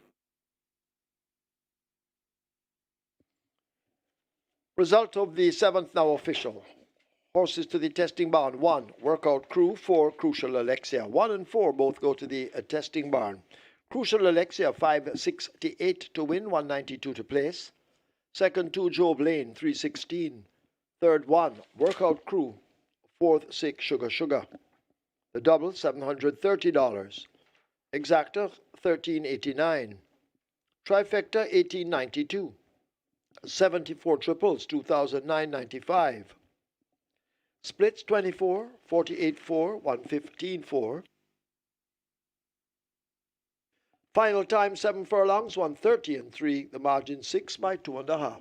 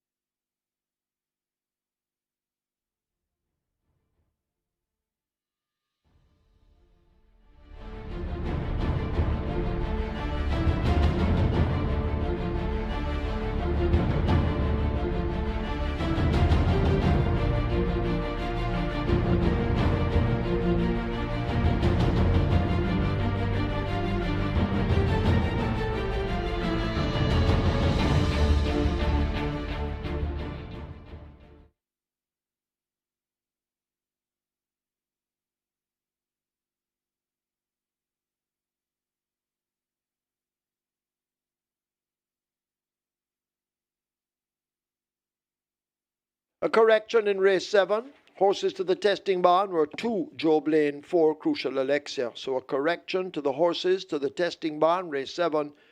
Horses to the barn, 2 Joe Blaine, 4 Crucial Alexia.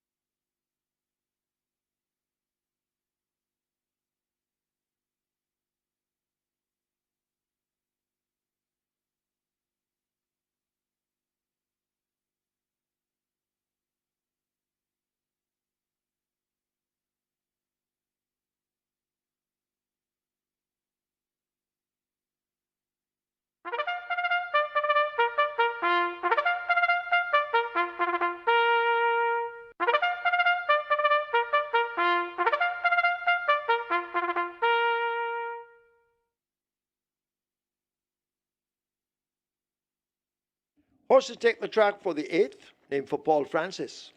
It's a maiden condition race for native bred 3-year-olds over 1,600 meters. Number 3, Rockola. Make the weight 55 kilos or 121. Wagering on a double event. Exacta, Quinella, Trifecta, Superfecta. This is where the late triple begins. Late triple on its way to 600,000. 1 minute to post. Get your wagers on.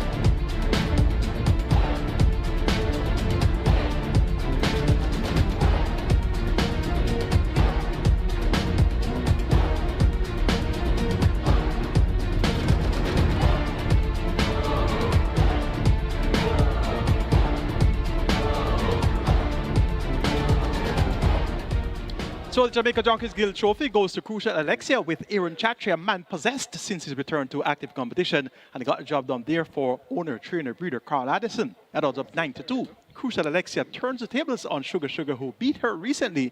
This time around, Sugar Sugar tried to rate for over 7 furlongs that didn't go as fast early with the intent of having something in the tank, but that didn't work out in favor of Sugar Sugar at all. And clearly, she prefers to be on a loose lead to be at her best. So it's going to be back to the drawing board there for Sugar Sugar. Live ticket count on the Catch 9 stands at 6 with over 454,000 in the net pool. Twilight 6 live ticket. 536 with over 4.4 million in that net pool. It's time to start late triple. Minimum guaranteed pay at 400,000. Already 700,000 wagered. And race number 8 is for Paul Francis, aka Country. And we have 8 runners at a mile. 1,050,000 in purse money up for grabs. The top selection goes to number 3, Racola. Last time out, disappointed at 2-5 with Shane Ellis in the saddle. Well beaten, 4th by some 34 lengths. That was behind Oil Machine, who won by 26.5 lengths. So a big margin of victory there for Oil Machine. Draw a line through that effort. Way too poor to be true. Back here on a quick turnaround. That was on the 8th of July, the last outing now. 12 days later. Shane Richardson, another Shane, picks up the mount and he sips off 2 kilos of the allotted 57 kilo weight, 55 kilos of weight here for Racola. And look at the 3 previous efforts to that last poor effort. Second by length behind Mac and Rome.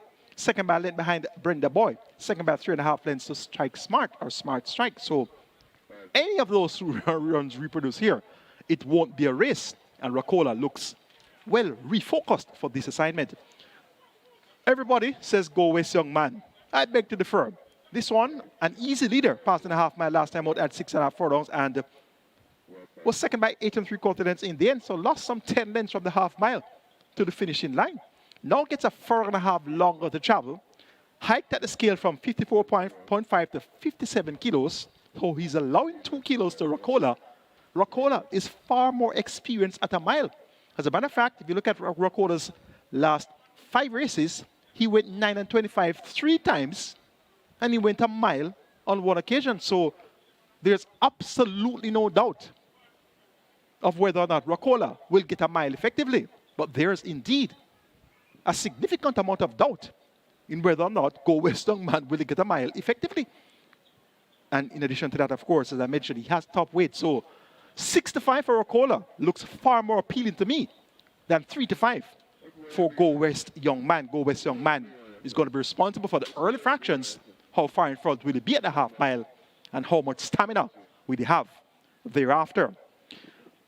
The Soul Warrior number 7 has run some usual races at good prices. This one gets 8-1. Also has not proven to be effective at a mile. Further this one has gone is the furthest this one has gone is 7.5 furlongs, and that one was set by 19 lengths that day on the 30th of April. Design Diva beaten by a wide margin when finishing second behind Oil Machine. In that same event, where Racola threw a clinker, you're getting 5-1 Design Diva.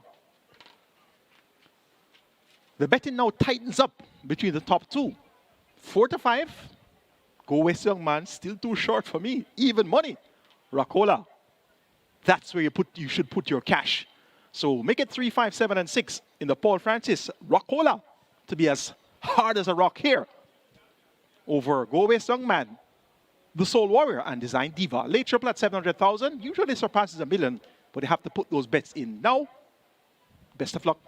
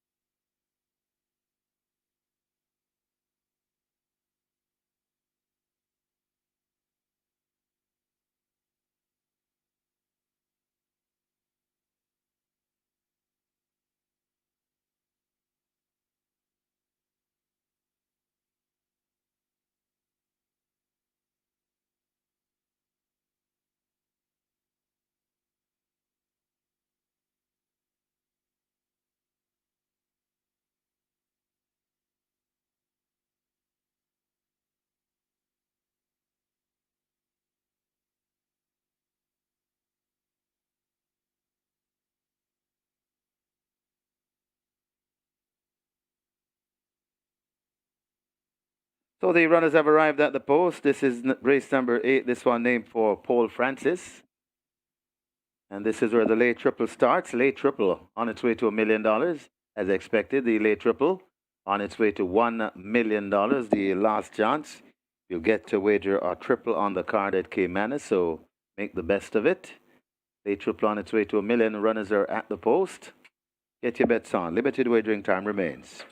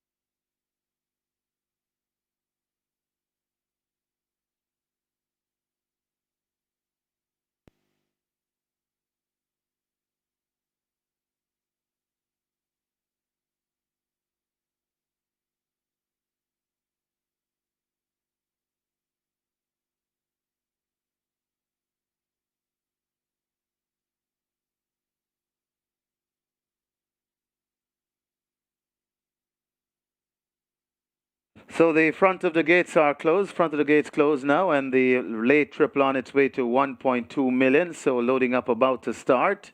So hurry and make your wagers. Late triple on its way to 1.2 million.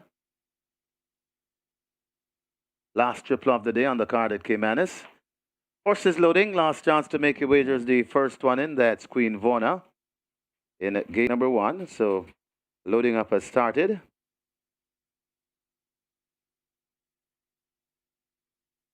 Very nice rolling triple this late triple. Nearly 1.2 million.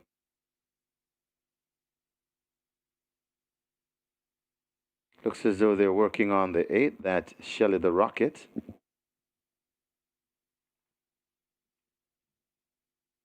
The mount of Roger Hewitt. Shell of the Rocket goes in. Rider will climb aboard.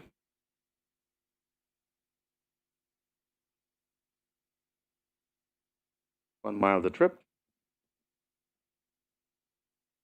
If open gate number 2, that's where Sea of Blue will break from.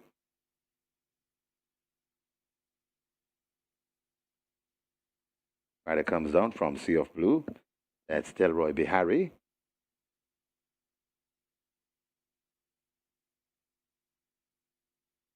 To get Sea of Blue into gate number 2.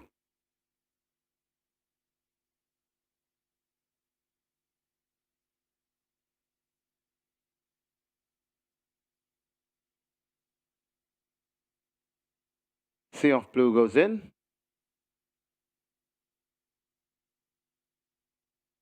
Rider takes a seat.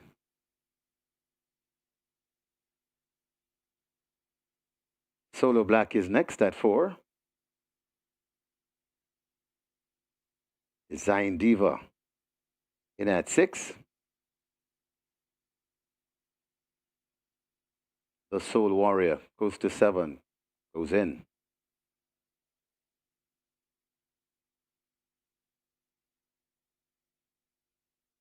Go West Young Man is next. And the final one will be Racola, gate number 3. 1 mile the trip.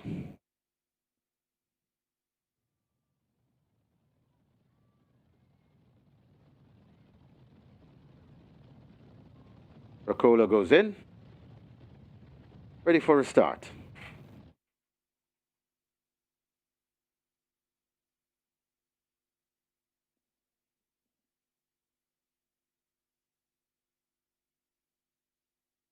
Start to holding them.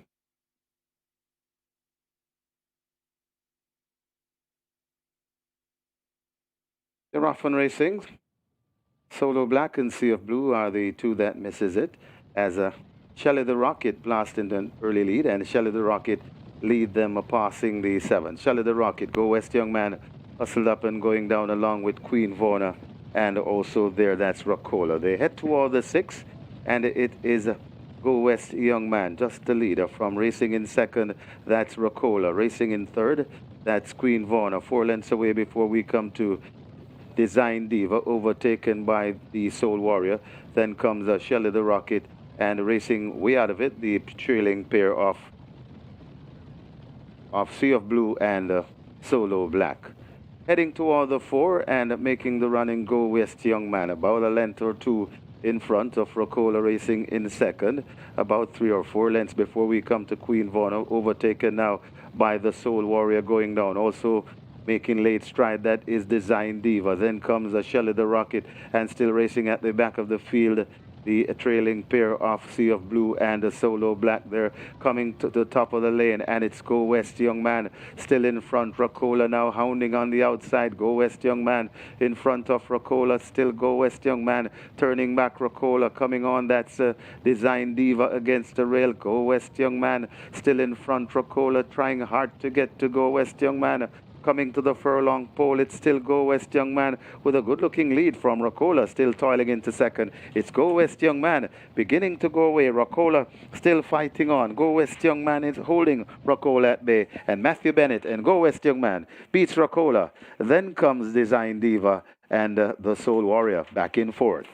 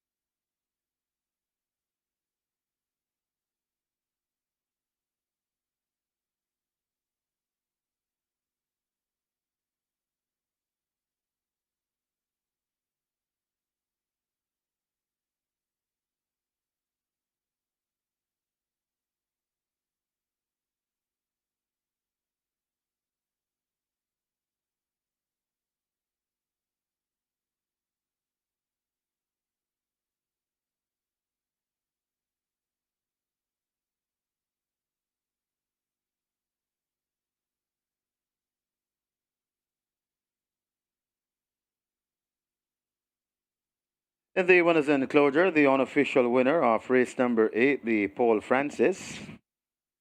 Number 5, Go West Young Man. A 3-year-old bay colt by Western Warrior. Uncle Tommy by Uncle Mo. Bred Solid Gold Farms Limited. Own Orville Hopkins. Trained Tenson Chung, the winning rider Matthew Bennett. The groom Nigel Gowdy. Second, the number 3, Rocola. The third, number 6, Design Diva. And the fourth, number 7, the Soul Warrior. Final time for 1 mile, that's 8 furlongs, 144 flat.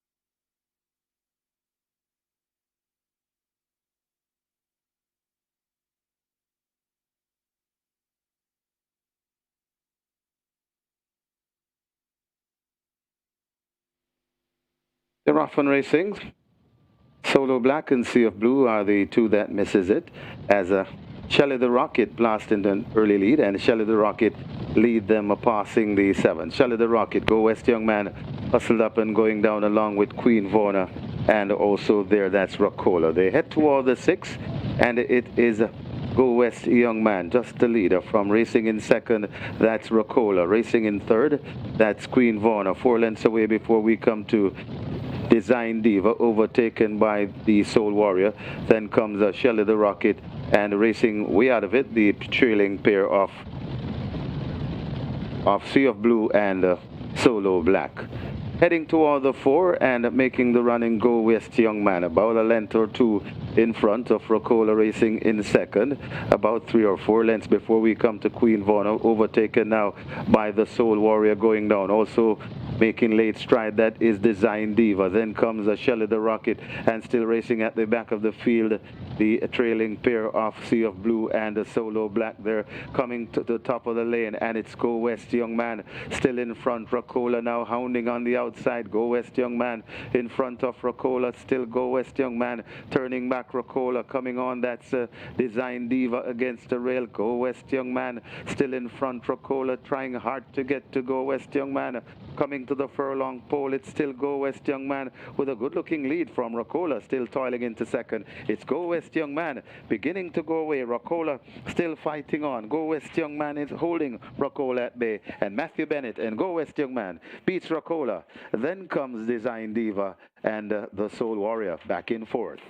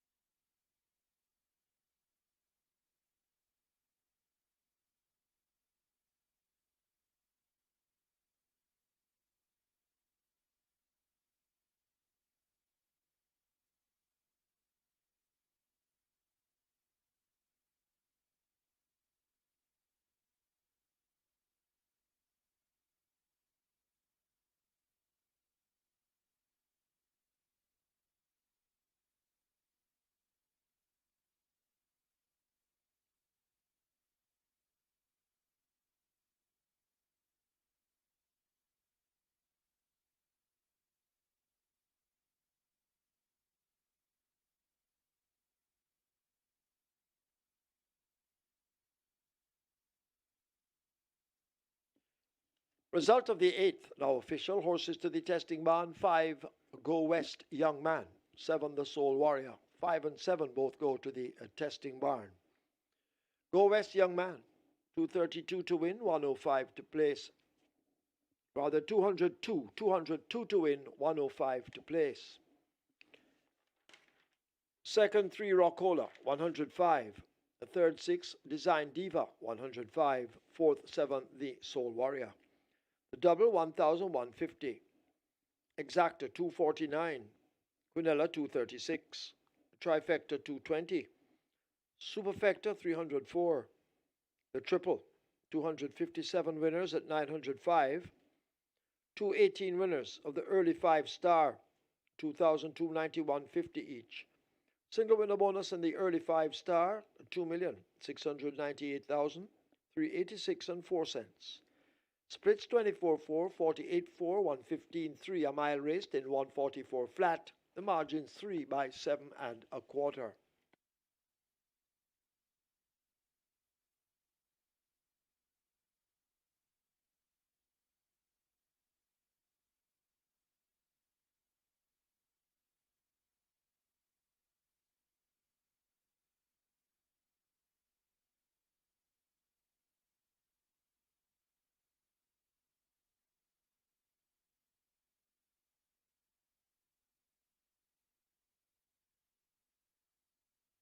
Ladies and gentlemen, your attention called to the winners enclosure for the presentation of the Paul Francis. Making the presentation, Kimberly Francis, the daughter of Paul Francis, and she makes it to Rihanna Hopkins, representing the winning owner, Orville Hopkins.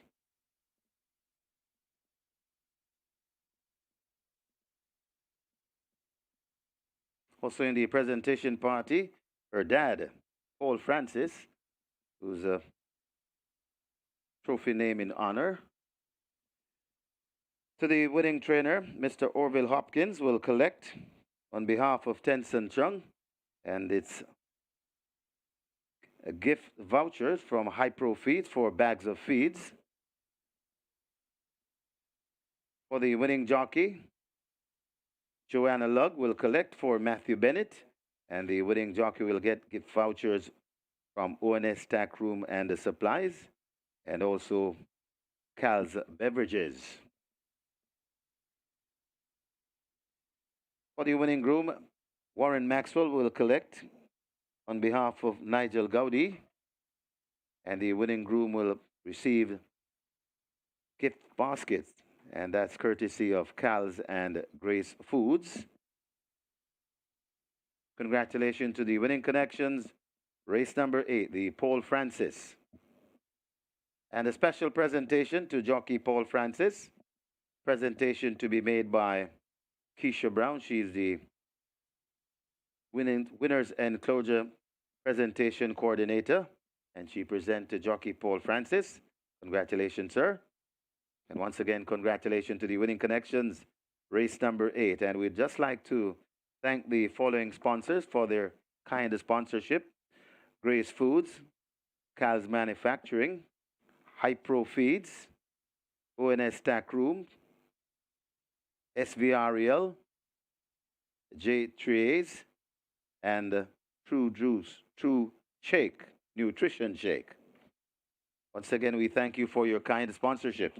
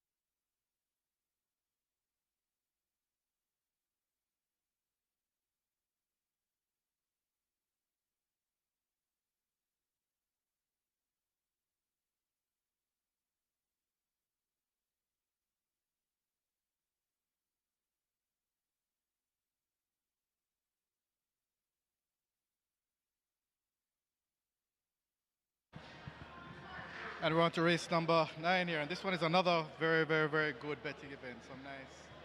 Some really nice bets, and it's a good betting volume race for us here. Number 1, Midnight Galaxy.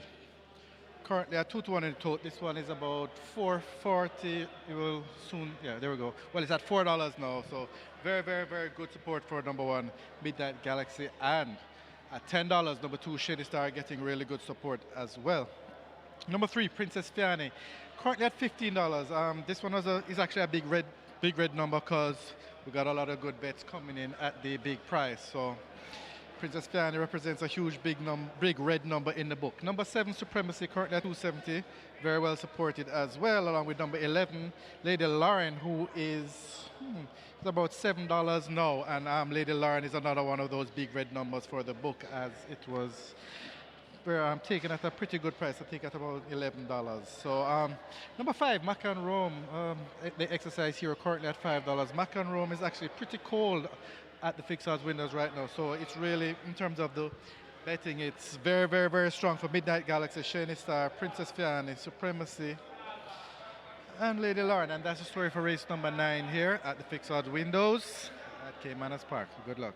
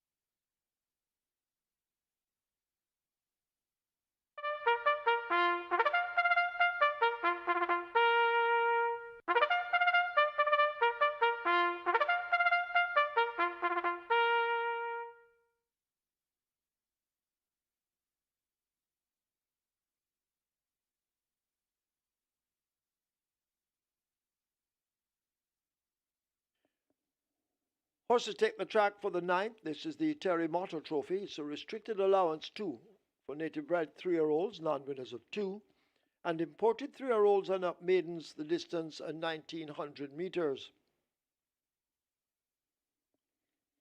or 9.5 furlongs. Number 2, Shiny Star, 52.5 or 116. 3, Princess Fiani, 53 or 117.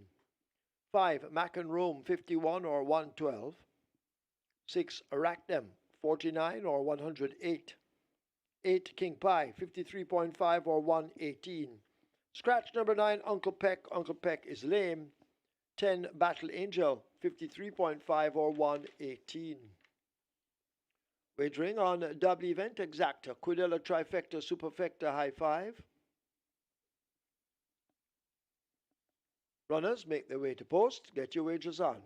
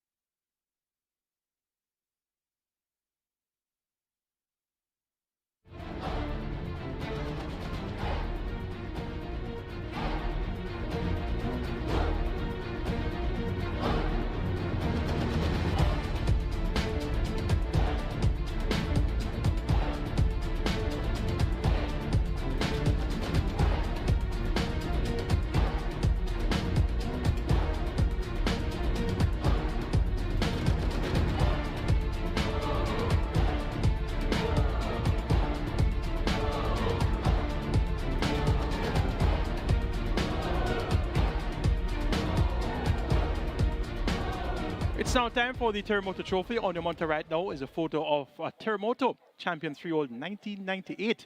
On the last salute train, Anthony Baba Nunes, and the jockey on board there is Charles Hussey OD, aka Bogleman. Terremoto was the winner of the Howard Stakes in 1998, won the Prince Consort Stakes in 1998, won the Lotto Classic in 1998, also won the Jamaica Derby in 1998, and won the Royal Oak Derby in 1998. That's in Trinidad and Tobago, and won the Red Stripe Super Stakes, a great on event in 1998. So well accomplished thoroughbred Terremoto being honored here in the 9th event. Go West Young Man made all the running in the previous event, getting the better of Rockola, and that Rockola was chasing from a long way out but was not getting by Go West Young Man. Go West Young Man justified the support at even running and got the job done there. Top two horses in the race. It was a match race on the word go. The exact return 249. The Quinella Plus is a must, $236 for the most likely Quinella on the card. Live ticket count on the catch line stands at 5, and we have 337 live tickets on the twilight 6. It's time for the Terremoto Trophy. An interesting field of 10. Scratch number 9, Uncle Peck. Let's take a look. The top selection goes to number 1, Midnight Galaxy. Radish Roman. He's riding for Gresham Smith. He's not riding for his apprentice master, Anthony Baba Nunes. He won 2 races earlier for Anthony Nunes. Allegiance in race 2. What a ride for Yardie Stables. And interestingly, Yardie Stables are the owners of Supremacy. Horse number 7 in this lineup. Matthew Bennett gets the ride there. And Anthony Nunes has all of 3 runners. Supremacy, King Pie, and Battle Angel. You're getting 2-1 Supremacy. King Pie is at 19-1. Battle Angel is at 7-1. So going on a hunch here, that Midnight Galaxy must be the tip, must be the horse to beat, given that Radish Roman has opted for this one. A smaller stable, Gresham Smith, small string of horses, 27 starters so far this year, 3 wins and 6 seconds, versus the big barn, the high-powered barn of Anthony Baba Nunes. Looking closely to see how the justice is going to be split here in the Terremoto Trophy. Midnight Galaxy notably hasn't passed the post in front as yet, was awarded a race by the Stones Room on the 24th of March when finishing second behind the Irish Wish, but has improved since. 7 by 9 lengths in the Prince Consort, second by less than a quarter. The Blue Sensation over 7 furlongs than last. 9.5 furlongs, a big step up in distance here. Midnight Galaxy has space. Let's see how the stamina will turn out here. Supremacy. 1 over 6.5 furlongs. Recent maiden tag, stepped up to 9.25. Tried to make all, led for 7 furlongs, beaten by stablemate Captain Sparrow. And the turn was some 8 lengths clear of the second runner-up, Lady Lauren. Lady Lauren is present here. John Post 11, getting 7-1. So you're getting good support there. Lady Lauren. Battle Angel, another that has not passed the post in front as yet. Was second by 4 lengths, beaten by Dancing Aviator in March. Awarded the race by the Stewards Room. Subsequent to that has showed improvement. Second by half a length to Fearless Attack. Third in the 1,000 Guineas, beaten by Run Judy Run and Come Home to Me. And third in a restricted event behind Magnificent Force and Pineapple. Last time out, beaten 8 by 9 lengths to Blue Sensation and Midnight Galaxy. So Battle Angel, she has shown that she has some stamina, and 8-1 represents good value for Battle Angel. King Pie, 17-1 for Omar Walker. Teaming up with Anthony Nunes and Oda Ix Bahorn. The Nunes trio will certainly make their presence felt in the Terremoto Trophy. Of course, Anthony Baba Nunes was the trainer of Terremoto, so he will take pride to lift this trophy. Gonna go 1-7-10-8. Midnight Galaxy over Supremacy, Battle Angel, and King Pie.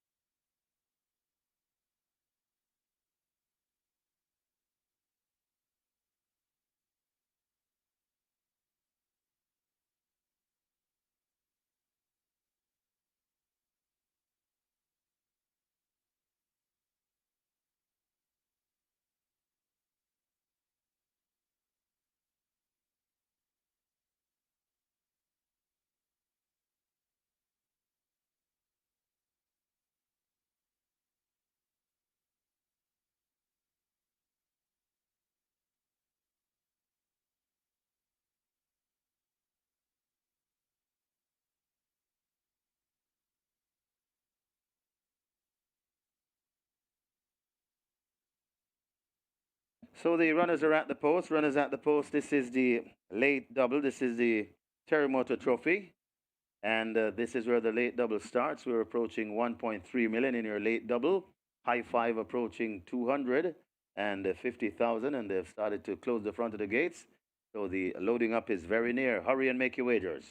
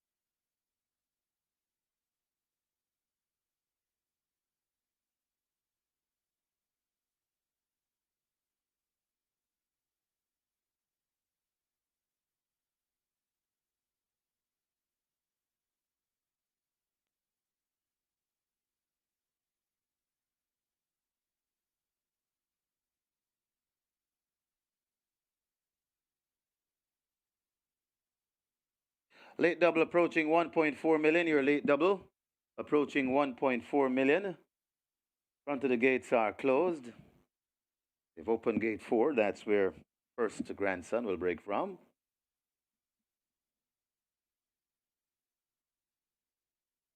Runners are about to be loaded.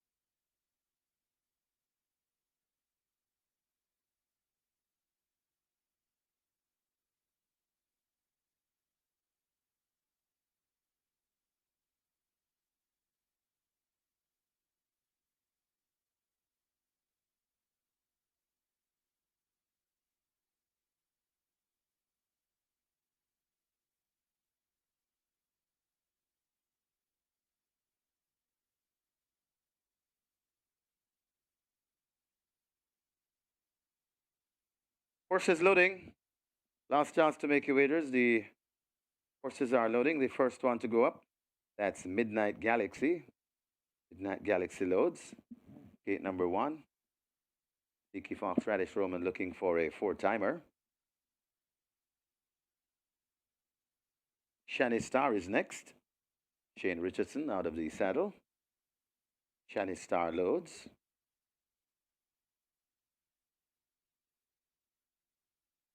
Rider will have a seat.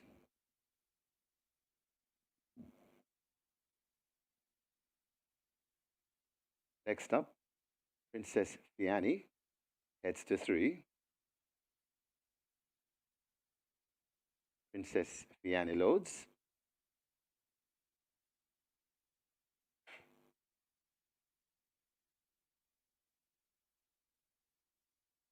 First to grandson, maybe next at 4. They've opened gate number 4. Well, Battle Angel heads to gate number 10.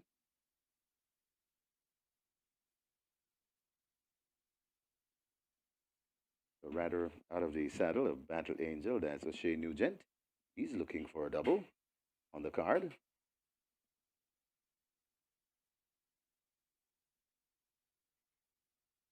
Working on Battle Angel.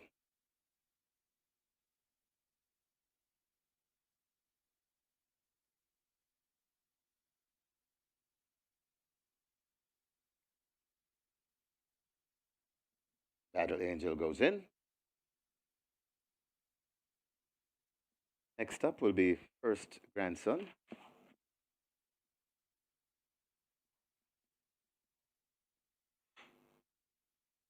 First grandson, that's the one they work on.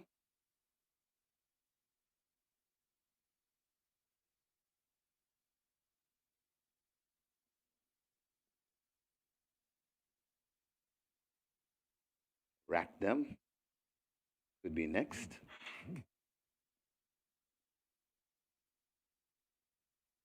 Add 6.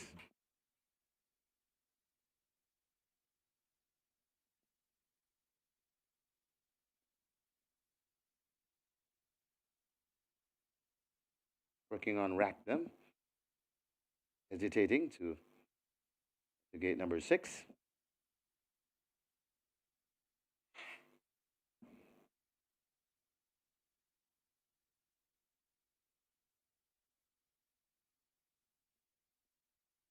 Rack them goes in.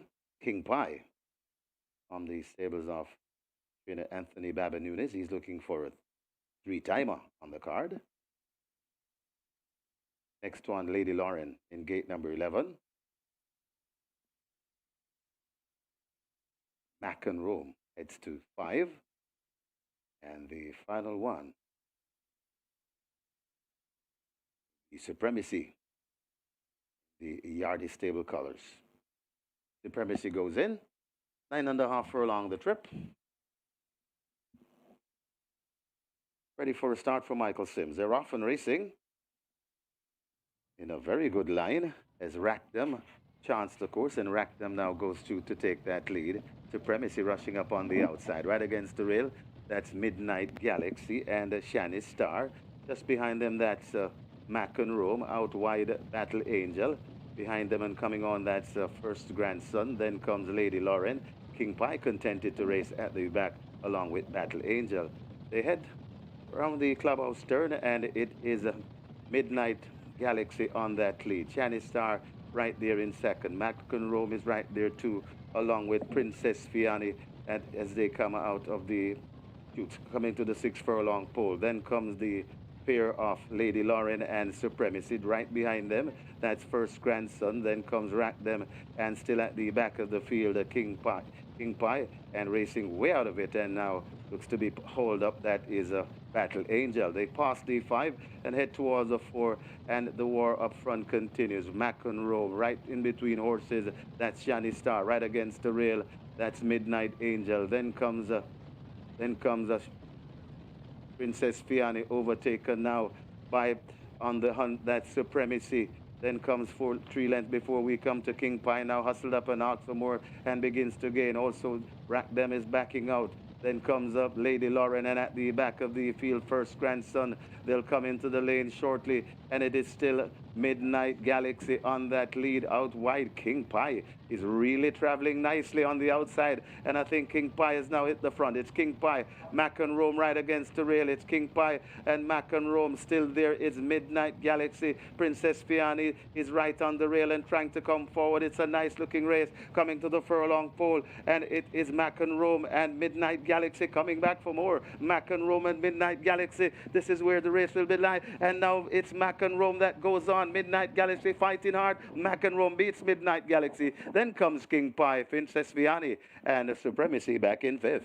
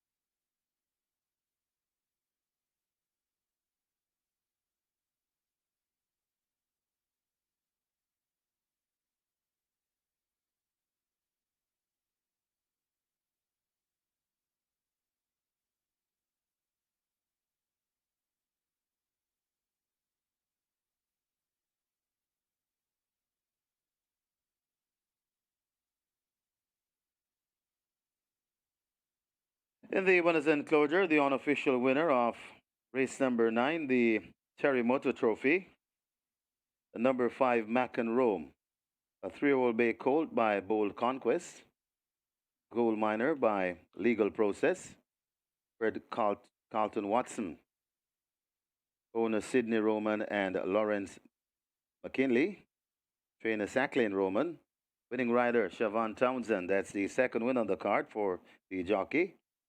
Well ridden indeed.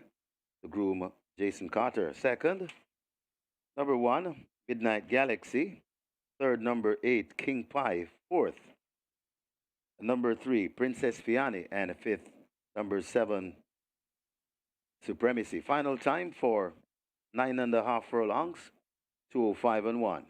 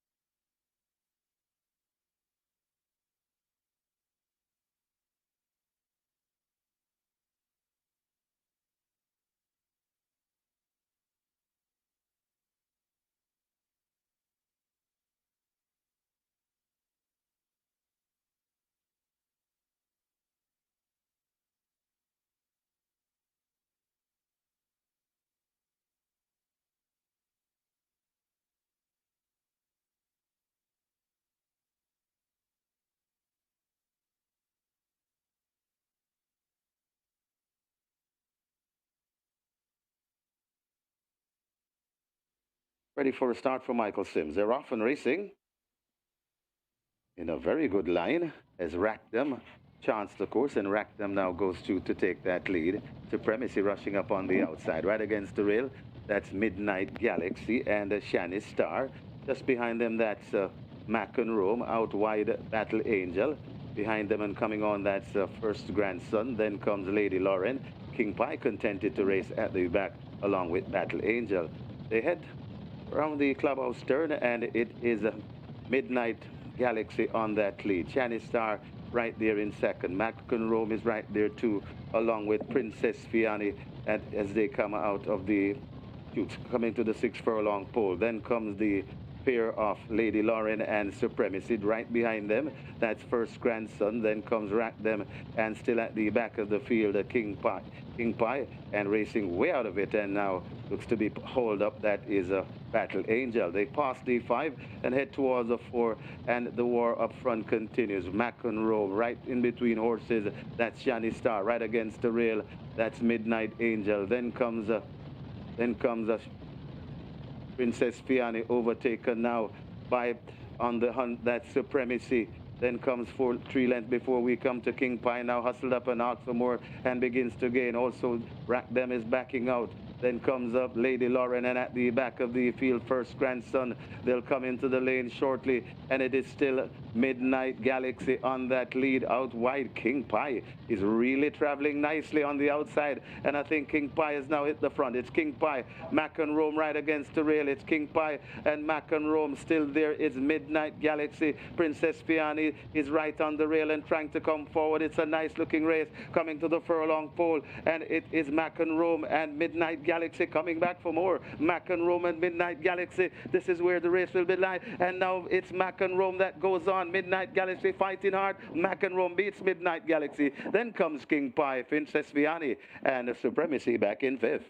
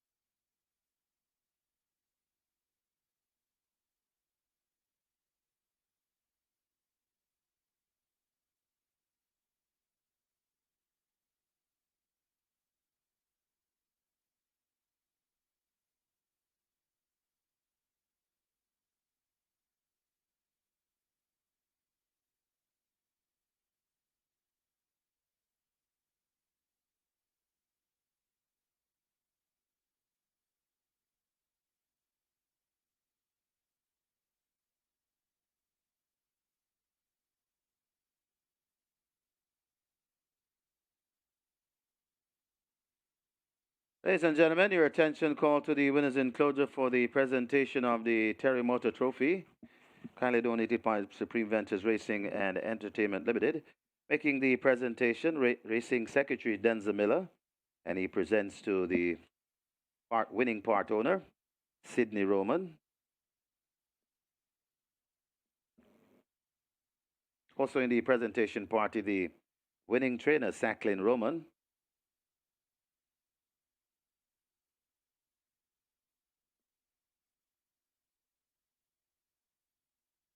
And Racing Secretary Denzel Miller will present to the winning trainer. Winning trainer gift vouchers from High Pro Feeds for bags of feeds.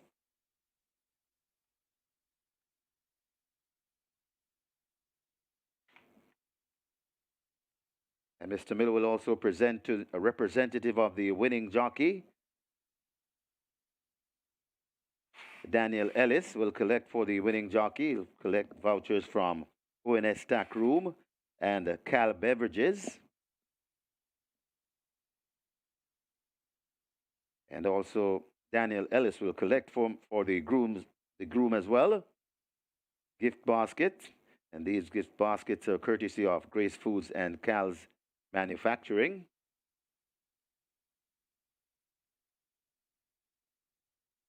Congratulations to the winning connections. Race number 9, the TERREMOTO Trophy.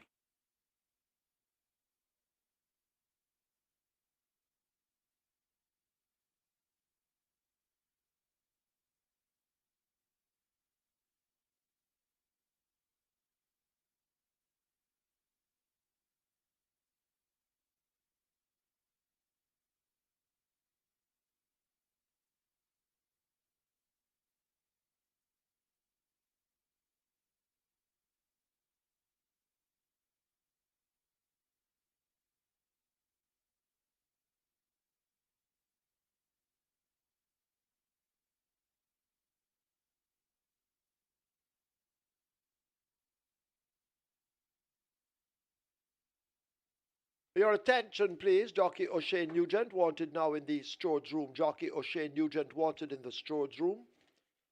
Result of the 9th, now official. Horses to the testing barn. 5, Mac and Rome. 7, Supremacy. 5, Mac and Rome. 7, Supremacy. Go to the barn to be tested. Mac and Rome, 616 to win, 316 to place. Second 1, Midnight Galaxy, 140. Third 8, King Pie, 346. Fourth 3, Princess Fiani. Fifth 7, Supremacy. Double event, 606. Exacta, 1,379. Quinella, 1,306. Trifecta, 10,846. Superfecta, 30,647.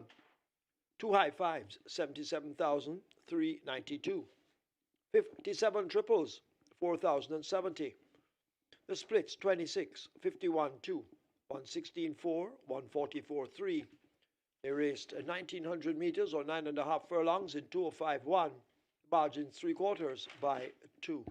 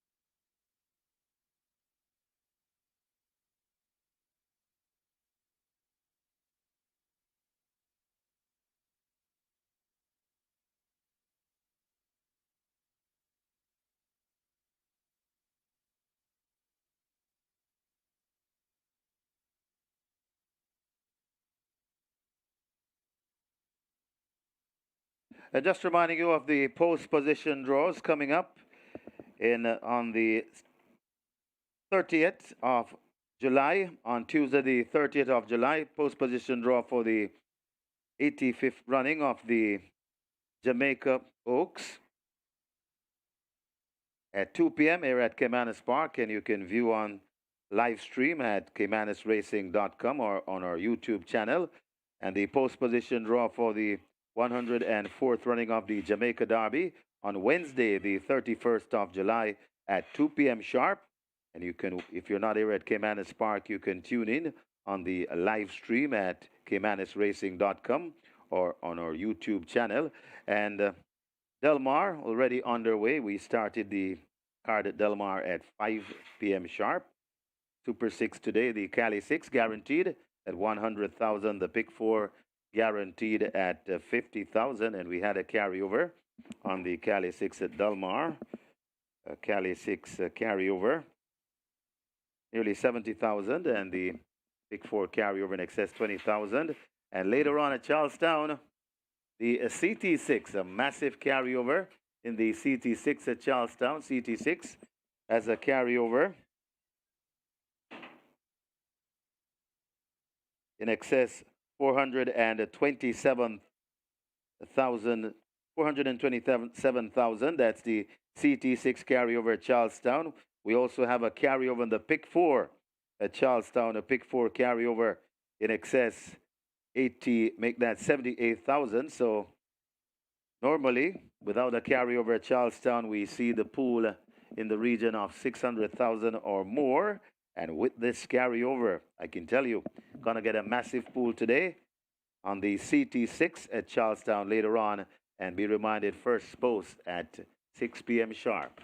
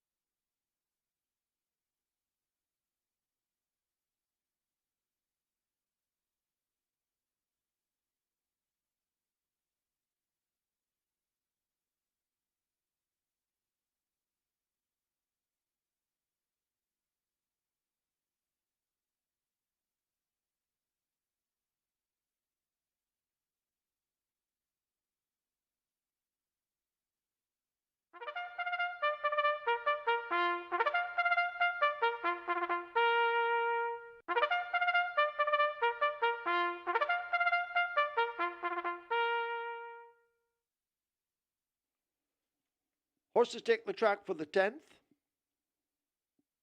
It's the big man in town. It's an overnight allowance for 3-year-olds and up. The distance 1,600 meters or 1 mile. 5 Jonker Jeff make the weight 53.5 kilos or 118 pounds. The same for number 6 No More Deals, 53.5 or 118. 7 Anika Bell, 52 or 115. 13 Sistren Treasure, 52.5 or 116. Wagering on Exacta, Quinella Trifecta Superfecta, high 5. Get your wagers on.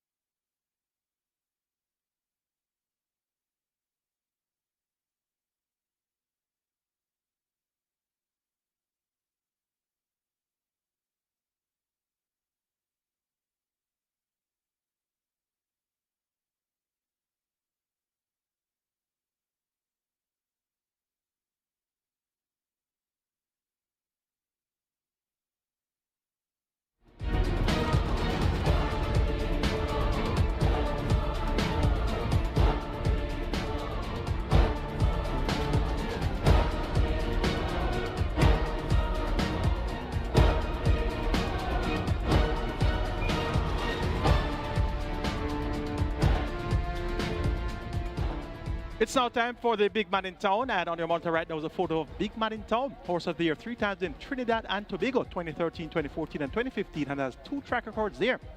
118 flat for 1,350 meters and 151 flat for 1,800 meters round.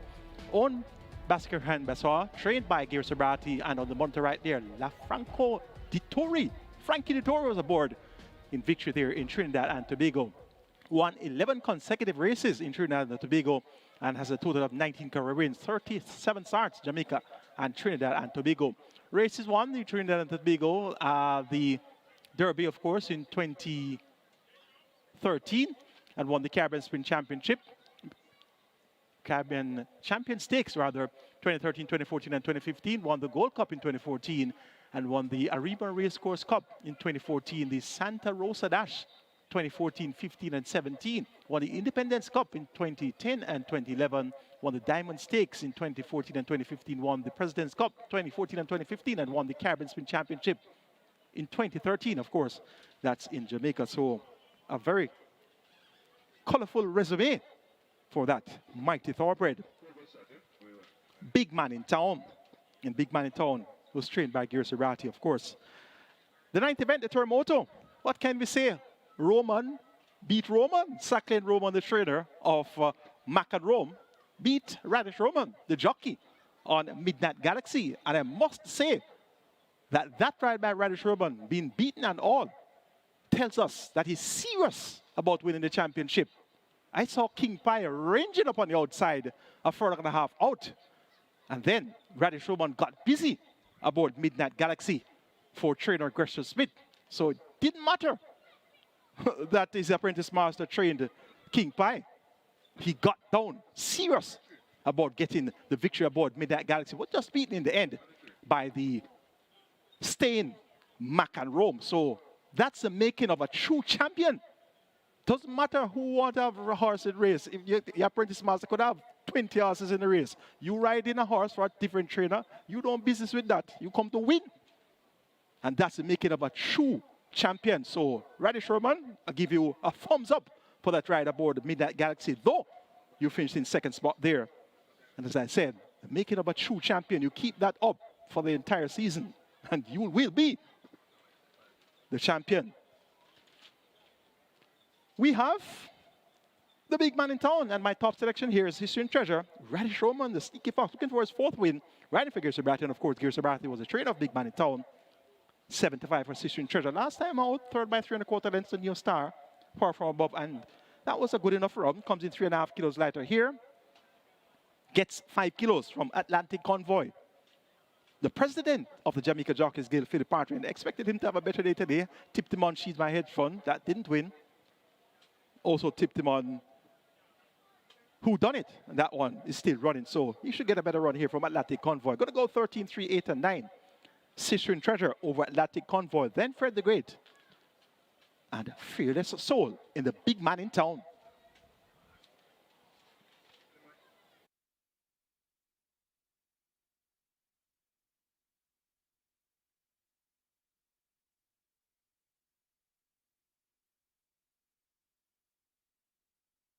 They've closed up the front of the gates, loading up, about to begin.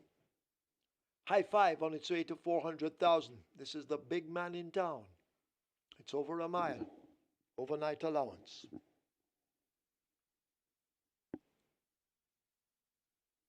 The runners circling behind the gates as they get set to load. Get your wagers on, last chance to do so.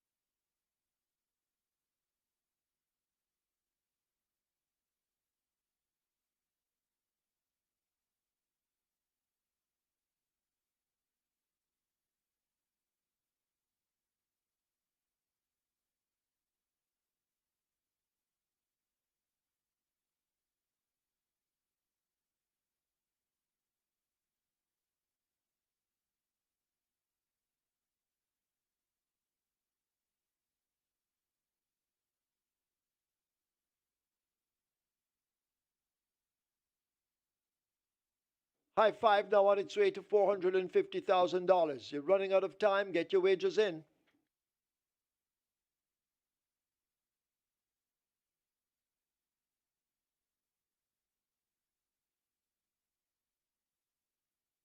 Horse is now loading. First one in, John Crow Jeff.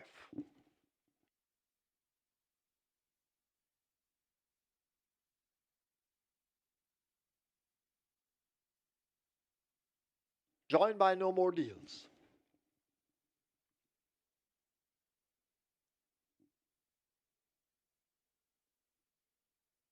Anika Bell.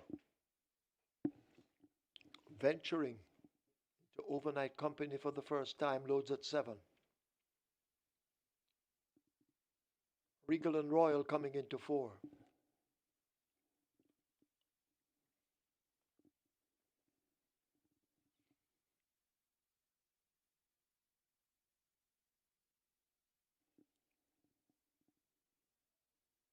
Rani Bangala has loaded at 10. Shavan Townsend looking for a 3-timer on the card.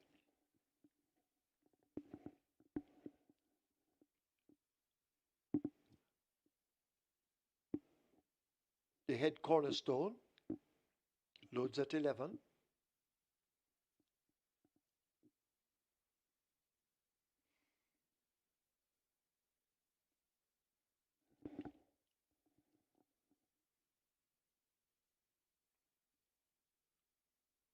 Heroin goes in at 12.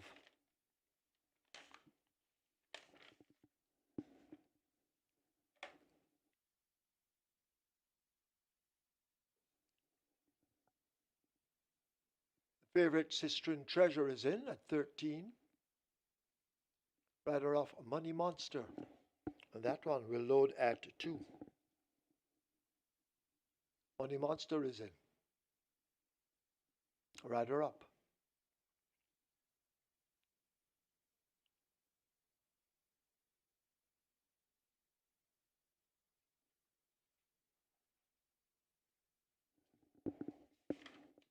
Trying with Fred the Great at 8.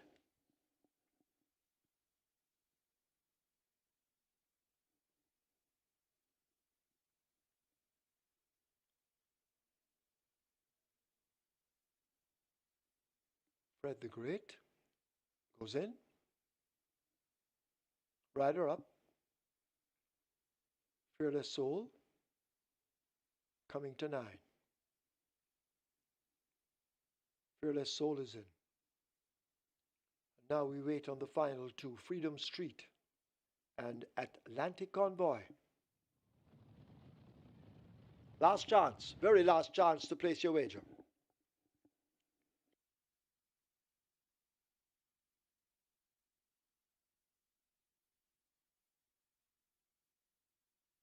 Freedom Street in. Waiting on Atlantic Convoy. So Atlantic Convoy, when ready, will load at 3 and then we will be ready. This is the big man in town.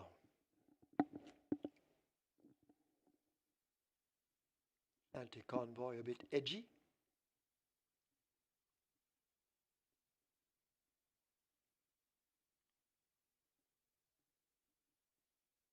So still we wait on Atlantic Convoy.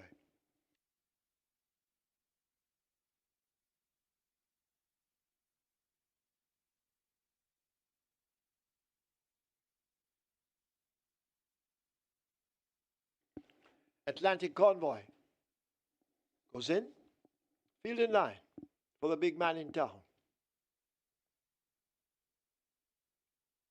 They're off. Fair start.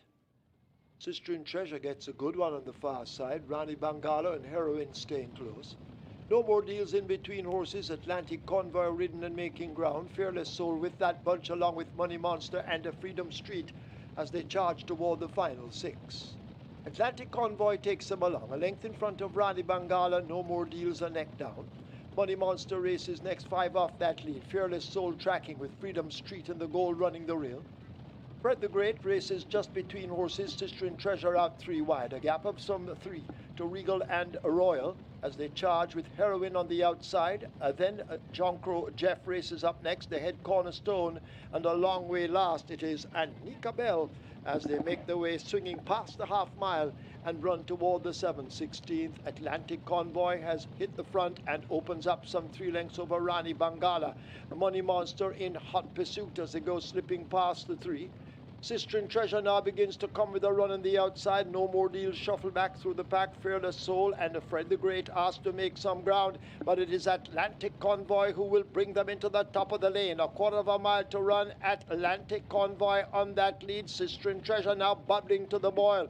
Down against the fence, that is a Fred the Great now coming with a charge, but Atlantic Convoy, although drifting off a true line, continues to hold the lead over against the rail. It is Fred the Great and Terrific Tevin Foster now who begin to gather momentum, and Fred the Great snatches it. Fred the Great takes that lead and comes away to win the big man in town by almost 4 over Atlantic Convoy. Sister and Treasure Freedom Street. Fearless Soul is 5th.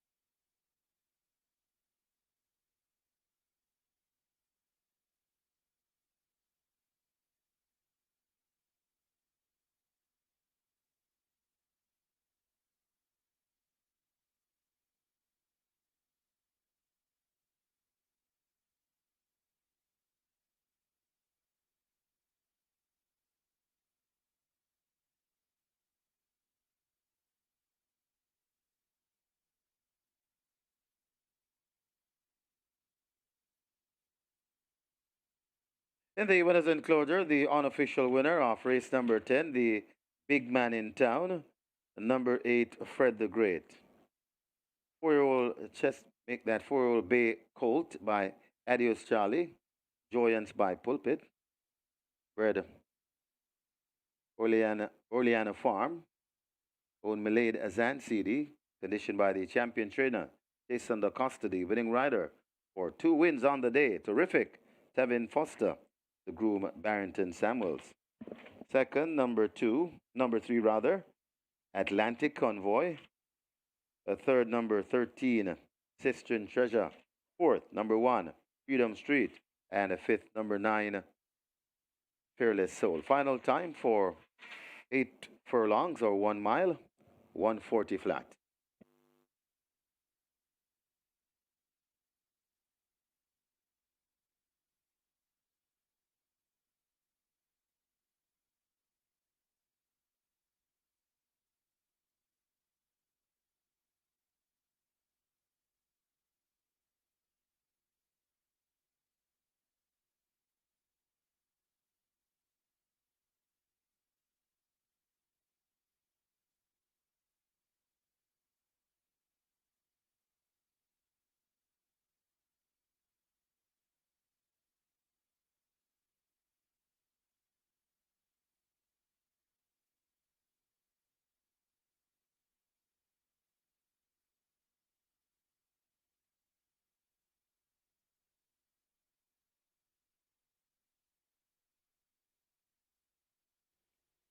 They're off.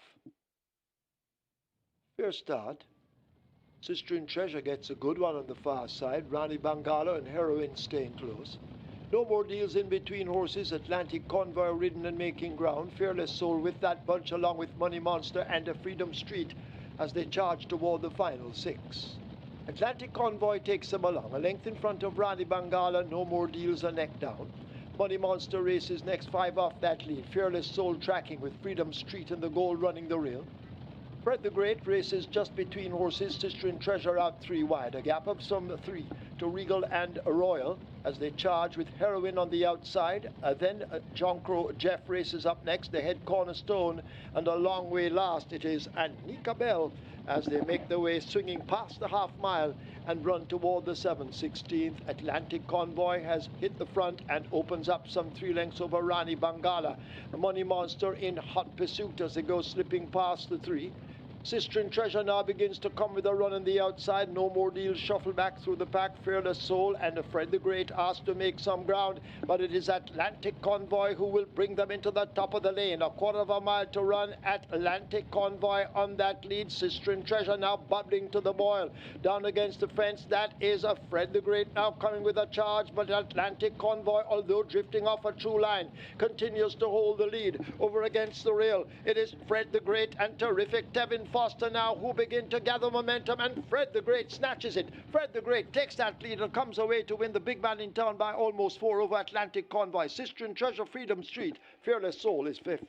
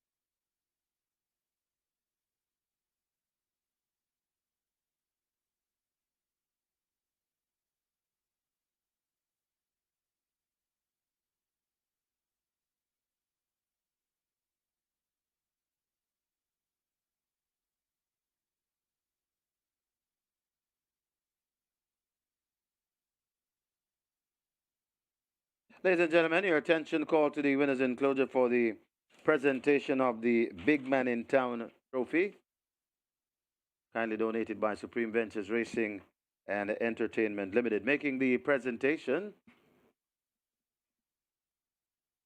the trainer Gary Sabrati, and he makes it to the winning trainer, champion trainer Jason Da Costa, representing the winning owner, Milade Azana CD.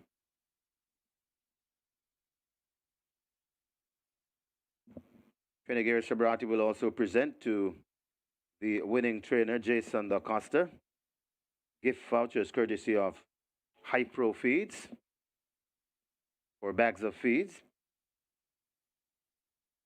And he'll also present to the winning jockey, terrific Tevin Foster, gift voucher from ONS Tack Room and Cal's Beverages. Jockey Tevin Foster will also collect on behalf of the winning groom Barrington Samuels. Or Barrington Samuels will collect for himself. Congratulations to the winning connections. Race number 10, the Big Man in Town.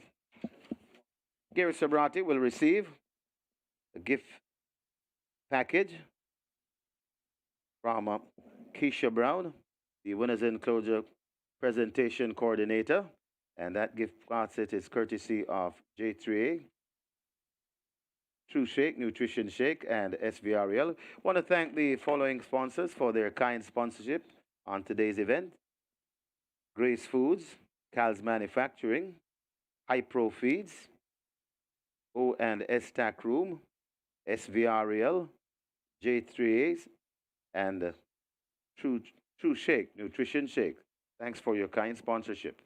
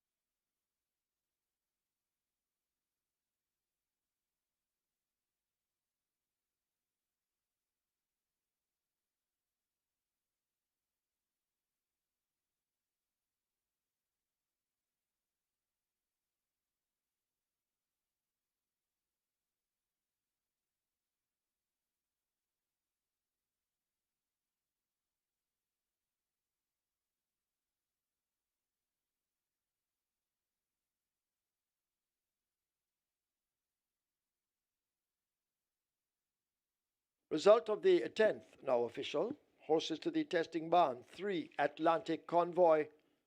8, Fred the Great. 3 and 8 both go to the testing barn. Fred the Great, $350 to win, 120 to place. Second, 3, Atlantic Convoy, 142. Third, 13, Sister in Treasure, 134. Fourth, 1, Freedom Street. Fifth, 9, Fearless Soul. The double, 2005-28. Exacta, 718. Quinella, 800. Trifecta, 610. Superfecta, 7,155. 23 high fives, 12,673. Triple, 233 triples, 3,568. There were 138 winners of the Twilight Six, each receiving $32,050. 244 winners of the Play Spot 8, 1,487. Single winner bonus, 744,621 and 4 cents. Strike 4, 37 winners, 13,652. Single winner bonus in the strike 4, 379,120 and 48 cents. Nobody catch 9, 14 with 8 of 9, 9,742.50. Single winner bonus in the catch 9, $874,021.26, and 156 winners of the late 5 star, 4,267.50. Single winner bonus in the late 5 star, $2,864,409.19. The splits were 24-2, 47-3, 113-4. They raced a mile in 140 flat. The margin 3 by a half a length. That's it for this afternoon. We'll be back with you next weekend as usual. Stand by for Michael Kane. He will have your recap. Keep yourself safe over the weekend.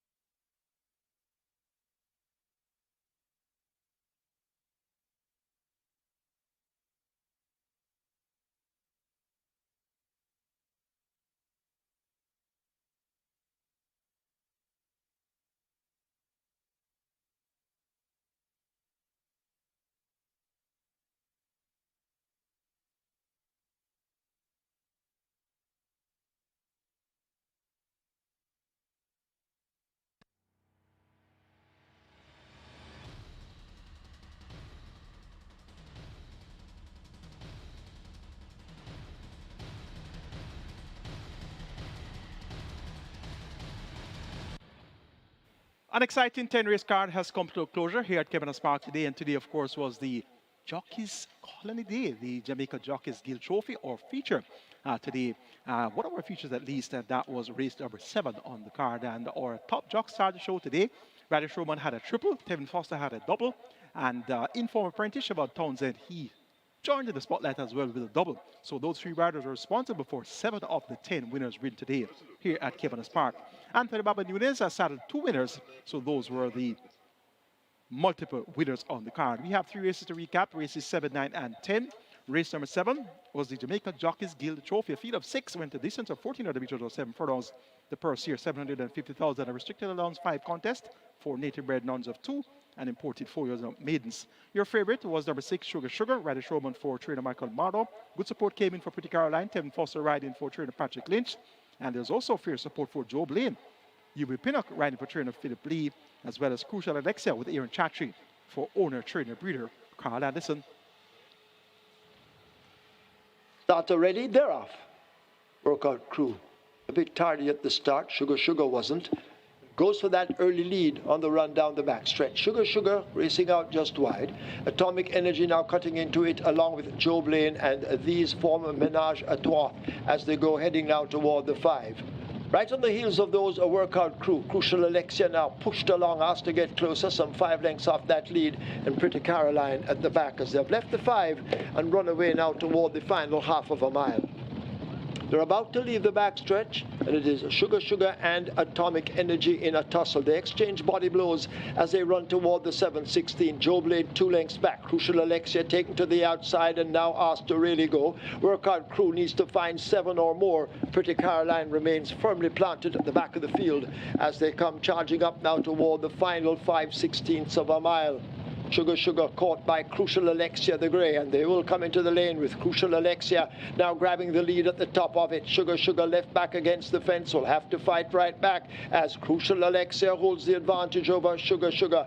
Toward the center, that is Joe Blaine asked to make ground. Workout crew has made some steady ground, but still Crucial Alexia shows them his rear end. Inside the final furlong, it is Crucial Alexia and Aaron Chatry in complete command with a 16th to run. Crucial Alexia put paid to them all. Crucial Alexia comes away to romp the Jamaica Jockeys Guild Trophy by maybe 6 lengths over Joe Blaine. Workout crew is 3rd, Sugar Sugar is 4th.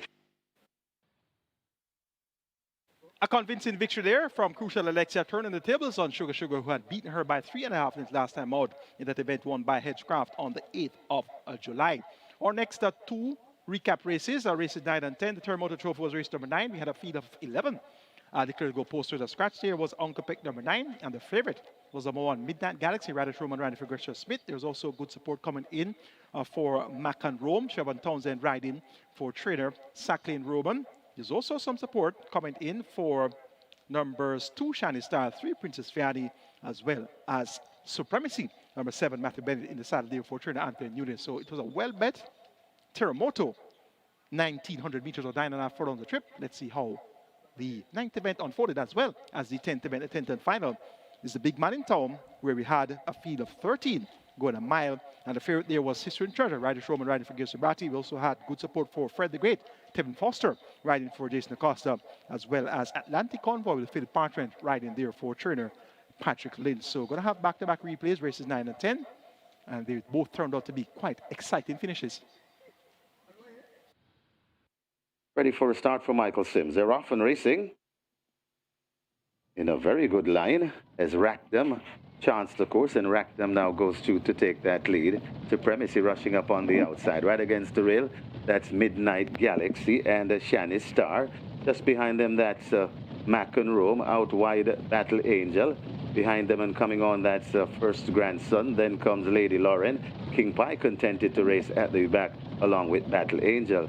They head around the clubhouse turn, and it is Midnight Galaxy on that lead. Shiny Star right there in second. Mac and Rome is right there too, along with Princess Fiani as they come out of the chutes, coming to the 6 furlong pole. Then comes the pair of Lady Lauren and Supremacy right behind them. That's First Grandson. Then comes Rackdom, and still at the back of the field, King Pie, and racing way out of it, and now looks to be hauled up. That is a Battle Angel. They pass the 5 and head towards the 4, and the war up front continues. Mac and Rome right in between horses. That's Shiny Star right against the rail. That's Midnight Angel. Then comes a Princess Fiani, overtaken now by on the hunt, that's Supremacy. Then comes 3 lengths before we come to King Pie, now hustled up and out for more and begins to gain. Also, Rackdom is backing out. Then comes up Lady Lauren, and at the back of the field, First Grandson. They'll come into the lane shortly, and it is still Midnight Galaxy on that lead. Out wide, King Pie is really traveling nicely on the outside, and I think King Pie has now hit the front. It's King Pie, Mac and Rome right against the rail. It's King Pie and Mac and Rome still there. It's Midnight Galaxy. Princess Piani is right on the rail and trying to come forward. It's a nice looking race coming to the furlong pole, and it is Mac and Rome and Midnight Galaxy coming back for more. Mac and Rome and Midnight Galaxy. This is where the race will be live, and now it's Mac and Rome that goes on. Midnight Galaxy fighting hard. Mac and Rome beats Midnight Galaxy. Then comes King Pie, Princess Piani, and Supremacy back in fifth.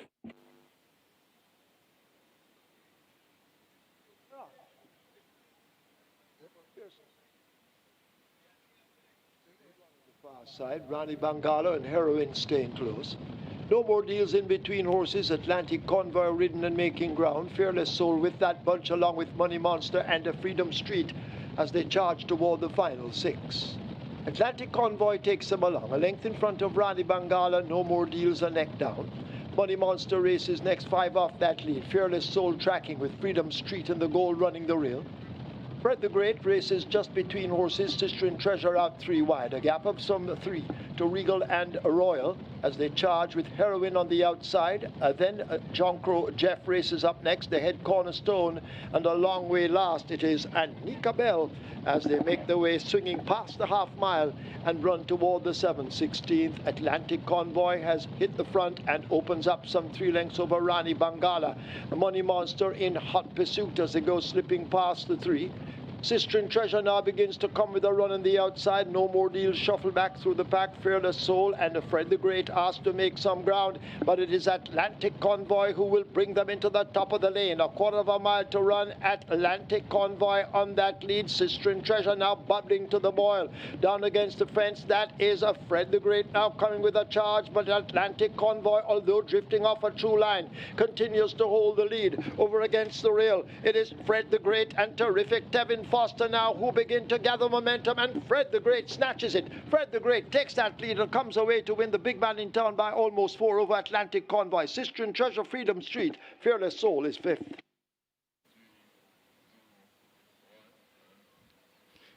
So exciting finishes there in the Terremoto as well as the big man in town, and we saw the Terremoto won by Mac and Rome. Siobhan Townsend on a double, and he rode there for second. Roman getting the better of Midnight Galaxy.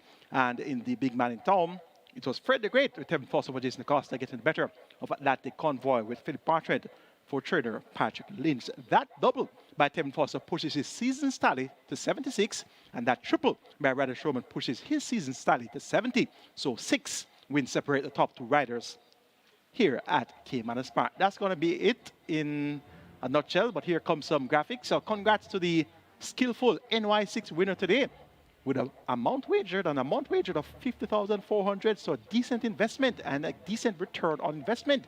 $902,062 in dividends there, and that was the NY6 at Saratoga today. Big payout on the NY6. That's going to be it in a nutshell from us here at Caymanas Park today. It was a pleasure taking you live and direct from the park. I'm your analyst Michael Kane on behalf of our home champion Sportsmax, also on behalf of our promoters Supreme Ventures Racing and Entertainment Limited. Have a productive week and see you next week, Saturday the 27th of July. We will have more of the finest thoroughbred racing